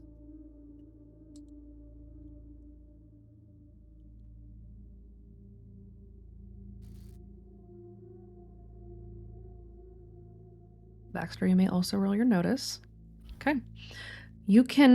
Baxter, you can almost see this. You can see bits and pieces of it. Kaede, you can see the guy's face. His lips are cut up pretty badly. It's scarred over. And Kaede, you're familiar with this because you've seen something similar on Zeke. Over his mouth is carved the warded eye. He is not speaking.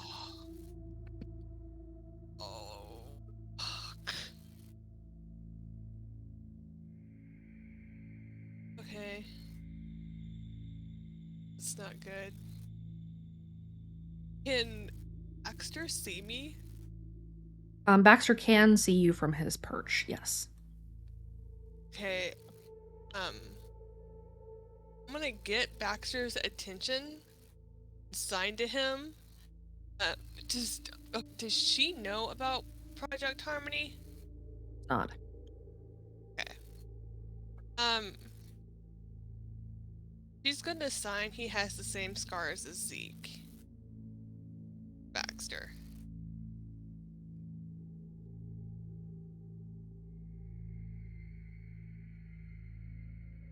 He's not talking. Baxter, you can now see this now that it has been pointed out to you. Baxter is going to mouth, "Damn it." She'll sign back, we need to get the fuck out of here now.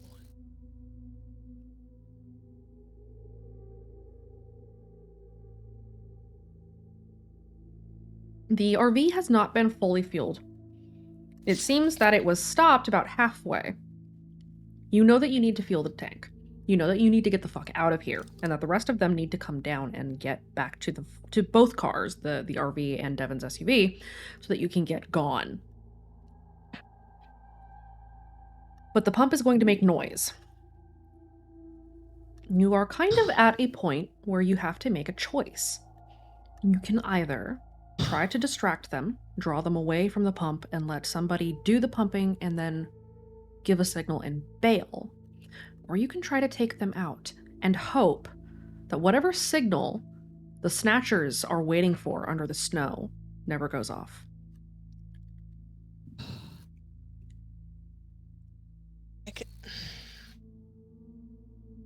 Alex is like at near the pump, poised and ready to go whenever like something happens because she knows I gotta fill this up. Then T, what do you want to do? Why are you asking me? Who the fuck's You're the team one who's down captain? there. Well, who the fuck is team captain? What? Not Baxter. I'm shocked to think that you would believe that Baxter was team captain. Yeah, I'm shocked you would think that too. He is distraction. Okay, Gene, what do you want to do? Gene's not there. Gene's not there. I'm on the rooftop with the adults. It is just you three. It is you, Baxter, and Alex. I don't think I can take Nicole down. You just need to buy the time. I'm more than happy to go fucking distract her for a little bit. It can do that. I would actually quite enjoy that. And then you fill up the car, and then just come bail me out when it's time. Hit Nicole with the car. Yeah, exactly.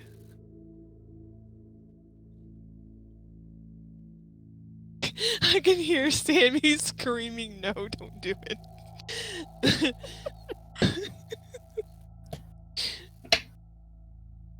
Everybody go ahead and roll me another luck.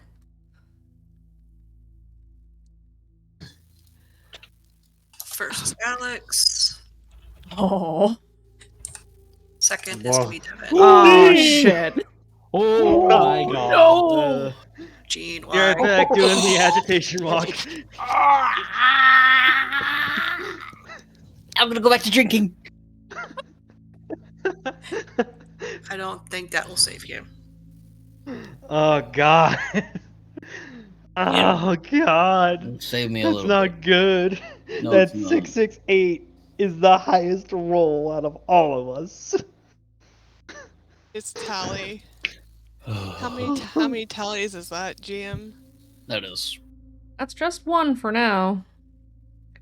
That 655 is just outside of the range. If it was a 656, it would have ticked. Okay, so how close is Alex to me? You are standing probably about 15 feet away from Alex. Alex is sort of between the RV and the pump. You are standing kind of at the very edge of the barrier, about 15 feet away. Okay. I'm going. God help me, I'm such a fucking roll the dice kid right now. I'm going to sign to Alex that I'm going to distract them, and when I distract them, start the pump. Is that a door? Alex, Baxter, and Kaede, roll me a notice.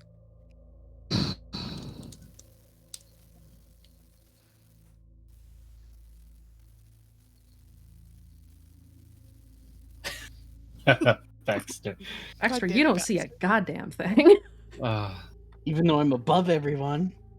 You're focused on Nicole and the mystery guy. Ooh, a snowflake. Alex and Kaede, as you two are signing back and forth, trying to make a plan, both of you out of the corner of your eye notice that a door on the side of the gas station opens. Fuck.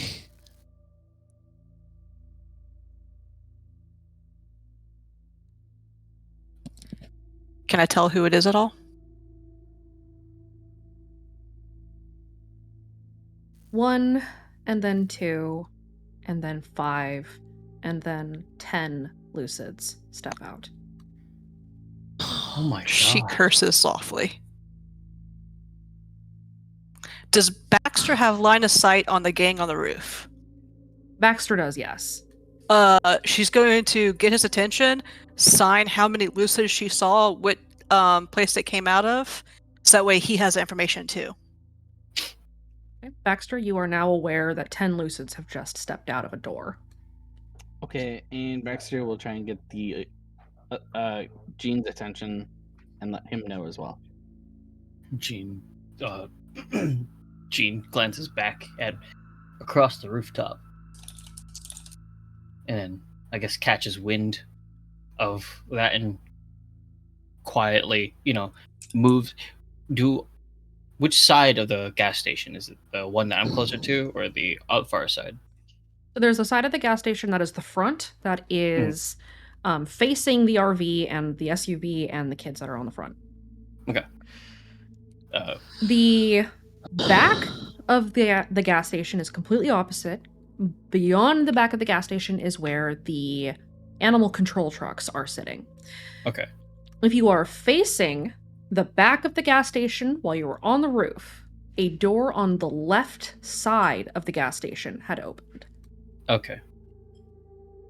Gene kind of like quietly maneuvers towards that side of the gas station, just looks over the wall, or it looks over the roof edge, and just kind of waves to Devin and Dustin, just waves for them to stop, and gestures to Baxter, who's signaling that there's a gaggle of gents that have just arrived out of the side of the fucking gas station. Okay, well, there goes that fucking plan.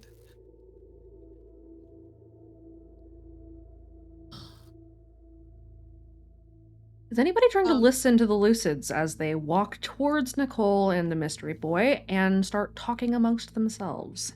Gene tries to, since he's there. Kaede is listening. Okay. Those of you who are attempting to eavesdrop, go ahead and roll either a notice or an investigate, whichever is higher.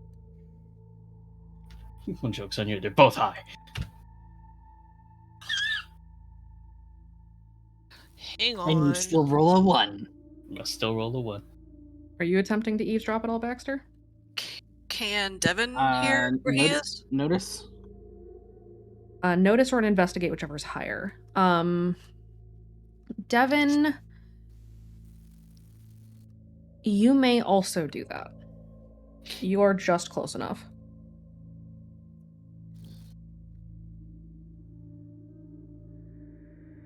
Oh, it wouldn't work. Now I have an aspect. All right.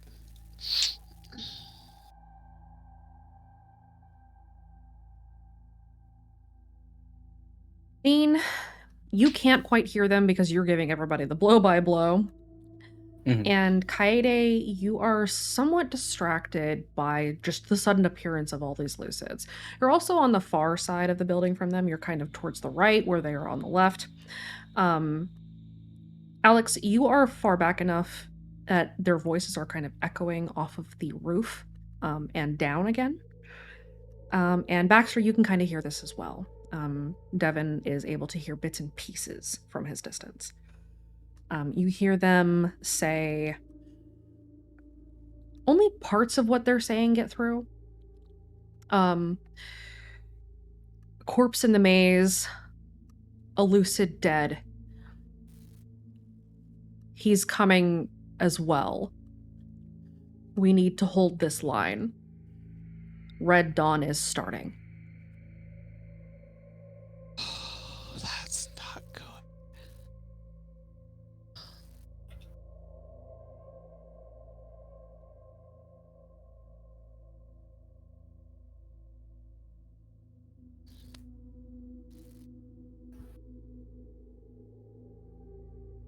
The door on the side of the building opens again.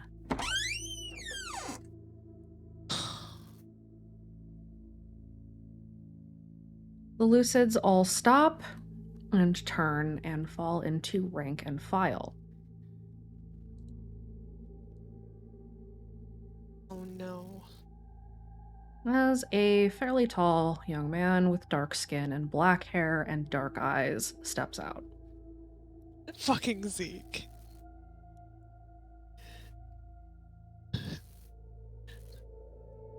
Arcana, is it fucking Zeke? You know him from the sight of him, yeah.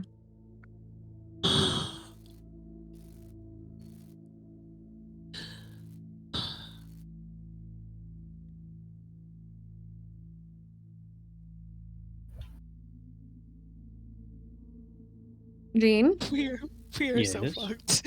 you recognize this guy too. Jean kind of like stops signing and just stares, and then slowly sinks behind the lip of the rooftop and just goes, "I'm gonna die." Dustin kind of tilts his head and just kind of whispers, "What? Why?" The guy who kind of just, made everybody into their lackeys. He's a pretty bad stalker, and he's got mega beef. He's got a lot of beef with us, and I don't think he likes me particularly a lot for what I like to say, because I have no control over my mouth. But that's okay. Wait a minute. That's the dude that went with Mordecai, right? Yeah. Ah, shit. Yeah. So let's just. Wait, does that mean Greed's fucking watching? Probably. I think so. Fuck. This will be fun. Means. Oh shit. Oh no. That's 3 voices here. Oh boy. You guys know that Zeke is hosting Greed. So yes, this is about to be a 3-way turf war. Oh God. You guys are in the middle of, and they're not necessarily here because of you, but this is absolutely wrong place, Wrong time. Wrong time. worst time. Okay, so Creepy Teenage Boy is host of Greed, but these guys who are followers of Surround Sound or whatever are acting like they obey him. Do they know he has betrayed them? I don't know. I don't think I want to know. I don't think we're gonna. I think we're gonna find out here in a bit if something happens. But How do we get back to everyone? Does Alex know who Zeke is? No. Alex does not. She's never met him. You saw him briefly in physical SatCon as you guys were escaping. That's it. You didn't know who he was or what he does. Aide is going to sign to Alex again and point to Zeke and mouth, "He's a dick." Then she's gonna say, "Bad, really bad stalker. We need to leave." She signs back. Need fuel. He's going to kill us.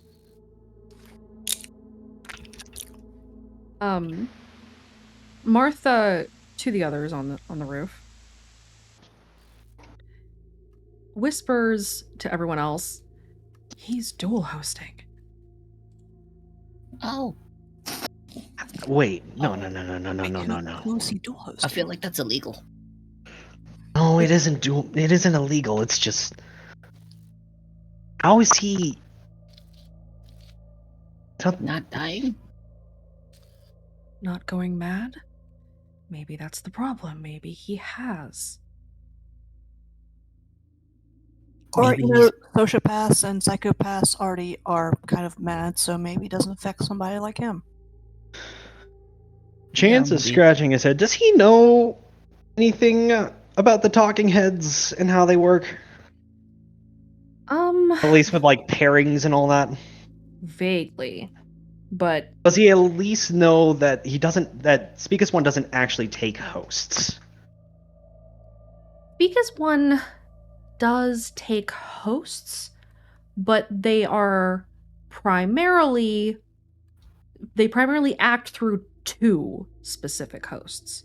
They Gotcha. have thousands of hosts. Lucids are hosts. Sleepers are also to a degree hosts, though not as fully as a lucid. Zeke is dual hosting.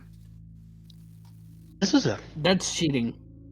no. There's like more to this because like we saw it. Greed and infection were working together. And now greed and the talking heads are dual hosting in one person. Wait, What is going on? wait, GM, I'm confused. Mm-hmm. Well, kind of.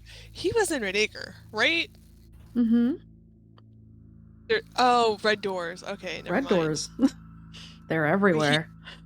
He can just leave Red Acre whenever the fuck he wants. Instant transmission. Uh-huh. That's wonderful. It's great, right? He can be anywhere at any time. Like here and now. Kira says I object to this personally. So, as Zeke steps out of the red door and it closes behind him, he puts his hands in his pockets and strides towards the Lucid group that has fallen into rank and file. You said they were here, and they're not. The Lucids sort of cower under his gaze and point at Nicole, who folds her arms across her chest and starts to pout.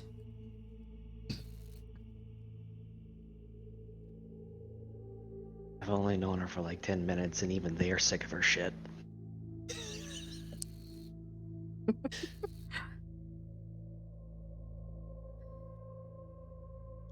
You guys' luck has gone so well already. Let's see what happens next. Oh boy! Roll me a Oh, random.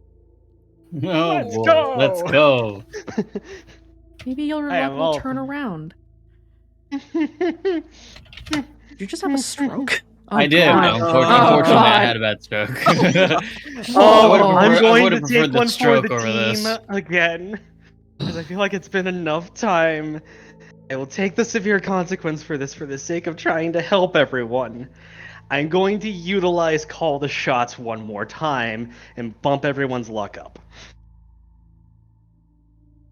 That doesn't save me. Does You're- that mean we roll again? No, it just changes it. Are you sure you want to do that? Well, what are the rankings for luck again? Bad, middling, and good. I mean, middling is better than bad. It is. But you also might be going into a conflict soon. Are you sure you want to use up your severe consequence now? No. Understate it. I'll stand back. I will let fate take its course. This time. Save This it, Connor. time. Oh, we'll probably need you later.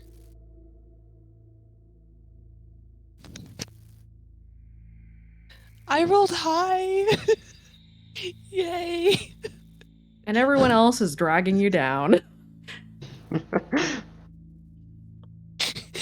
So is that how it works? A Yep. little bit. Oh, cool. I'm really happy about this. The air here is unbelievably tense. And you get the distinct impression that these lucids and these kids, these stalkers, are here proactively. They're not here reacting to you necessarily. You get this distinct impression, and I'm not going to make anybody roll an insight for this because it's kind of obvious, that they were coming here anyway. As you could probably guess from the red or the warded eye on the floor in the gas station, and the presence of multiple animal control trucks. This took some planning. So you seem to have walked into a situation by accident. I don't like being here. I don't like the fact that I feel like I'm watching a dog and another pack of hyenas just staring at each other over like a piece of meat. But we're not the meat. We're just the meerkats off to the side watching us eat popcorn, but we're not eating popcorn. It's more like snow, and the snow's cold. So, what are our options here?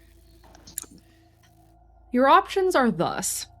You can lay low and hope they fuck off. You can try to generate a distraction that forces them to leave. Or the bad option, which is to engage them. Crying is also a free action, by the way. I've been doing that. I've been laughing hysterically.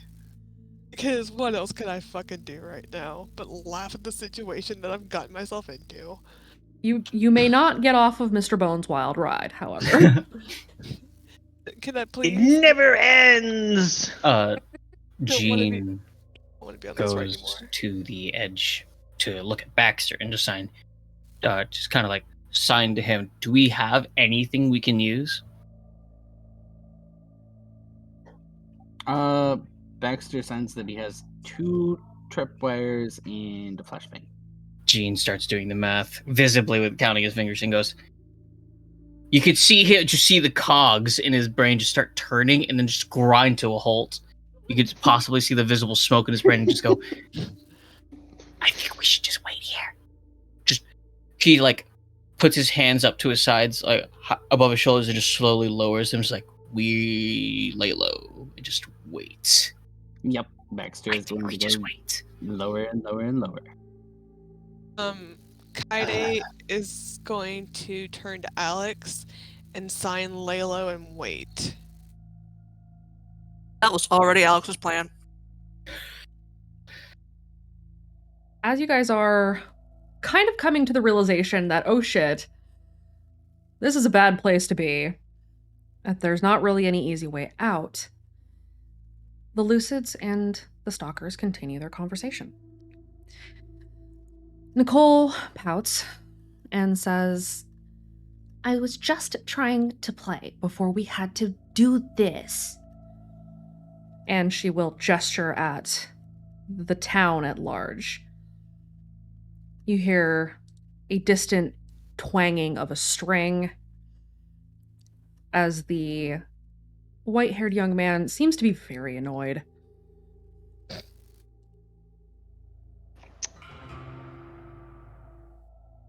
And Zeke exhales and closes his eyes for a moment.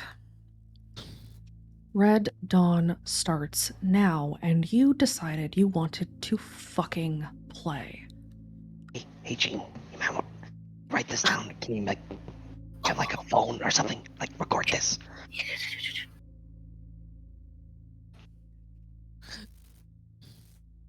That's a good idea. Kaide is gonna record it from her end too. Jean is going to like just hold his phone and just record it, but like just try to see if he can just pick up the audio instead of like pointing the camera down. Okay. They're talking very softly, and so from your guys' distances, your phones are picking up bits and pieces around the faint wind that is blowing.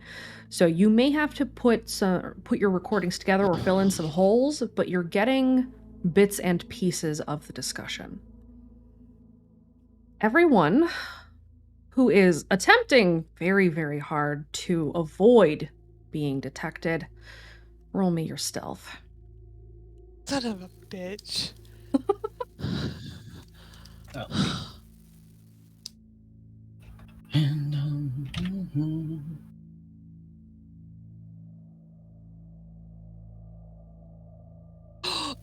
Alex, you should roll that. Can Devin use all I know from pop Oh, wait, culture wrong one. and either reroll or +2 that? Because he knows that he's in a very, very bad situation and it needs to survive. I'll let you do a reroll. Jesus, Baxter. Ah. At least it's a Oh. success. Ah. At least it's a positive. I would like to apply either of the following: either stacks the deck, or I don't lose without winning something to add +2.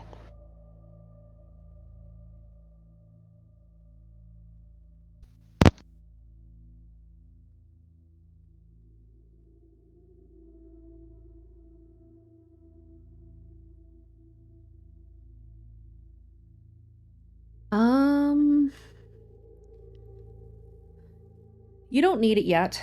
You just need to succeed to not draw attention Okay. to yourselves because you guys are Oh. joking. Success is still a success. Yes. For now, they don't seem to notice any of you are present, which is very, very good for you. Very ideal. That is definitely ideal. As they're having this conversation, you kind of feel as if all eyes are on this gas station. They're not necessarily on you, but it's kind of like the eye of Sauron turning a spotlight onto the area, Oh no. and you can feel it. I have no idea what that is. Think of it like an evil watchtower of fuck off evil that casts gaze across the entire land. Like a lighthouse of sinister intent. It's a lighthouse of fuck you, pretty much. Yeah. The lighthouse of ill intent. Sounds wonderful. It's fun. Every voice in the area is paying attention to what is going on here. And around you, you notice that the small mounds of snow have begun to very, very slowly shift. Baxter's nothing. What the fuck? Devin just whispers, "Oh, it's zombies." I would like zombies over this. I would really like zombies over this. You know what, George? I would prefer zombies. Oh god.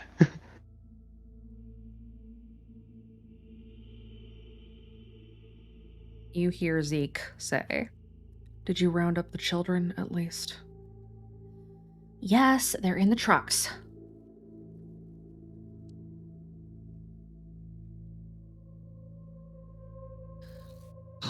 Those of you who are paying attention may roll an insight to make an inference.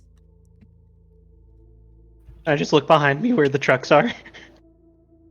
You sure can. I'm not. I'm just invested in this. Alex, you don't make the connection because you don't know the trucks are there. Oh yeah, I forgot Friday, about that. you can probably assume, oh shit, they've been rounding up the kids in town. Fuck. Devin, you've seen the trucks. There are 4 of them. We have to get those kids out of here.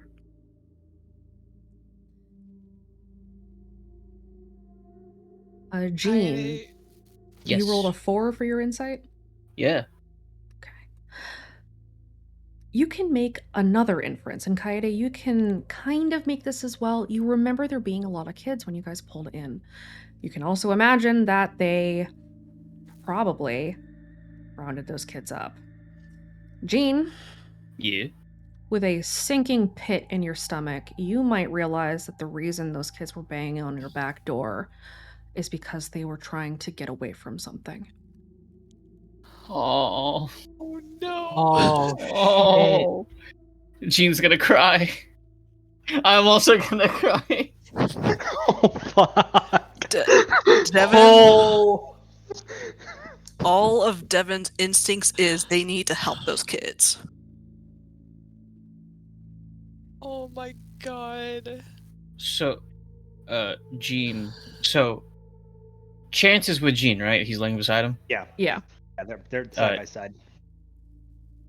Jean puts this together in his head, and just kind of pauses his recording and just types out, pulls out like the notes application if there is one on the Chorus phones. I'm assuming there is. Yes. Okay. He types out what he's just inferred from this whole scenario and just goes, there was banging on the RV door. We thought it was bad, but I think the banging was the kids trying to get in to hide from being taken. And now they're in those vans behind the gas station. It's just gonna run his hands through his hair. And then Gene just types in the last line, ... I feel responsible. Devin whispers, how many of us up here can drive? Gene motions like, I can drive a little bit, but... How many vans are there? There are 4 animal control trucks. Those of you who are on the roof may roll a notice to detect something else. X, please help. 5. 3. Okay, That should be a 4. It's the slash that's throwing it off. Okay, you guys notice that there are tire tracks next to the 4th RV, or the 4th animal control truck. One of them has already left. There were 5. Fuck. Okay. Maybe we can drive away. I mean, how many among the other kids know how to drive to be able to take the other 2 vehicles? I would think maybe 1 or 2. Not a lot, not. Martha at leans least. over and whispers, "We are not the only actors here. We must be careful." We're gonna let them take a bunch of kids? It's not a good option, but know that if we act now, he will see us. Yeah, she's got a point. Gotta be smart about this one. We cannot simply drive away.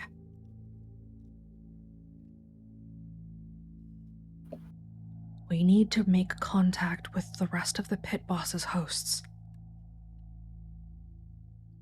If these kids are from this town and this town is taken, she gestures around, then even if we rescue them, they are not safe here, and we cannot keep dozens of children safe alone. Again, she's right. We don't have the resources and we don't have the time. If they're starting this whole, like, Red Dawn thingy, I don't know what it is, but I can tell from the name, it's pretty fucking bad. I think right now, we really just gotta fend for ourselves. If we find them in the future, great, let's help them then. But right now, we gotta get back to the other kids, we gotta get your car, the RV, and book it. We have other hosts inside the town. If we can get them a message, if the relay was put into place, we can reach them. Okay. The gamblers' hosts can save them, but we have to let them know they're coming.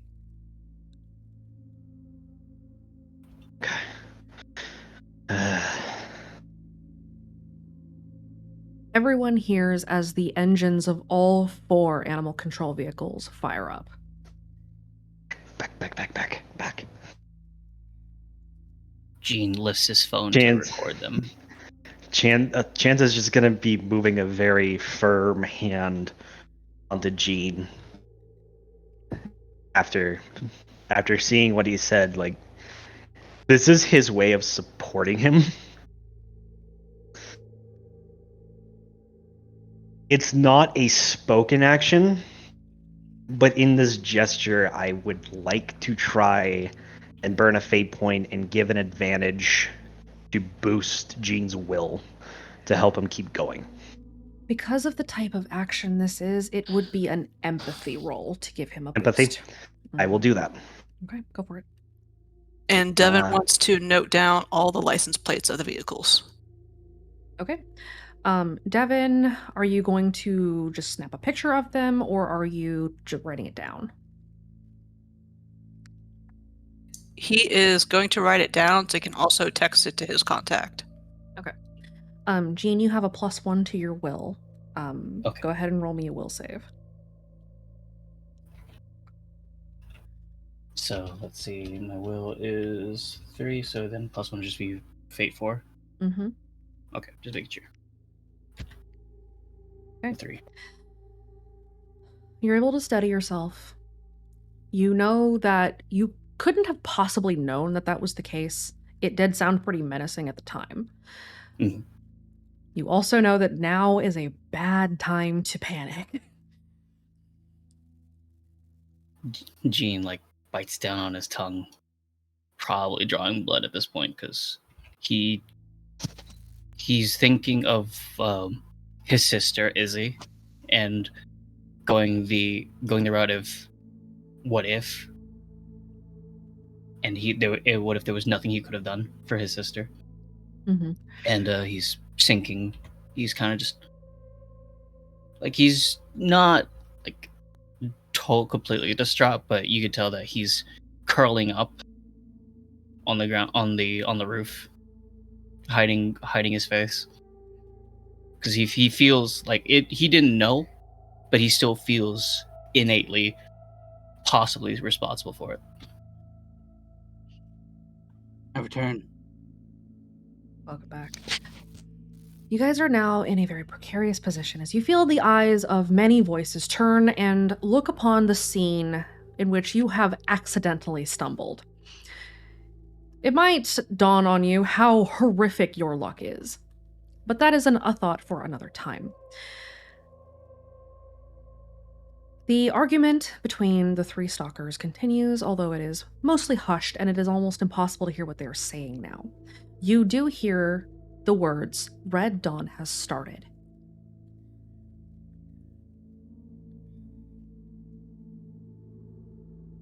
Finally, they speak loud enough for you to hear them again. Did you at least track the wayward kids? We lost track of them in the woods. They were headed this way. And where are they? We know they entered town. We don't know where they are now. Why are you useless? And this continues on for a few moments longer. They know you're in town. They don't know that you're present. Chance is just gonna wipe the sweat from his brow. There's a part of him that is starting to realize his deception kind of worked. It bought them time. Bought you a moment, at least, to make a plan. Kaede, Yeah. there is a lump of snow about 10 feet away from you, and you become keenly aware that that lump of snow has started to move. Is it moving towards me? Not towards you yet, but it is shifting beneath the snow as if it's either getting comfortable or preparing to stand up.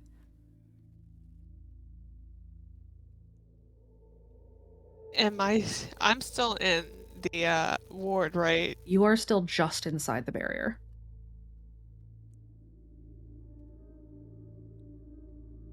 I'm gonna just stay inside my barrier because I'm safe here. Adam returns to your side. She had been off checking the other pumps to see if there was anything that could be salvaged or taken, and whispers, "What the fuck is going on?" I told you to stay the fuck inside, Adam.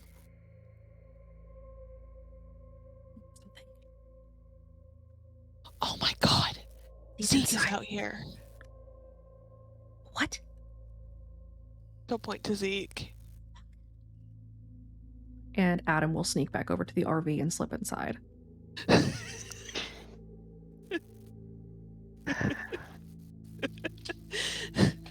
He's like, Chance "Yeah, is that's what I thought."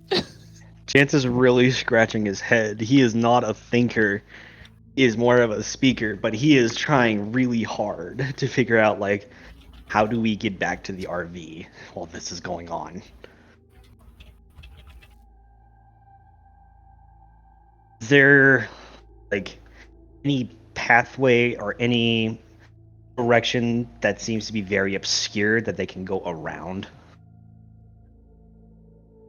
Once the animal control trucks leave, you could go down the back and sneak around the side of the next building over and try to sneak past the pumps that way. That said, you don't know if there are any other patrols waiting for you, so it is an option, but it is a risky one. You, however, are a host of Roll the Dice.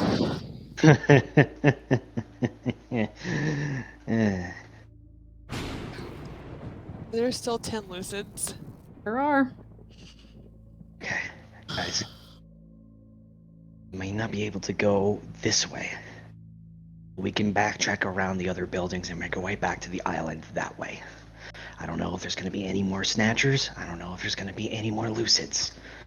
But that's one of the only options I can see right now.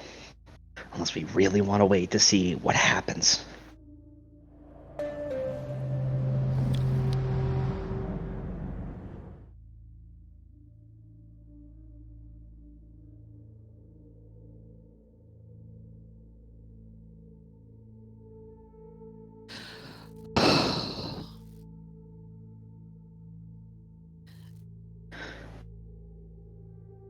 Alex is the only one down here with me, right? Alex is the only one down there with you. Adam and Izzy are in the RV. Baxter's on the roof still. You can kind of see Baxter. Everyone else is on the roof across the way, on top of the gas station.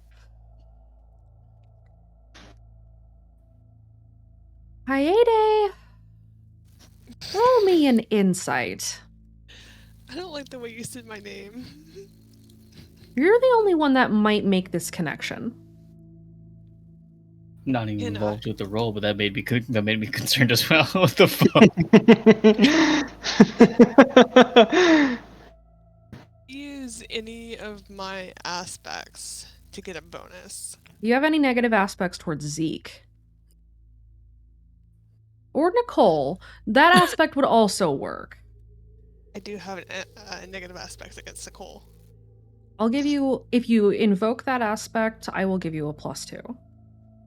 I'll invoke it. Okay, go for it.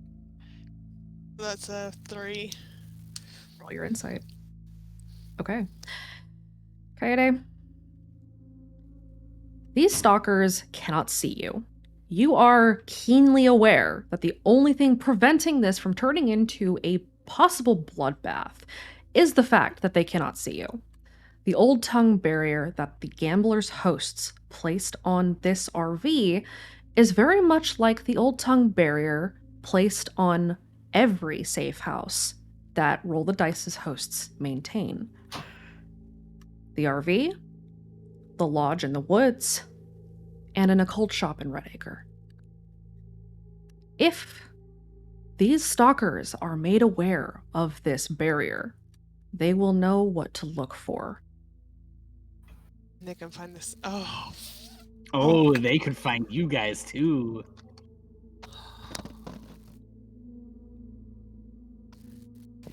Was Kaede at the occult shop in Redacre? That's where She she was was. at. That was where she was before she took off.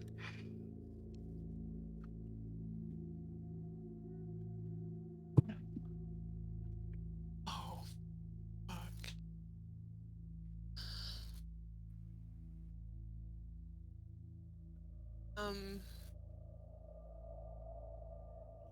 I'm gonna relay that information to Nicole, or to Alex and to Baxter. Please don't relay information to Nicole. Lamau. That's funny. I'm gonna assign both of that information to Alex and to Baxter. Alex was like extremely grim at this. And I'm gonna tell Baxter to relay it to the rest of the group. Baxter, Okay, Baxter does it. Baxter, you relay that information to those on the roof. Martha's expression goes a little bit grim and she goes a little pale. How many safe houses do we operate? Dustin kind of clenches his jaw. We have safe houses that are protecting like 25 groups of kids in and out of town.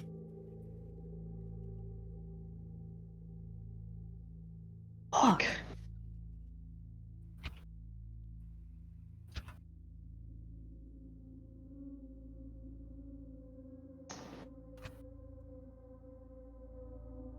You guys are in a very precarious position. Seems to be the running theme. And it always seems to be group 2.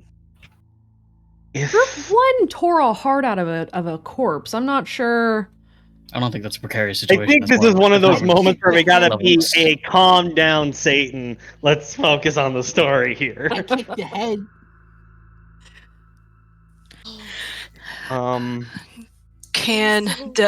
Can Devin try to figure out what might be the best solution for them to escape without messing anything up? You may roll an insight. What were you saying, Raven? I don't know. I'm so stressed out. And can he call upon his all I know from pop culture to boost it by 2? Diminishing returns, so you can give yourself a +1.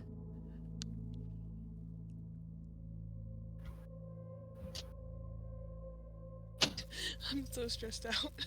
It's okay. I'm sure we're all So stressed here. that'll be a 4. Okay. If the turf war can start and they don't know that you're here, they're not going to be looking for you because they'll be busy fighting each other. Let's let If the you- kaiju fight each other. Let the kaiju fight each other. Okay. If you can get their attention fixed solely on each other, you can sneak away and find somewhere the fuck else to put gas in the RV. Okay, so how do we get them to start fighting each other? If they're fighting each other, they won't pay attention to us as we skedaddle out of here.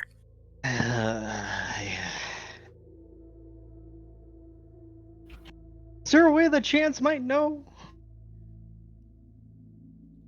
Chance can go ahead and roll an insight. What's my insight? I could not tell you. Let's see here. Oh, dirt cheap. Okay. I can't put anything together unless I can apply stacks the deck. No. Okay. This I is can't put anything together, so you're racking your just- brain, but you're not in a good position. And that's all you can think about is we have to get to the RV. The RV is over there. The crazy guy's over here. I am stuck. I am stuck and I hate it. Devin is aware that's a bunch of Circle the Dead hosts under the snow, right? Yes, he is. Okay, so how there's gotta be a way to trigger all the people under snow to pull the whole hun thing from Milan and start coming out the snow like daisies. I have an idea. How bad is it? Gene, can you flag the other kids and see if they have any ideas? Sure. Gene kind of pokes his head up and flags to Baxter and just, any ideas? And tries to find Kaede and just waves the same thing. Any ideas? Heidi holds up. You're holding up the snowball with a rock in it. Yup. And then I'm gonna point to the lump of snow beside me.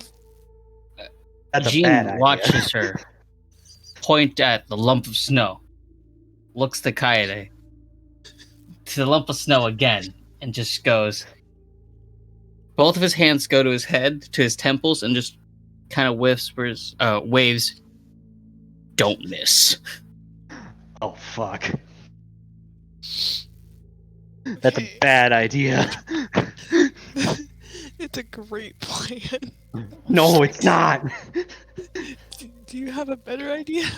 Gene kind of just gestures, "Don't miss, but wait until we find something else, and if we're out of ideas." Because if I hit him, if I step out of the barrier, hit him, and then go back into the barrier, he's going to be really confused. Can Alex sense Circle the Dead? Yes. It is not subtle. It is almost suffocating. You can sense Circle the Dead like you can sense an old woman with a lot of perfume. Oh gosh. And does it know where she is? It doesn't seem to be paying her any attention. It just seems to be here everywhere. Okay, so her focusing on, because she doesn't know if it's aware that they're hiding behind a ward and if the ward would protect them from it. Because didn't it already tear through the gambler's ward, and so it knows how to break through those wards? It knows how to break them, but it only knows how to break them if it knows that those are present. It doesn't seem to notice that you're here, at least not yet. But if it does, you can probably guess that it will tear through those wards as fast as it can. Because Alex is trying to figure a way to direct Circle the Dead at SAO. Nothing immediately comes to mind. Go ahead, Raven. How far is the next lump of snow from me? Besides the one that's 10 feet away from you? Yeah. About 20 feet back behind the lump of snow. So about 30 feet from you. That's pretty fucking far. It's an ass and a half, yes. An ass and a half. Yeah.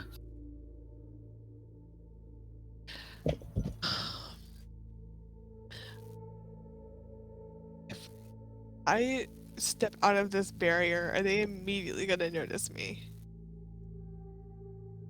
Yes. You're not hiding behind anything. So unless you go back and try to sneak back behind the pumps and leave the barrier that way where they cannot see you, they will notice you immediately. You will materialize out of thin air. It's like in Harry Potter where they remove the cloak of invisibility. Yes, actually. It's a lot like that. So you could do that. I wouldn't recommend it, but I'm not going to stop you. So I can go back. Is there like a way that I can go back and hide behind something and then like able to step out of the barrier, throw the rock at the lump, and go back into the barrier without being seen? You've activated my trap card. I cast rock.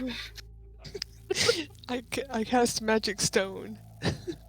You could feasibly slip back behind one of the pumps and step out of the barrier behind it, throw the rock, and then step back inside. I feel like there's a but. But you will need to succeed several stealth rolls.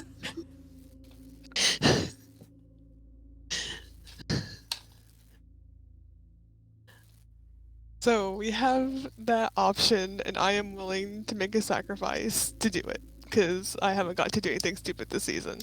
So I'm willing to do this. I have aspects for this. You will offer yourself as tribute? Yes, I volunteer as tribute to do this Okay. because we really don't seem to have any other idea. So It was nice knowing you, Kaede. So, Kaede is going to double back and go behind pumps. Okay. Inside the barrier, you don't have to roll an additional stealth since you are walking on snow, and that is muffling your steps for now. As you move back, though, and step out of the barrier, you need to roll stealth. Okay.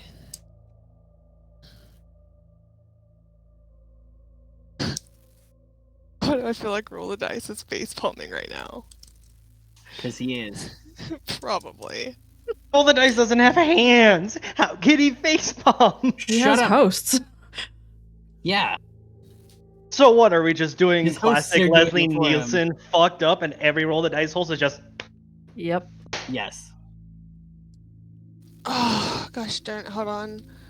Trying to see if I have anything that can boost my stealth. Because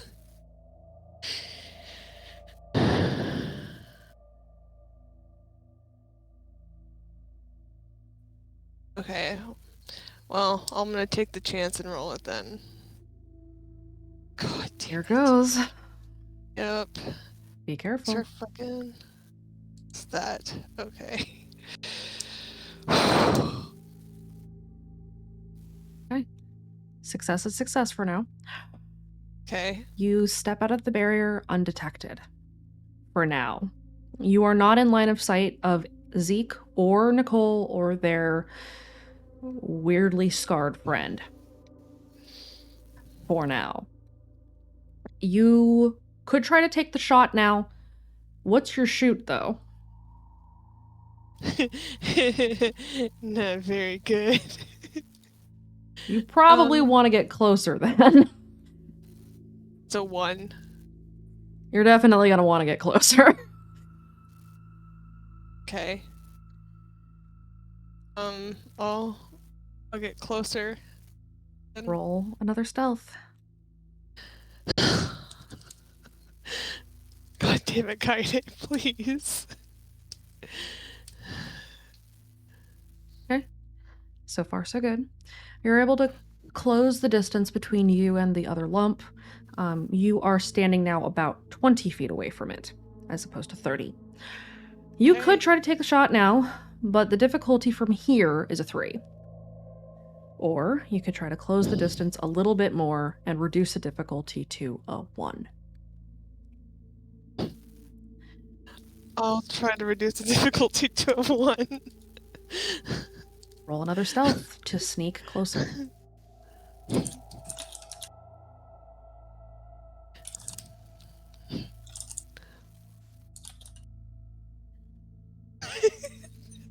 It's 2s. Is that a failure? It's not a failure, but much like when you hear a faint pluck of strings, the lumps in the snow, as you pass one of them and get nearer to the other one, start to shift again, and you are forced to halt.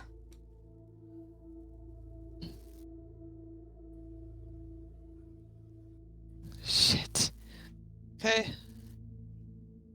Meanwhile, as Kaede is trying to sneak closer to the lump so that she can try to create the distraction that will hopefully give you the opening to get out, the 3 that are talking, the 3 stalkers, suddenly stop as distant strings go off. Fuck. They don't seem to precisely coincide with your movement, Kaede, but they definitely did happen to pick something up.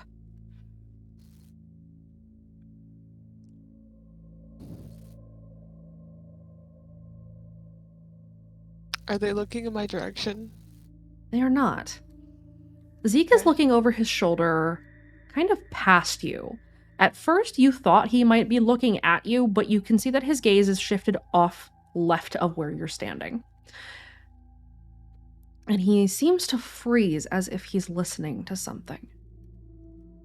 Alex, roll me an insight.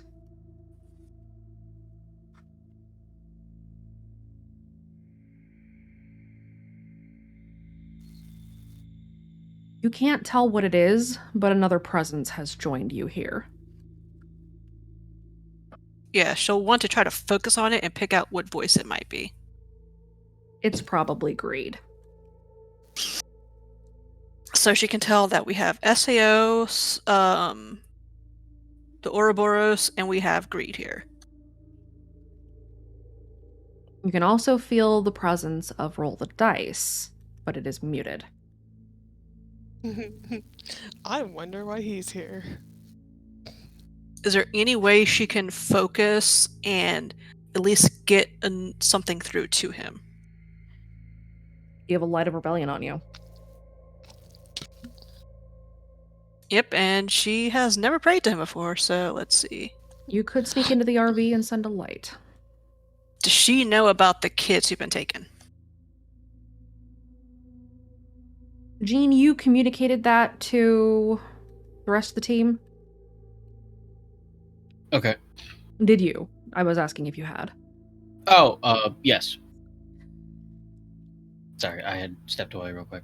No worries. So Jean has informed everybody about what happened, so you do know that now.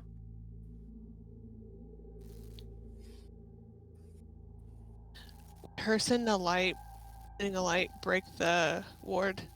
No, because it's roll the dice's ward. Okay. That makes more sense. All right, so she was starting to like head back to get her drone, but she'll instead kind of sneak into the RV to use that light to contact him. Okay. And like tell him through the block they took a bunch of kids from here. Don't know where, but it can't be anything good if breeders have their hands on them. And we also seem to be in the middle of a three-way war, and it's a very bad situation. So don't know if you got any massive distractions you can try out that could give us the opening to run away, but if you can at least get your host to save those kids, that might be a little bit pretty important. Okay. You send off the light, and you feel your prayer acknowledged, though he doesn't say anything at this time, which is probably for the best. Yeah, she's gonna try to go sneak back as close to the ward as she can towards her drone. As this is all going on, and you see Zeke pausing to listen, everyone, without needing to roll a notice, hears the speakers from the gas station click on. Oh no.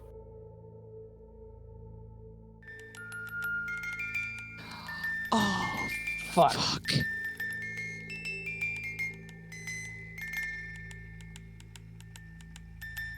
Like, go back to the reggae music, though. I kind of like that better. Jean quickly goes to motion to cover cover your ears. The people on the rooftop. Friday covers her ears. Baxter does the same.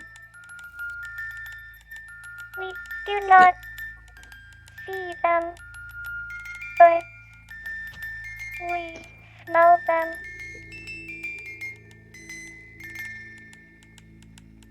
Smell them.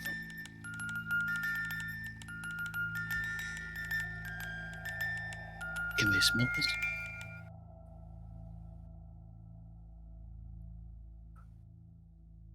The Lucids whirl around quickly and pull out their flashlights and begin searching the grounds. One of them says, "What the fuck was that?" And Zeke looks annoyed but unimpressed. And his eyes shift to Nicole. You made a deal too, huh?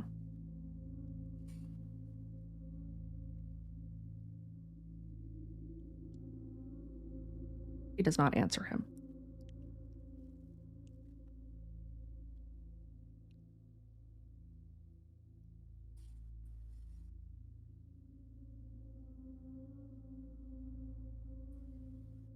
Friday. Yeah. You're as close as you can get right now without having to sneak somehow closer to get to that lump. You gonna take your shot? Yeah. Roll your shoot. Beat a 1.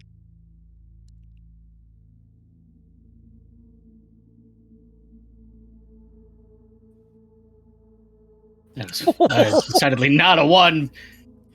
You headshot. Critical. He's dead. I don't think you could kill someone with a pebble, but if you could, you probably just did. So, Kaede, you're crouching behind like a mailbox, like one of those big like USPS mailboxes, the big blue ones, and you huck this rock-filled snowball at the side of this slightly moving lump's head. Nobody sees where this snowball comes from. It slaps, not slaps. It, like a cannonball, blasts into the side of this snatcher's head. Oh my god. And the sound echoes off of the walls. You threw that rock pretty fucking hard. Everything, everywhere stops. It goes dead silent as everyone turns to look at the lump. Your snowball had uncovered its head because you hit it in the head. The lump shifts to sit upright, dazed, the blank eyes blinking as a trickle of blood falls down from its head. It's not Oh my dead, but you did hit it in the temple with a fucking rock. Oh my god. And for a moment, there is no movement. There is just utter, awkward, tense silence. As the lump and Zeke and Nicole and the stalker and the Lucids stare at each other. He looked at me, and I looked at him. And they look to them. Oh no. Things have just gotten very, very tense. Boy.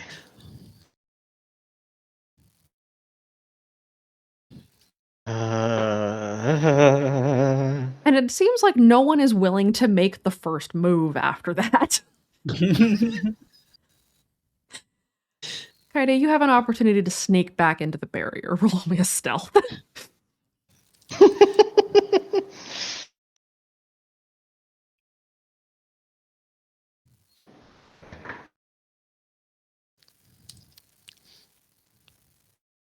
Oh fuck! Can I use take the risk or lose the chance to reroll that? You can re-roll it. Alternatively, you could just +2 it and be cool. Oh, you know. Cool. All right. Kaede, you sneak back into the barrier. We're cool. Kosher. Tell that bitch be Kosher. cool. Fine. Okay. So those of you who are on the roof, what are you guys doing? This Jean just- very awkward, tense situation is happening below you. Nobody's moving yet. Jean is kind of had watched this happen and is just gobsmacked at the sheer notion that nothing has happened and it's still incredibly intense. And he's just like, I don't know what I expected, but it wasn't this. Motions for, I guess, everybody to just kind of duck back down and wait for something to happen. Kaede is already making a second snow rock. Oh no. That can't possibly go wrong. Second verse, same as the first. Time to see how lucky you guys are. Go ahead and roll me another random. Ooh, here we go. Over here, can we talk about just how god awful Chris Pratt's a "Here We Go" from Mario was Here in we his last trailer? Will y'all get the fuck out of the 600s? Here you go. You're welcome. No. That's a tick. God damn it. Oh, is that a Stop tick? it.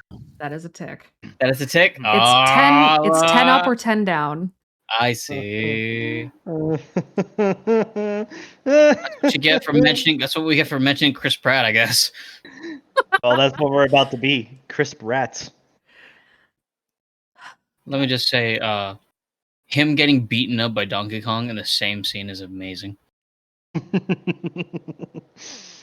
Get manhandled. Not only can we mention that one play from Shakespeare, we cannot mention that one actor from Parks and Rec. Got it. No. No, we cannot. No, we cannot. The tension of the scene continues to prevail, but the other lumps begin to move as they sense that it's time to stop hiding. And slowly, one by one by one, they get to their feet. All of them are kind of ragged. They look like they've been kind of hiding in the snow for far too long. Some of them look like they're very well frostbitten. Others seem to be in newer states of possession as far as Circle of the Dead goes. And they all start to move towards each other and group up.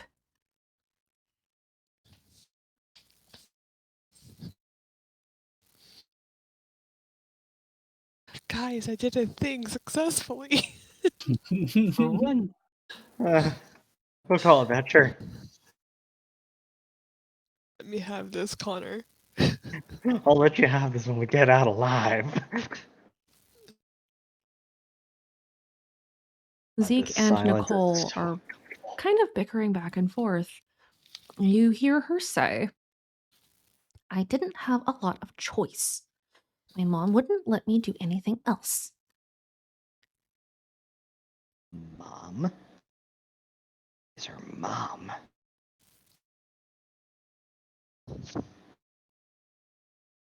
That's fucking terrifying. Who the fuck's her mom? And she is psycho as Nicole. I mean, she had to have been born somehow. She didn't just spring out of the ground, you know? Like mother, like daughter, falling in with the fucking infection. Ooh. I think I can make an inference now.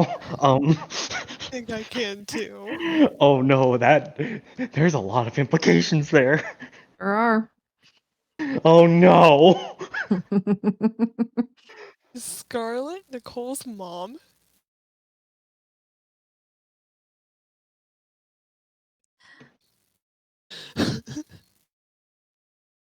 The snatchers begin to shift and they stream around the RV and its barrier as they sort of form up a line against the stalkers and the lucids.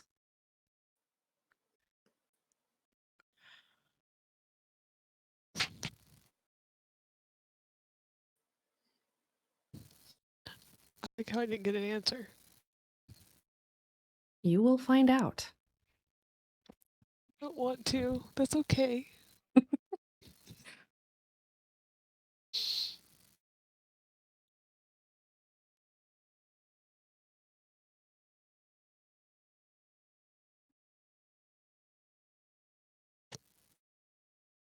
How's everybody feeling tonight?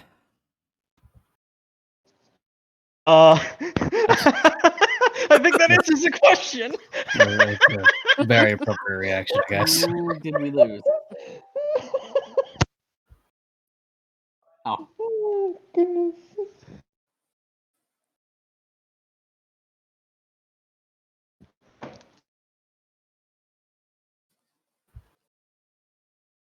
So it's just out. I'm stressing. Alex is still like creeping as close as she can to the barrier towards where her drone is. You guys get the sense that this is about to turn into a fight, an actual fight. Or something is happening anyway, as the front door of the gas station opens up. And a young woman staggers out. Jean, you recognize. Jean looks going, oh no. Do I recognize her? Whoa. You don't. no. You didn't see her. Jean did. He flashbanged her and tranked her friend. Or Oh. at the time she had. Oh shit. Is that the gal that you were talking about? Yeah, that's her. Oh, better get ready. Oh. Everybody go ahead and roll a notice.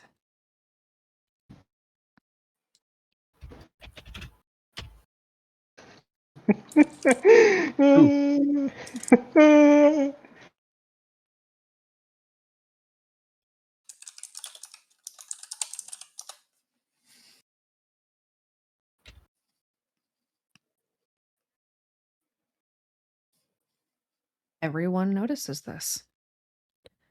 She's covered in blood. It is not hers. God. Jean squints and tries to do the math, going, wait a minute. She was paired with someone, wasn't she? She was, yeah. She was holding pinkies with the other guy, and I tranked the other dude, but she just Jean. Let your head work. Let your mouth stop. Just stop that for a second. She Jean was just kinda- with someone else. GM, do I remember seeing the body in the hall? Yeah. On her way out? The person was there. Okay. Were they bloody on the way out? Not on the way out. Jean. But as you had been leaving, the radio had come on. Oh, she is a forced host. Jean quietly goes to the ladder and decides to check. As you peek back inside, you see a pool of blood. And you see a mangled arm. And the rest of the body is covered in shadow. Jean, get back! Jean Oh, that's bad. quietly turns around, pulls out his phone again, and types in, "I'm responsible again." No, it's okay. This one wasn't your fault. This isn't any of your fault. And he, despite Chance talking to him, he just kind of slinks against the entrance and just sits there. Devin is going to crouch beside him, put his hands on their shoulder. Look at me. You didn't do this. Crazy, creepy voice. Dad basically hijacked the lady is one who did this. You did not do anything wrong. I need you to focus on me. Focus on what I'm saying. You have people you care about, right? Yeah. You want to see them get out of here? Yes. Focus on that. Don't focus on that voice saying to be guilty. Focus on the fact that you need to pull it together to get them out of here. And can he use? Are you using bedside manner? Well, I mean, just basically use his empathy to help him get him to like focus and pull together to, not let the guilt consume him because it's not his fault. Yes, roll an empathy.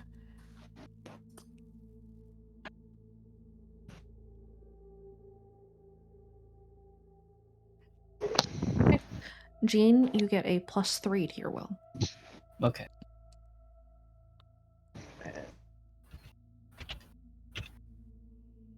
And 3, so I roll will, right? Yep. So +3. +3. Does that include the +1 that Chance gave earlier? I mean, Not that it's needed. in total. That's all the will. Yep. Jean, you're able to come back down as others bring to your attention that you might have tranked the guy. You didn't eat him. Mm-hmm. And it would have happened regardless. So you're able to kind of come back down a little ways and clear your head enough to be back and present in the situation. Okay. You can push the guilt off for now. You will have to address that later.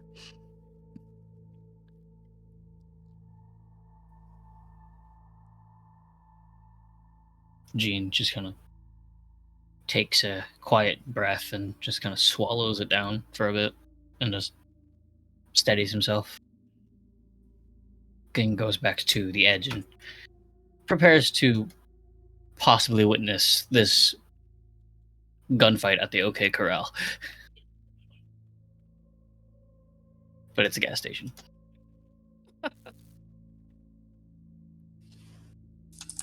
Why don't we take a 5-minute break? Please. Because we are at a very tense part in this scene. So let's take 5, and then we will come back and we will carry out the rest of this session. Oh boy, the fucking comes. Oh man. How's everybody doing? I am so scared when Team 1 figures this part out from Team 2. I am so scared. What do you mean? Why are you scared? I have reasons to be scared. I don't want to talk about it right now. I am very, very scared. It's fine. I'm certain it's fine. Just another nemesis that Lincoln has to go against for Circle of the Dead. Oh boy. This is fun. Yeah. Mm. I was really hoping that they'd get to see that barrier fail. Wipes tear from eye, places hand over GM heart. I want it. Kira, no. I mean, things can still happen. Kira, yes. Kira, no. Kira, things can still happen. If it falls, I 100% will be capitalizing on that. Or if they see it, I'll 100% capitalize on it. I thought we Until were wanting the then- campaign to go for another season or two. Let's not Until end it then- here, please. Until then, I'll just have to think about at least. Man, there's something that if all three of them are here, that means this happened. And that is Orin is unsupervised doing whatever the fuck he's doing. Oh God. Yeah, this is fine. Yeah, this is fine. What could go wrong? A lot, actually. Now that you come to think about it. What could go wrong? Well, let me count you the ways, my friend. What could Count go the ways.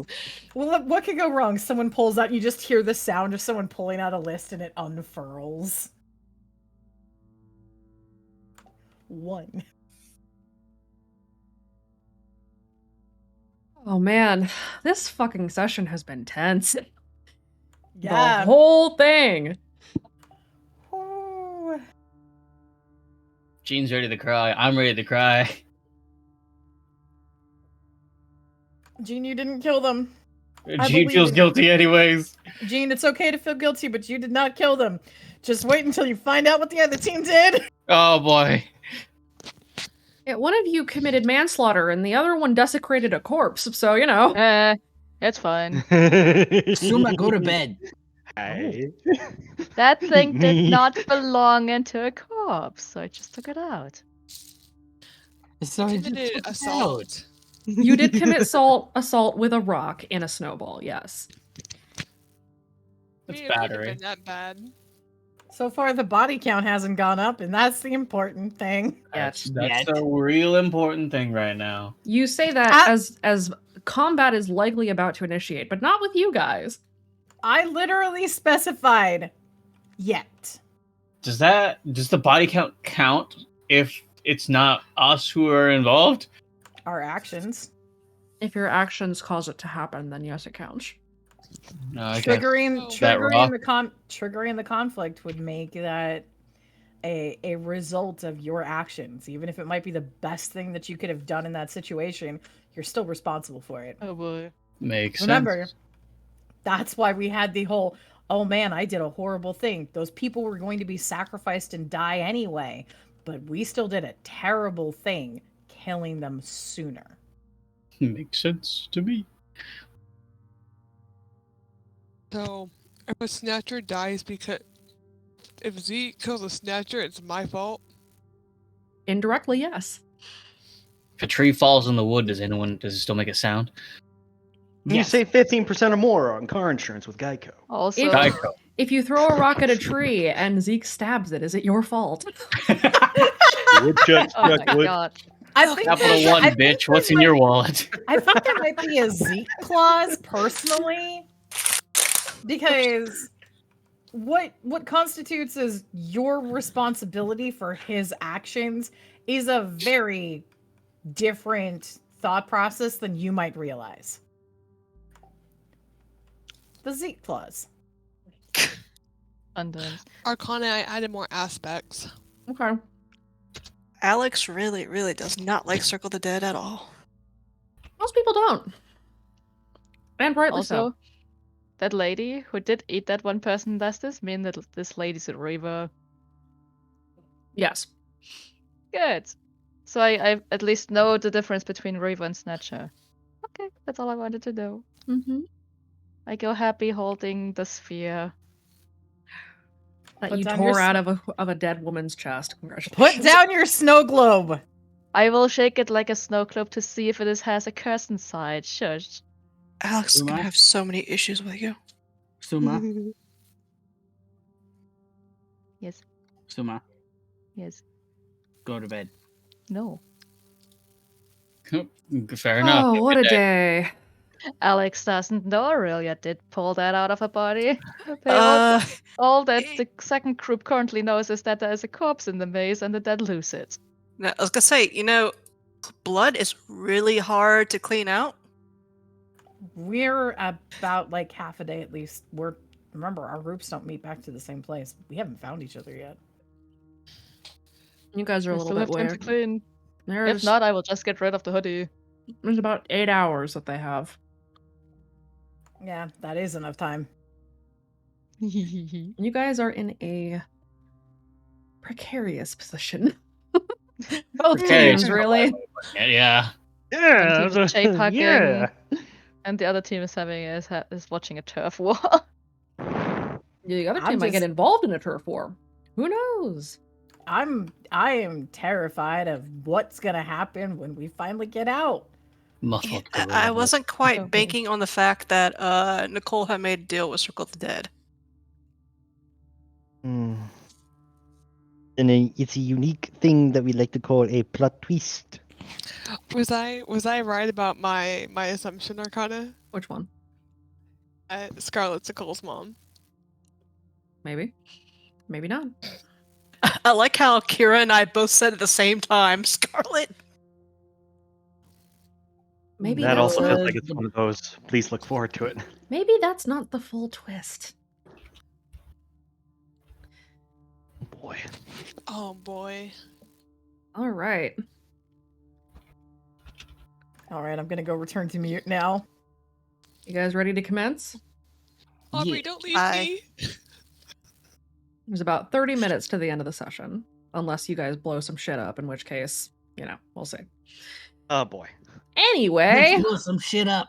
Here's Wonderwall. We have the counter. There's no repercussions to the Wonderwall counter. Not yet.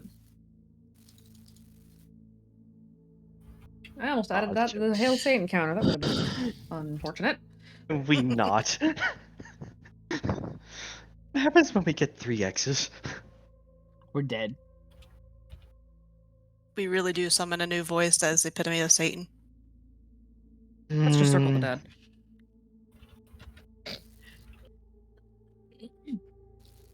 Okay.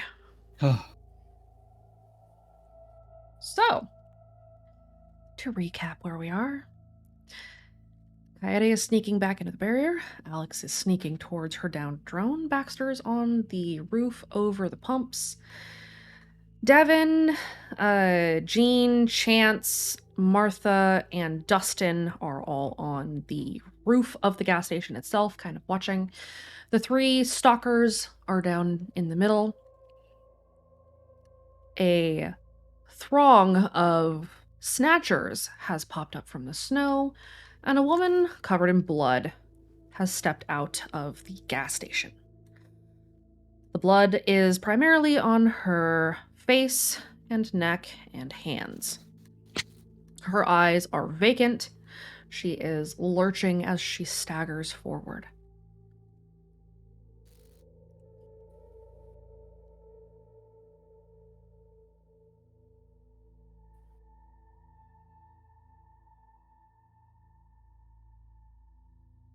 She pauses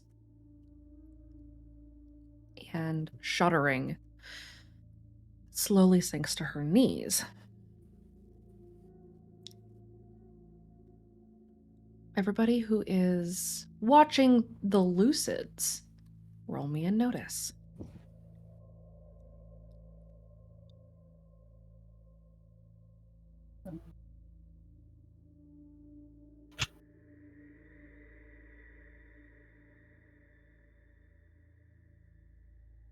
When my browser cooperates.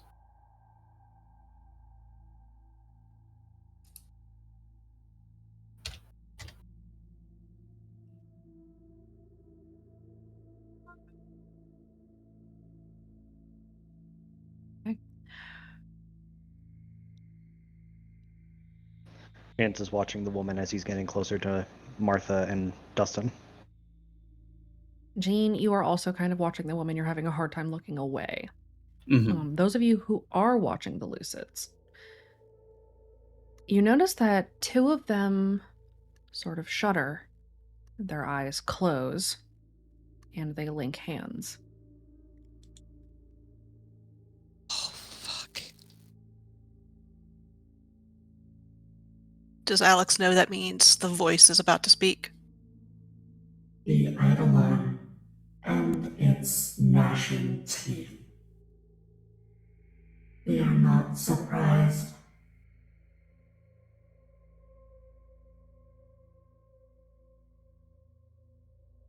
You all hear this. Shit. Lovely. Oh boy.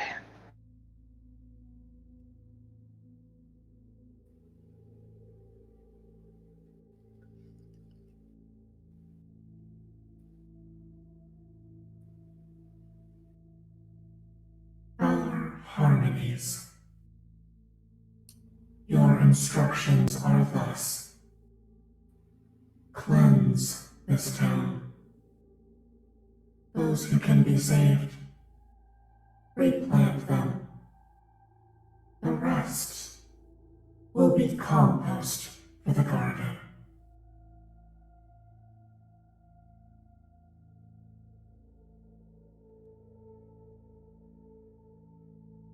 The voice fades.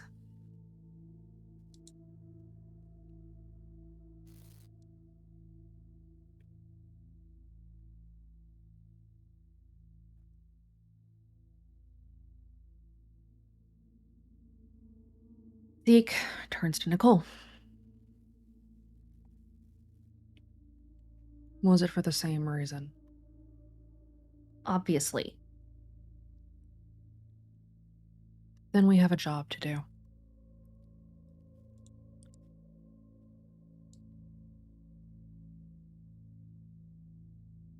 Zeke turns, approaches the kneeling woman, and pulls a knife from his pocket.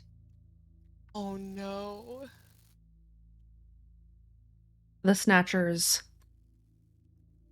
jolt into motion as they rush at him, and chaos unfolds as they attempt to attack, and Nicole and the unnamed stalker intervene. The Lucids likewise break hands and also rush into the fray as this once very terse scene unfolds into a battle, effectively. Everything has gone a little bit screwy. But, Kaede, your distraction has worked. Nobody's paying any attention to you guys, let alone that you're even here. You have a narrow window. Kaede is going to signal to Baxter, go now. Wait, where's he supposed to go? Down. To the Down- RV? Down off of the roof. Off the roof. Okay. Alex is going to grab her drone, and does it seem like she might be able to put more fuel into the RV while waiting for everyone to get there, or no? You don't think you'll have the time. You think that if they do notice you, it could divert all of their attention to you. So it's probably best to just fuck off and go. Okay. Those of you who are on the roof, you notice that you might now have a window to sneak down, go around the other building, and get back to the cars. As our chance. Let's move, people. Time to go. Yeah. Is anybody watching the fight? Alex Jean's is. probably be the last one off the roof to watch the fight. Yeah. Okay, the two of you. Go ahead. Kaede is watching. Go ahead and roll me a notice. Because Alex can't do much but watch. Not hard to see it through the chaos as everyone else is scrambling to get back to the RV. Zeke grabs the woman by her hair, pulls her head back, and slits her throat. Oh my god. I'm gonna just go ahead and roll that will save. Go for it. Same. Do I still have my bonuses or Not is it anymore. based? No? Okay. Gene! Keep it together, buddy! You've been through a lot! Gene! Let's go! Gene! Okay. Kaide's trying not to throw up. That's probably a fair response. Okay, everybody is racing back towards the RV. Yeah. Okay. Yep. Those who are on the roof, go ahead and roll me in athletics. Oh my God. Jane! Athletics for Devin. Could be worse. Hey. I mean, at least he didn't fail. You guys slide down the fire ladder at the back of the roof and rush around the side of the building. Devin, you're kind of bringing up the rear because everyone else is in a lot better shape than you.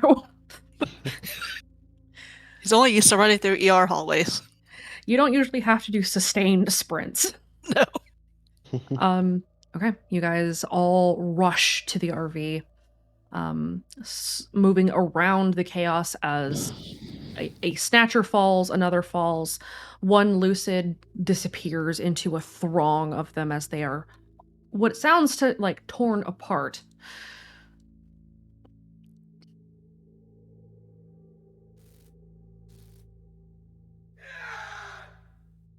What the? And they scream. Oh my God, scared the fuck out of me.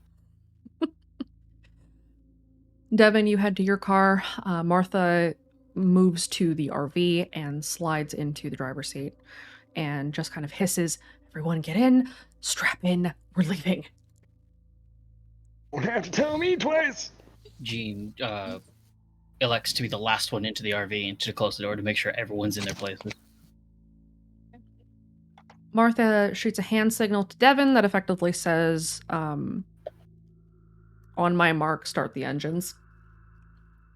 He nods. And as everyone gets into place and straps in, she will signal and start up the roar of the RV's engine, which causes everyone to pause for a moment. Everyone roll me a random. Oh, we're gonna have to determine if they get to figure out what it is or not. No, I think it's Oh. more. We're gonna find out if the engine stalls. Dude, we didn't check the engine. Jesus, chance. Bye-bye. Oh, Bye. no, that was a bad roll random from Alex. Is that a tick? No, it is not a tick. No, it's not.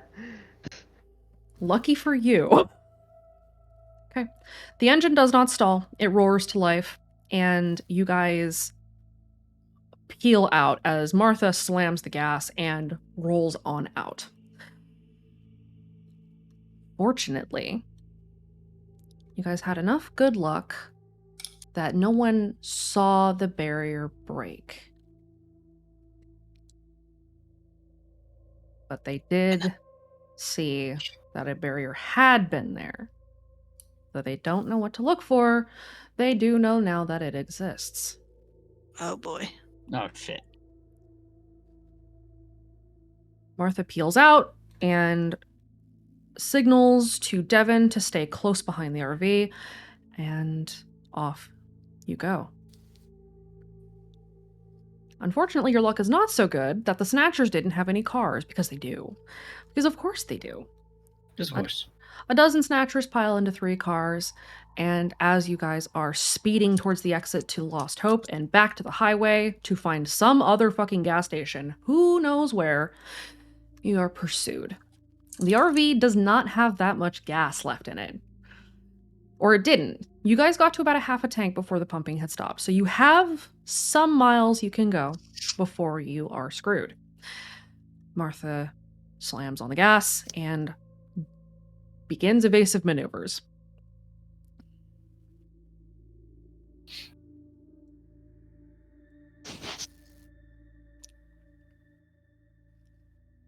And I guess basically with Devin being behind in the more maneuverable vehicle, he's gonna try to do what he can to help.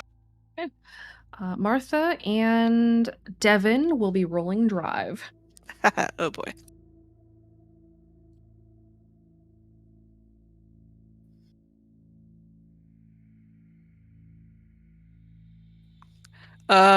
Any chance that's secretly a giant nerd because he'd be the kind of person to play the racing games with like actual wheels and stuff like that? Could that help out at all? I will let you re-roll. Please be better. Oh, it's marginally better. Still better. Well, this is a shit show. Oh, ain't that the truth?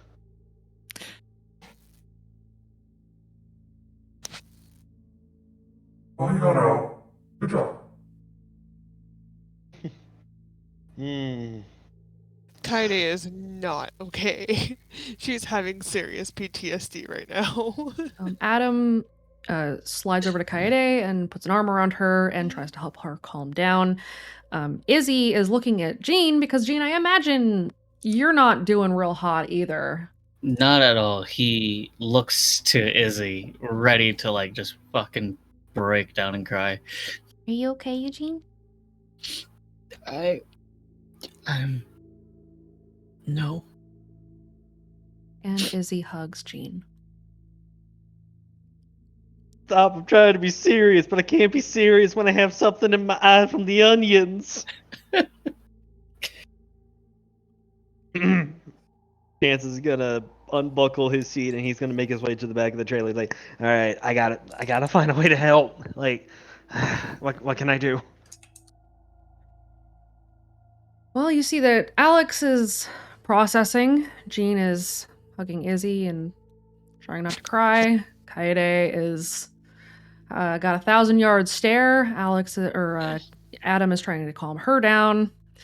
He's in a full-blown panic attack. Like, all the shit from the cabin, and this is no. Nobody's She's having not a good okay. time.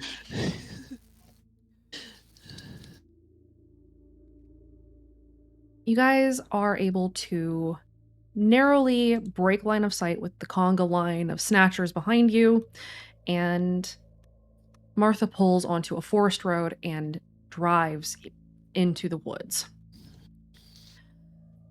I think we can head for the lodge. They should have left it alone by now. All right. In theory.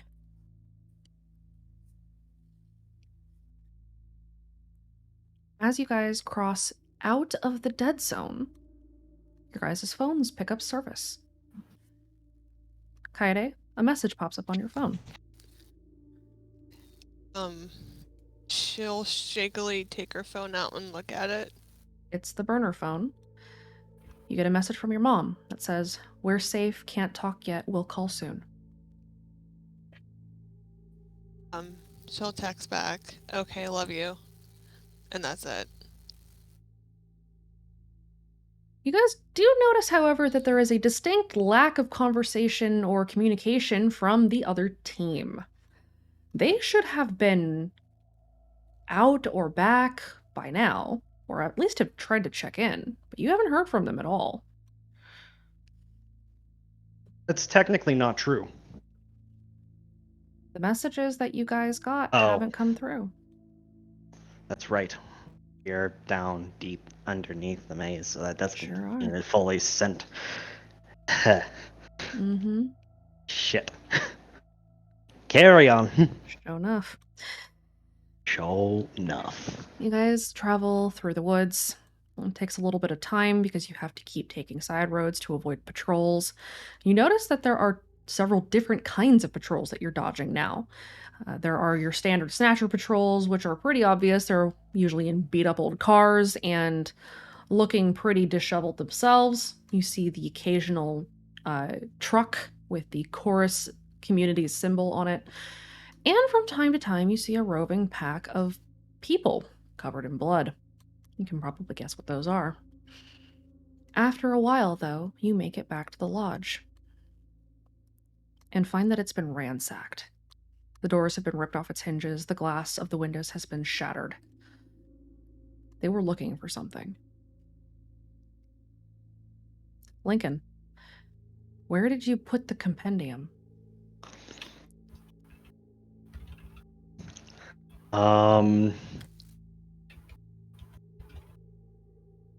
I asked, if I recall correctly, if there were any floorboards that were loose. Sure. Or a specific compartment in a very undisclosed location, up in the office area. Okay. You don't know what they were looking for because you're not Lincoln, you're Chance. And you I don't am know that Chance. Lincoln put it there. Mm-hmm.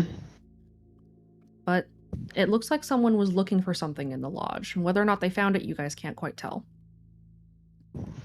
Martha steps out of the RV as she pulls up and puts it in park. What in the world? My God. Was this when they were looking for us? Says Dustin, who also steps out. I don't know. It'll be a bit of work And- to make it habitable, but I think we can probably put this thing back together. Oh, I can try. Aride has managed to get herself pulled up together enough. She's gonna call Ambria. She needs to tell her about the wards. Okay. She's gonna. If she called on her burner phone, would Ambria answer? Would she know she would answer? If she called on the burner phone, probably not, because Ambria wouldn't know if that's a stalker or a fuckboy, but not my fuckboy calling her. Okay, she'll just call on her chorus phone. Okay. Kaede steps aside to talk to Ambria. We will do that in just a moment. What is everyone else doing? Are you guys going to search the place? Devin definitely will. Okay. Dustin also will. Pip seems to want to also search. Yeah, so we're searching. Me and my boy. And go Baxter. Anybody who is Can I going roll in to find a cat? You roll to find a cat.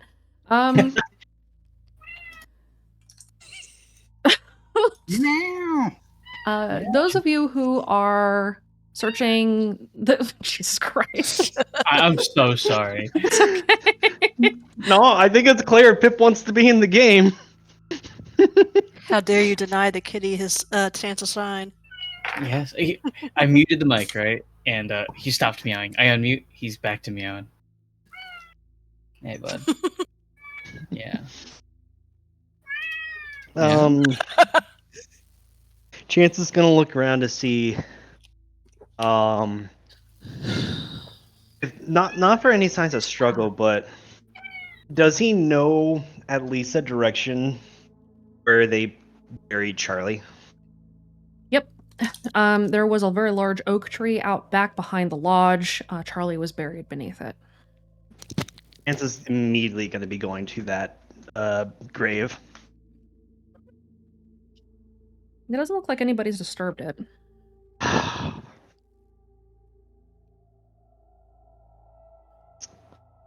He's going to go back to just seeing the state of affairs of the lodge house for a little bit. But until then, like, he's going to give himself like a 10-minute respite just to sit down with Charlie. Just Okay. So you're gonna hang out under the tree. Kaede steps off to the side to make a phone call. Devin, Baxter, Jean, Adam, and Izzy are looking around the lodge. Inside the lodge, it's pretty much a path of destruction. Everything was ripped out of every cabinet, every cushion torn off of the couch. There are tables knocked over. It very much looks like someone was thoroughly searching for something. Lincoln. yes. Oh wait, should I actually get on Lincoln's account? Give me just a second. No. I just need you to roll something for me. Okay. First, Is it a... I need you to roll an insight to see how well you hid the compendium. May I apply a bonus with Keeper of the Compendium? Yes, I'll give you a +2. Okay. Is it Now 8? roll me a random. Oh dear. You are prone to disaster, my dude.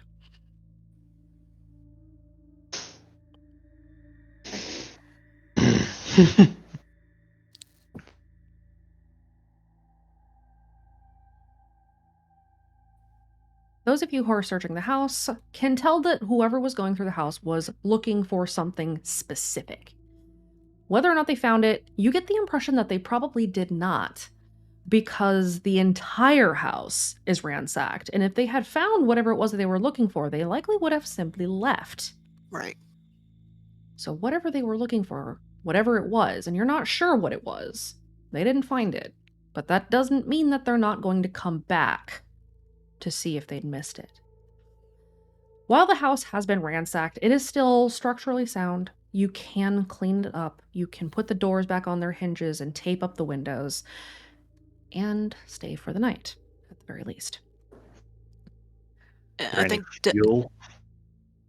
There is still 2 cans of gasoline in the back. Refilled after the Molotov cocktails that had been created last time with them. I think Devin would, since whatever it was they're looking for seemed to be very important, he'll spend his time investigating and looking for it because, one, his girlfriend's a cop, so he kind of knows like some ideas of investigation habits, and 2, he's a horror movie buff that he knows that random secret hiding places.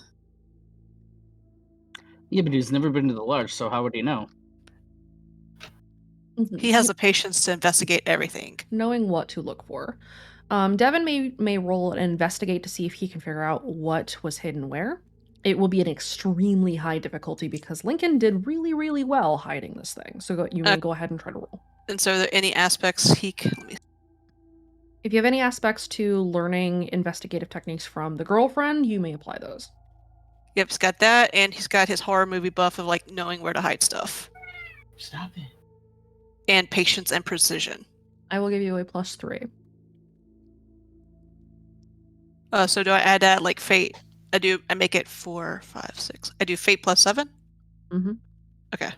I did it wrong the previous time. Wait, 4, 5, 6, 7, yeah. And any way I can add +2 to that? Not with having invoked aspects previously. You aren't able to find exactly what they were looking for, but you can tell that they didn't find it. And you know that you'll have another opportunity probably after some sleep because it has been a very long night, as it is now about 2 o'clock in the morning. And he'll definitely have notes of where he's already checked. Mm-hmm. And some kids were taking evidence, right, of what was going on? Yes, though a lot of that was packed out. No, there wouldn't be a signal for him to be able to send it via his computer here. So never mind. Not here, no. Everyone else who is searching, those of you who are investigating the mess, aside from Devin, who is looking for something specific, can go ahead and roll and investigate. I'm rolling to find that cat that we hear meowing. Let's go. Investigate. Got it. Do I find the cat? You find a cat plushie with a speaker in it. Hell yeah. Good enough. The orange. It is an orange cat plushie with a speaker in it. It has a tag. Its name is Pip. Oh. Jean just kind of like picks it up and goes, huh. And goes to find Izzy.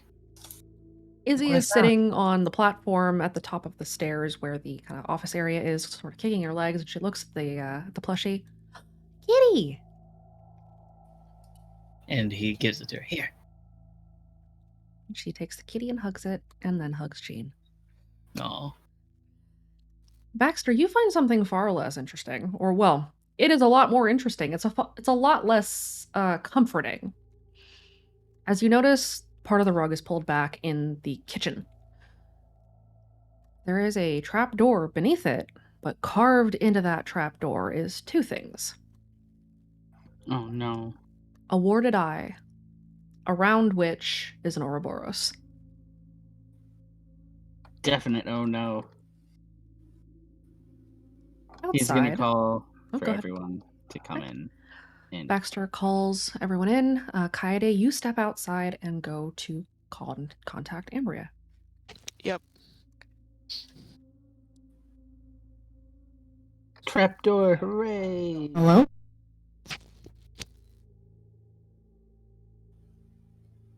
The signal's really bad. I can't hear. Friday?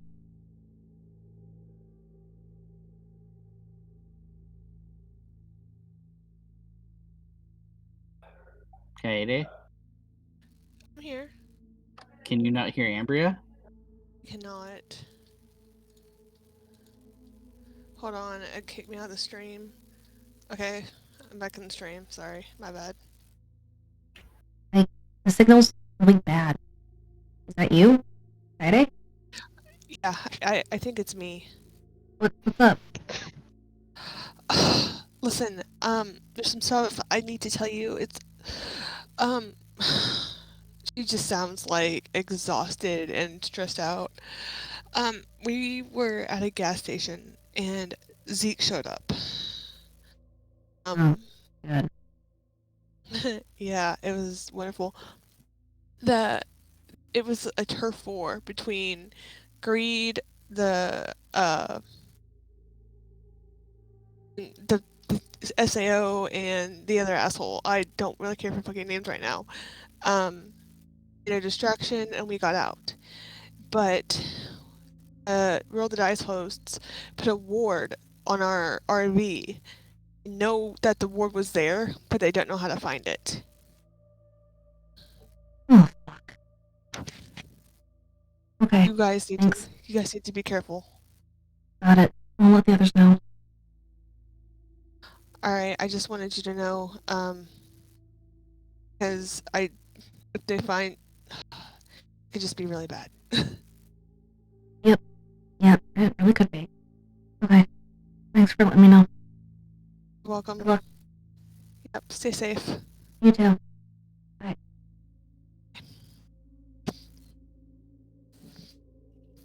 And she'll walk into the house. Actually, she'll go throw up and then walk into the house. Inside, Baxter shows everyone the carved warded eye and the Ouroboros around it. Fuck.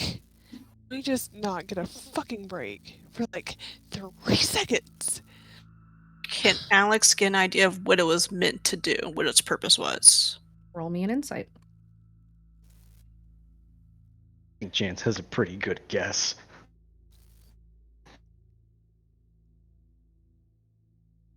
All you can tell, it's a call to circle the dead. It's hard to tell. Does it feel like Circle of the Dead's attention is still here? Not right now, it does not. For now, at least, it feels like the only eyes that are on you are the eyes of Roll the Dice. And at least for a moment, you can take a second and breathe. However, Martha, seeing the ward and the symbol, sighs, I think we should sleep in the RV for the night. We'll deal with the rest of this in the morning. Yeah, I think that's a good idea. Agreed. I think that. All right. Everyone out to the RV. We'll get bunks set up. Let's go. Thanks for protecting us, old man.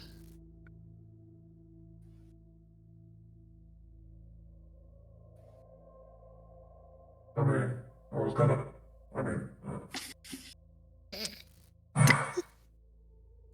Your hosts are looking out for those kids, right? Yeah, we're looking. We're probably headed for Red Acre. Which means. Well.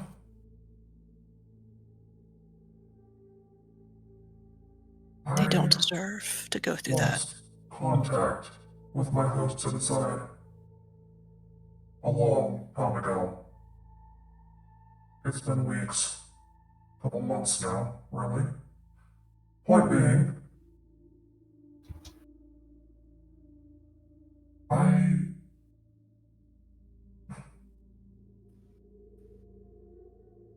can't see them. Not anymore.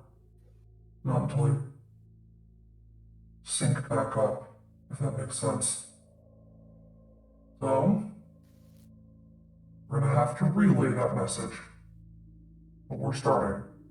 We'll see what happens. But if we can stop them, we will. Isn't that bad if you haven't synced up with yourself in a while?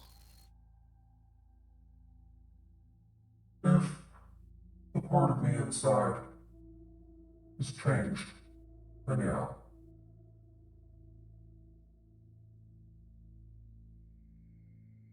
Like that. Yeah. I don't like that either. I have friends inside that are working with the inside version of Boss Man, right? Yeah.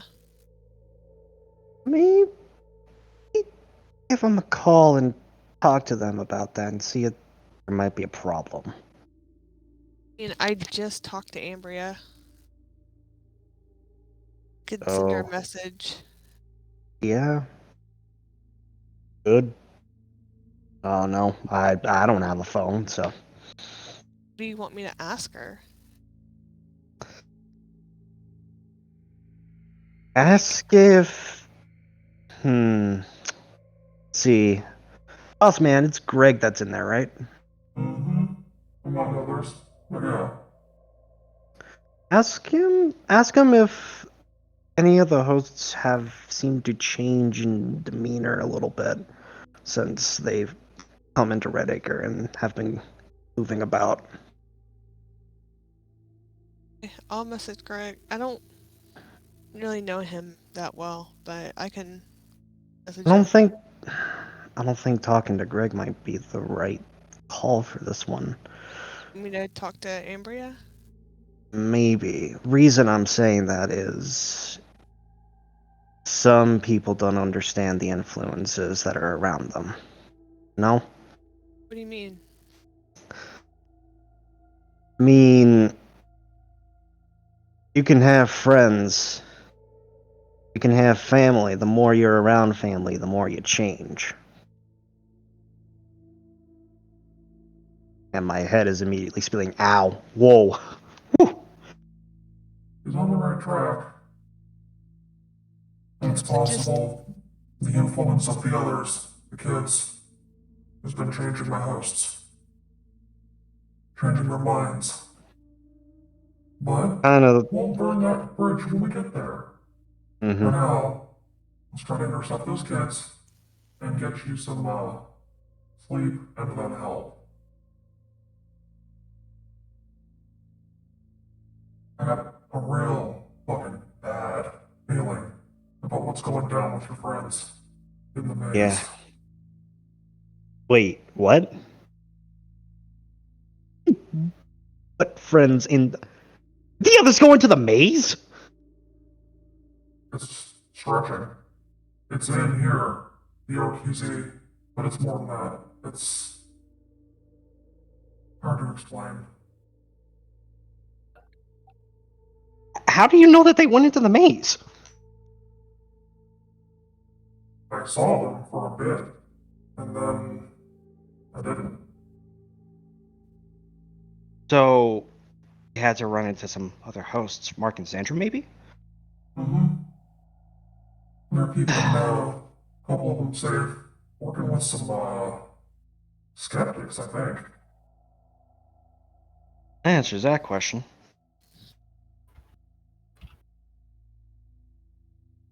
I trust Ambria, but if they have changed, then I don't know. Yeah, I guess we'll see. For now, try to get some shut eye. I'll move some of my other hosts back. See if we can rendezvous. Get a little bit more ground back.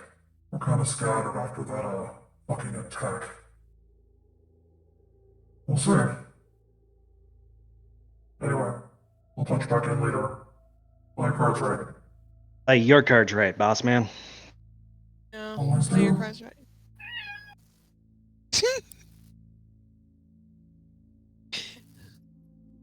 Where is that goddamn motherfucking cat? Izzy hides the stuffed cat in her coat, trying to look innocent.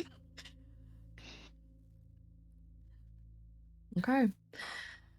With a note of dread, knowing that the other part of your team has descended into the maze and has not made contact since then, you guys go to spend the rest of the night in the RV, and that is where we are going to drop the curtain for the night. Yeah. How's everybody feeling? Really I stressed out. I was not lying when I said that my head was spinning when I was talking about that. Like, I actually felt very lightheaded. So I think I'm done after this. All right. Well, that was session 5, not session 6. This was session 5. A lot has happened tonight. You And a can lot say of- that again. And a lot of implications have been made in and out of the RQZ and in and out of Redacre. So, let's go ahead and call it a night. Go ahead and say goodbye to chat, guys. Goodbye, Bye. Have a beautiful time. Holy shit. What a night. So, yeah, things are going to be fine. Things are going to be fine next week. But for now, we're going to call it there. I will be out most of this next week. Actually, all of this next week. I leave tomorrow. I don't get back until Friday. The next stream on this channel will likely be the week after. We will see. The next tabletop stream coming up on this channel will be on December 13th as we host another interlude session with the Redacre Horror Show. We will be following the kids that survived the first run to see what happened, figure out what happened to Atlas and what will happen to them next. We also will have next Saturday on Vinzilla 101's channel, All the Shadows on the Earth. It will be Ambria and her team trying to grapple with part of the consequences of the shit that these kids have done, as well as the consequences of our own actions and perhaps some of our own words. We will see. In either case, thank you so much to everybody who tuned in and hung out for the whole session, and we will see you again soon. Thanks again, everybody. Stay awake.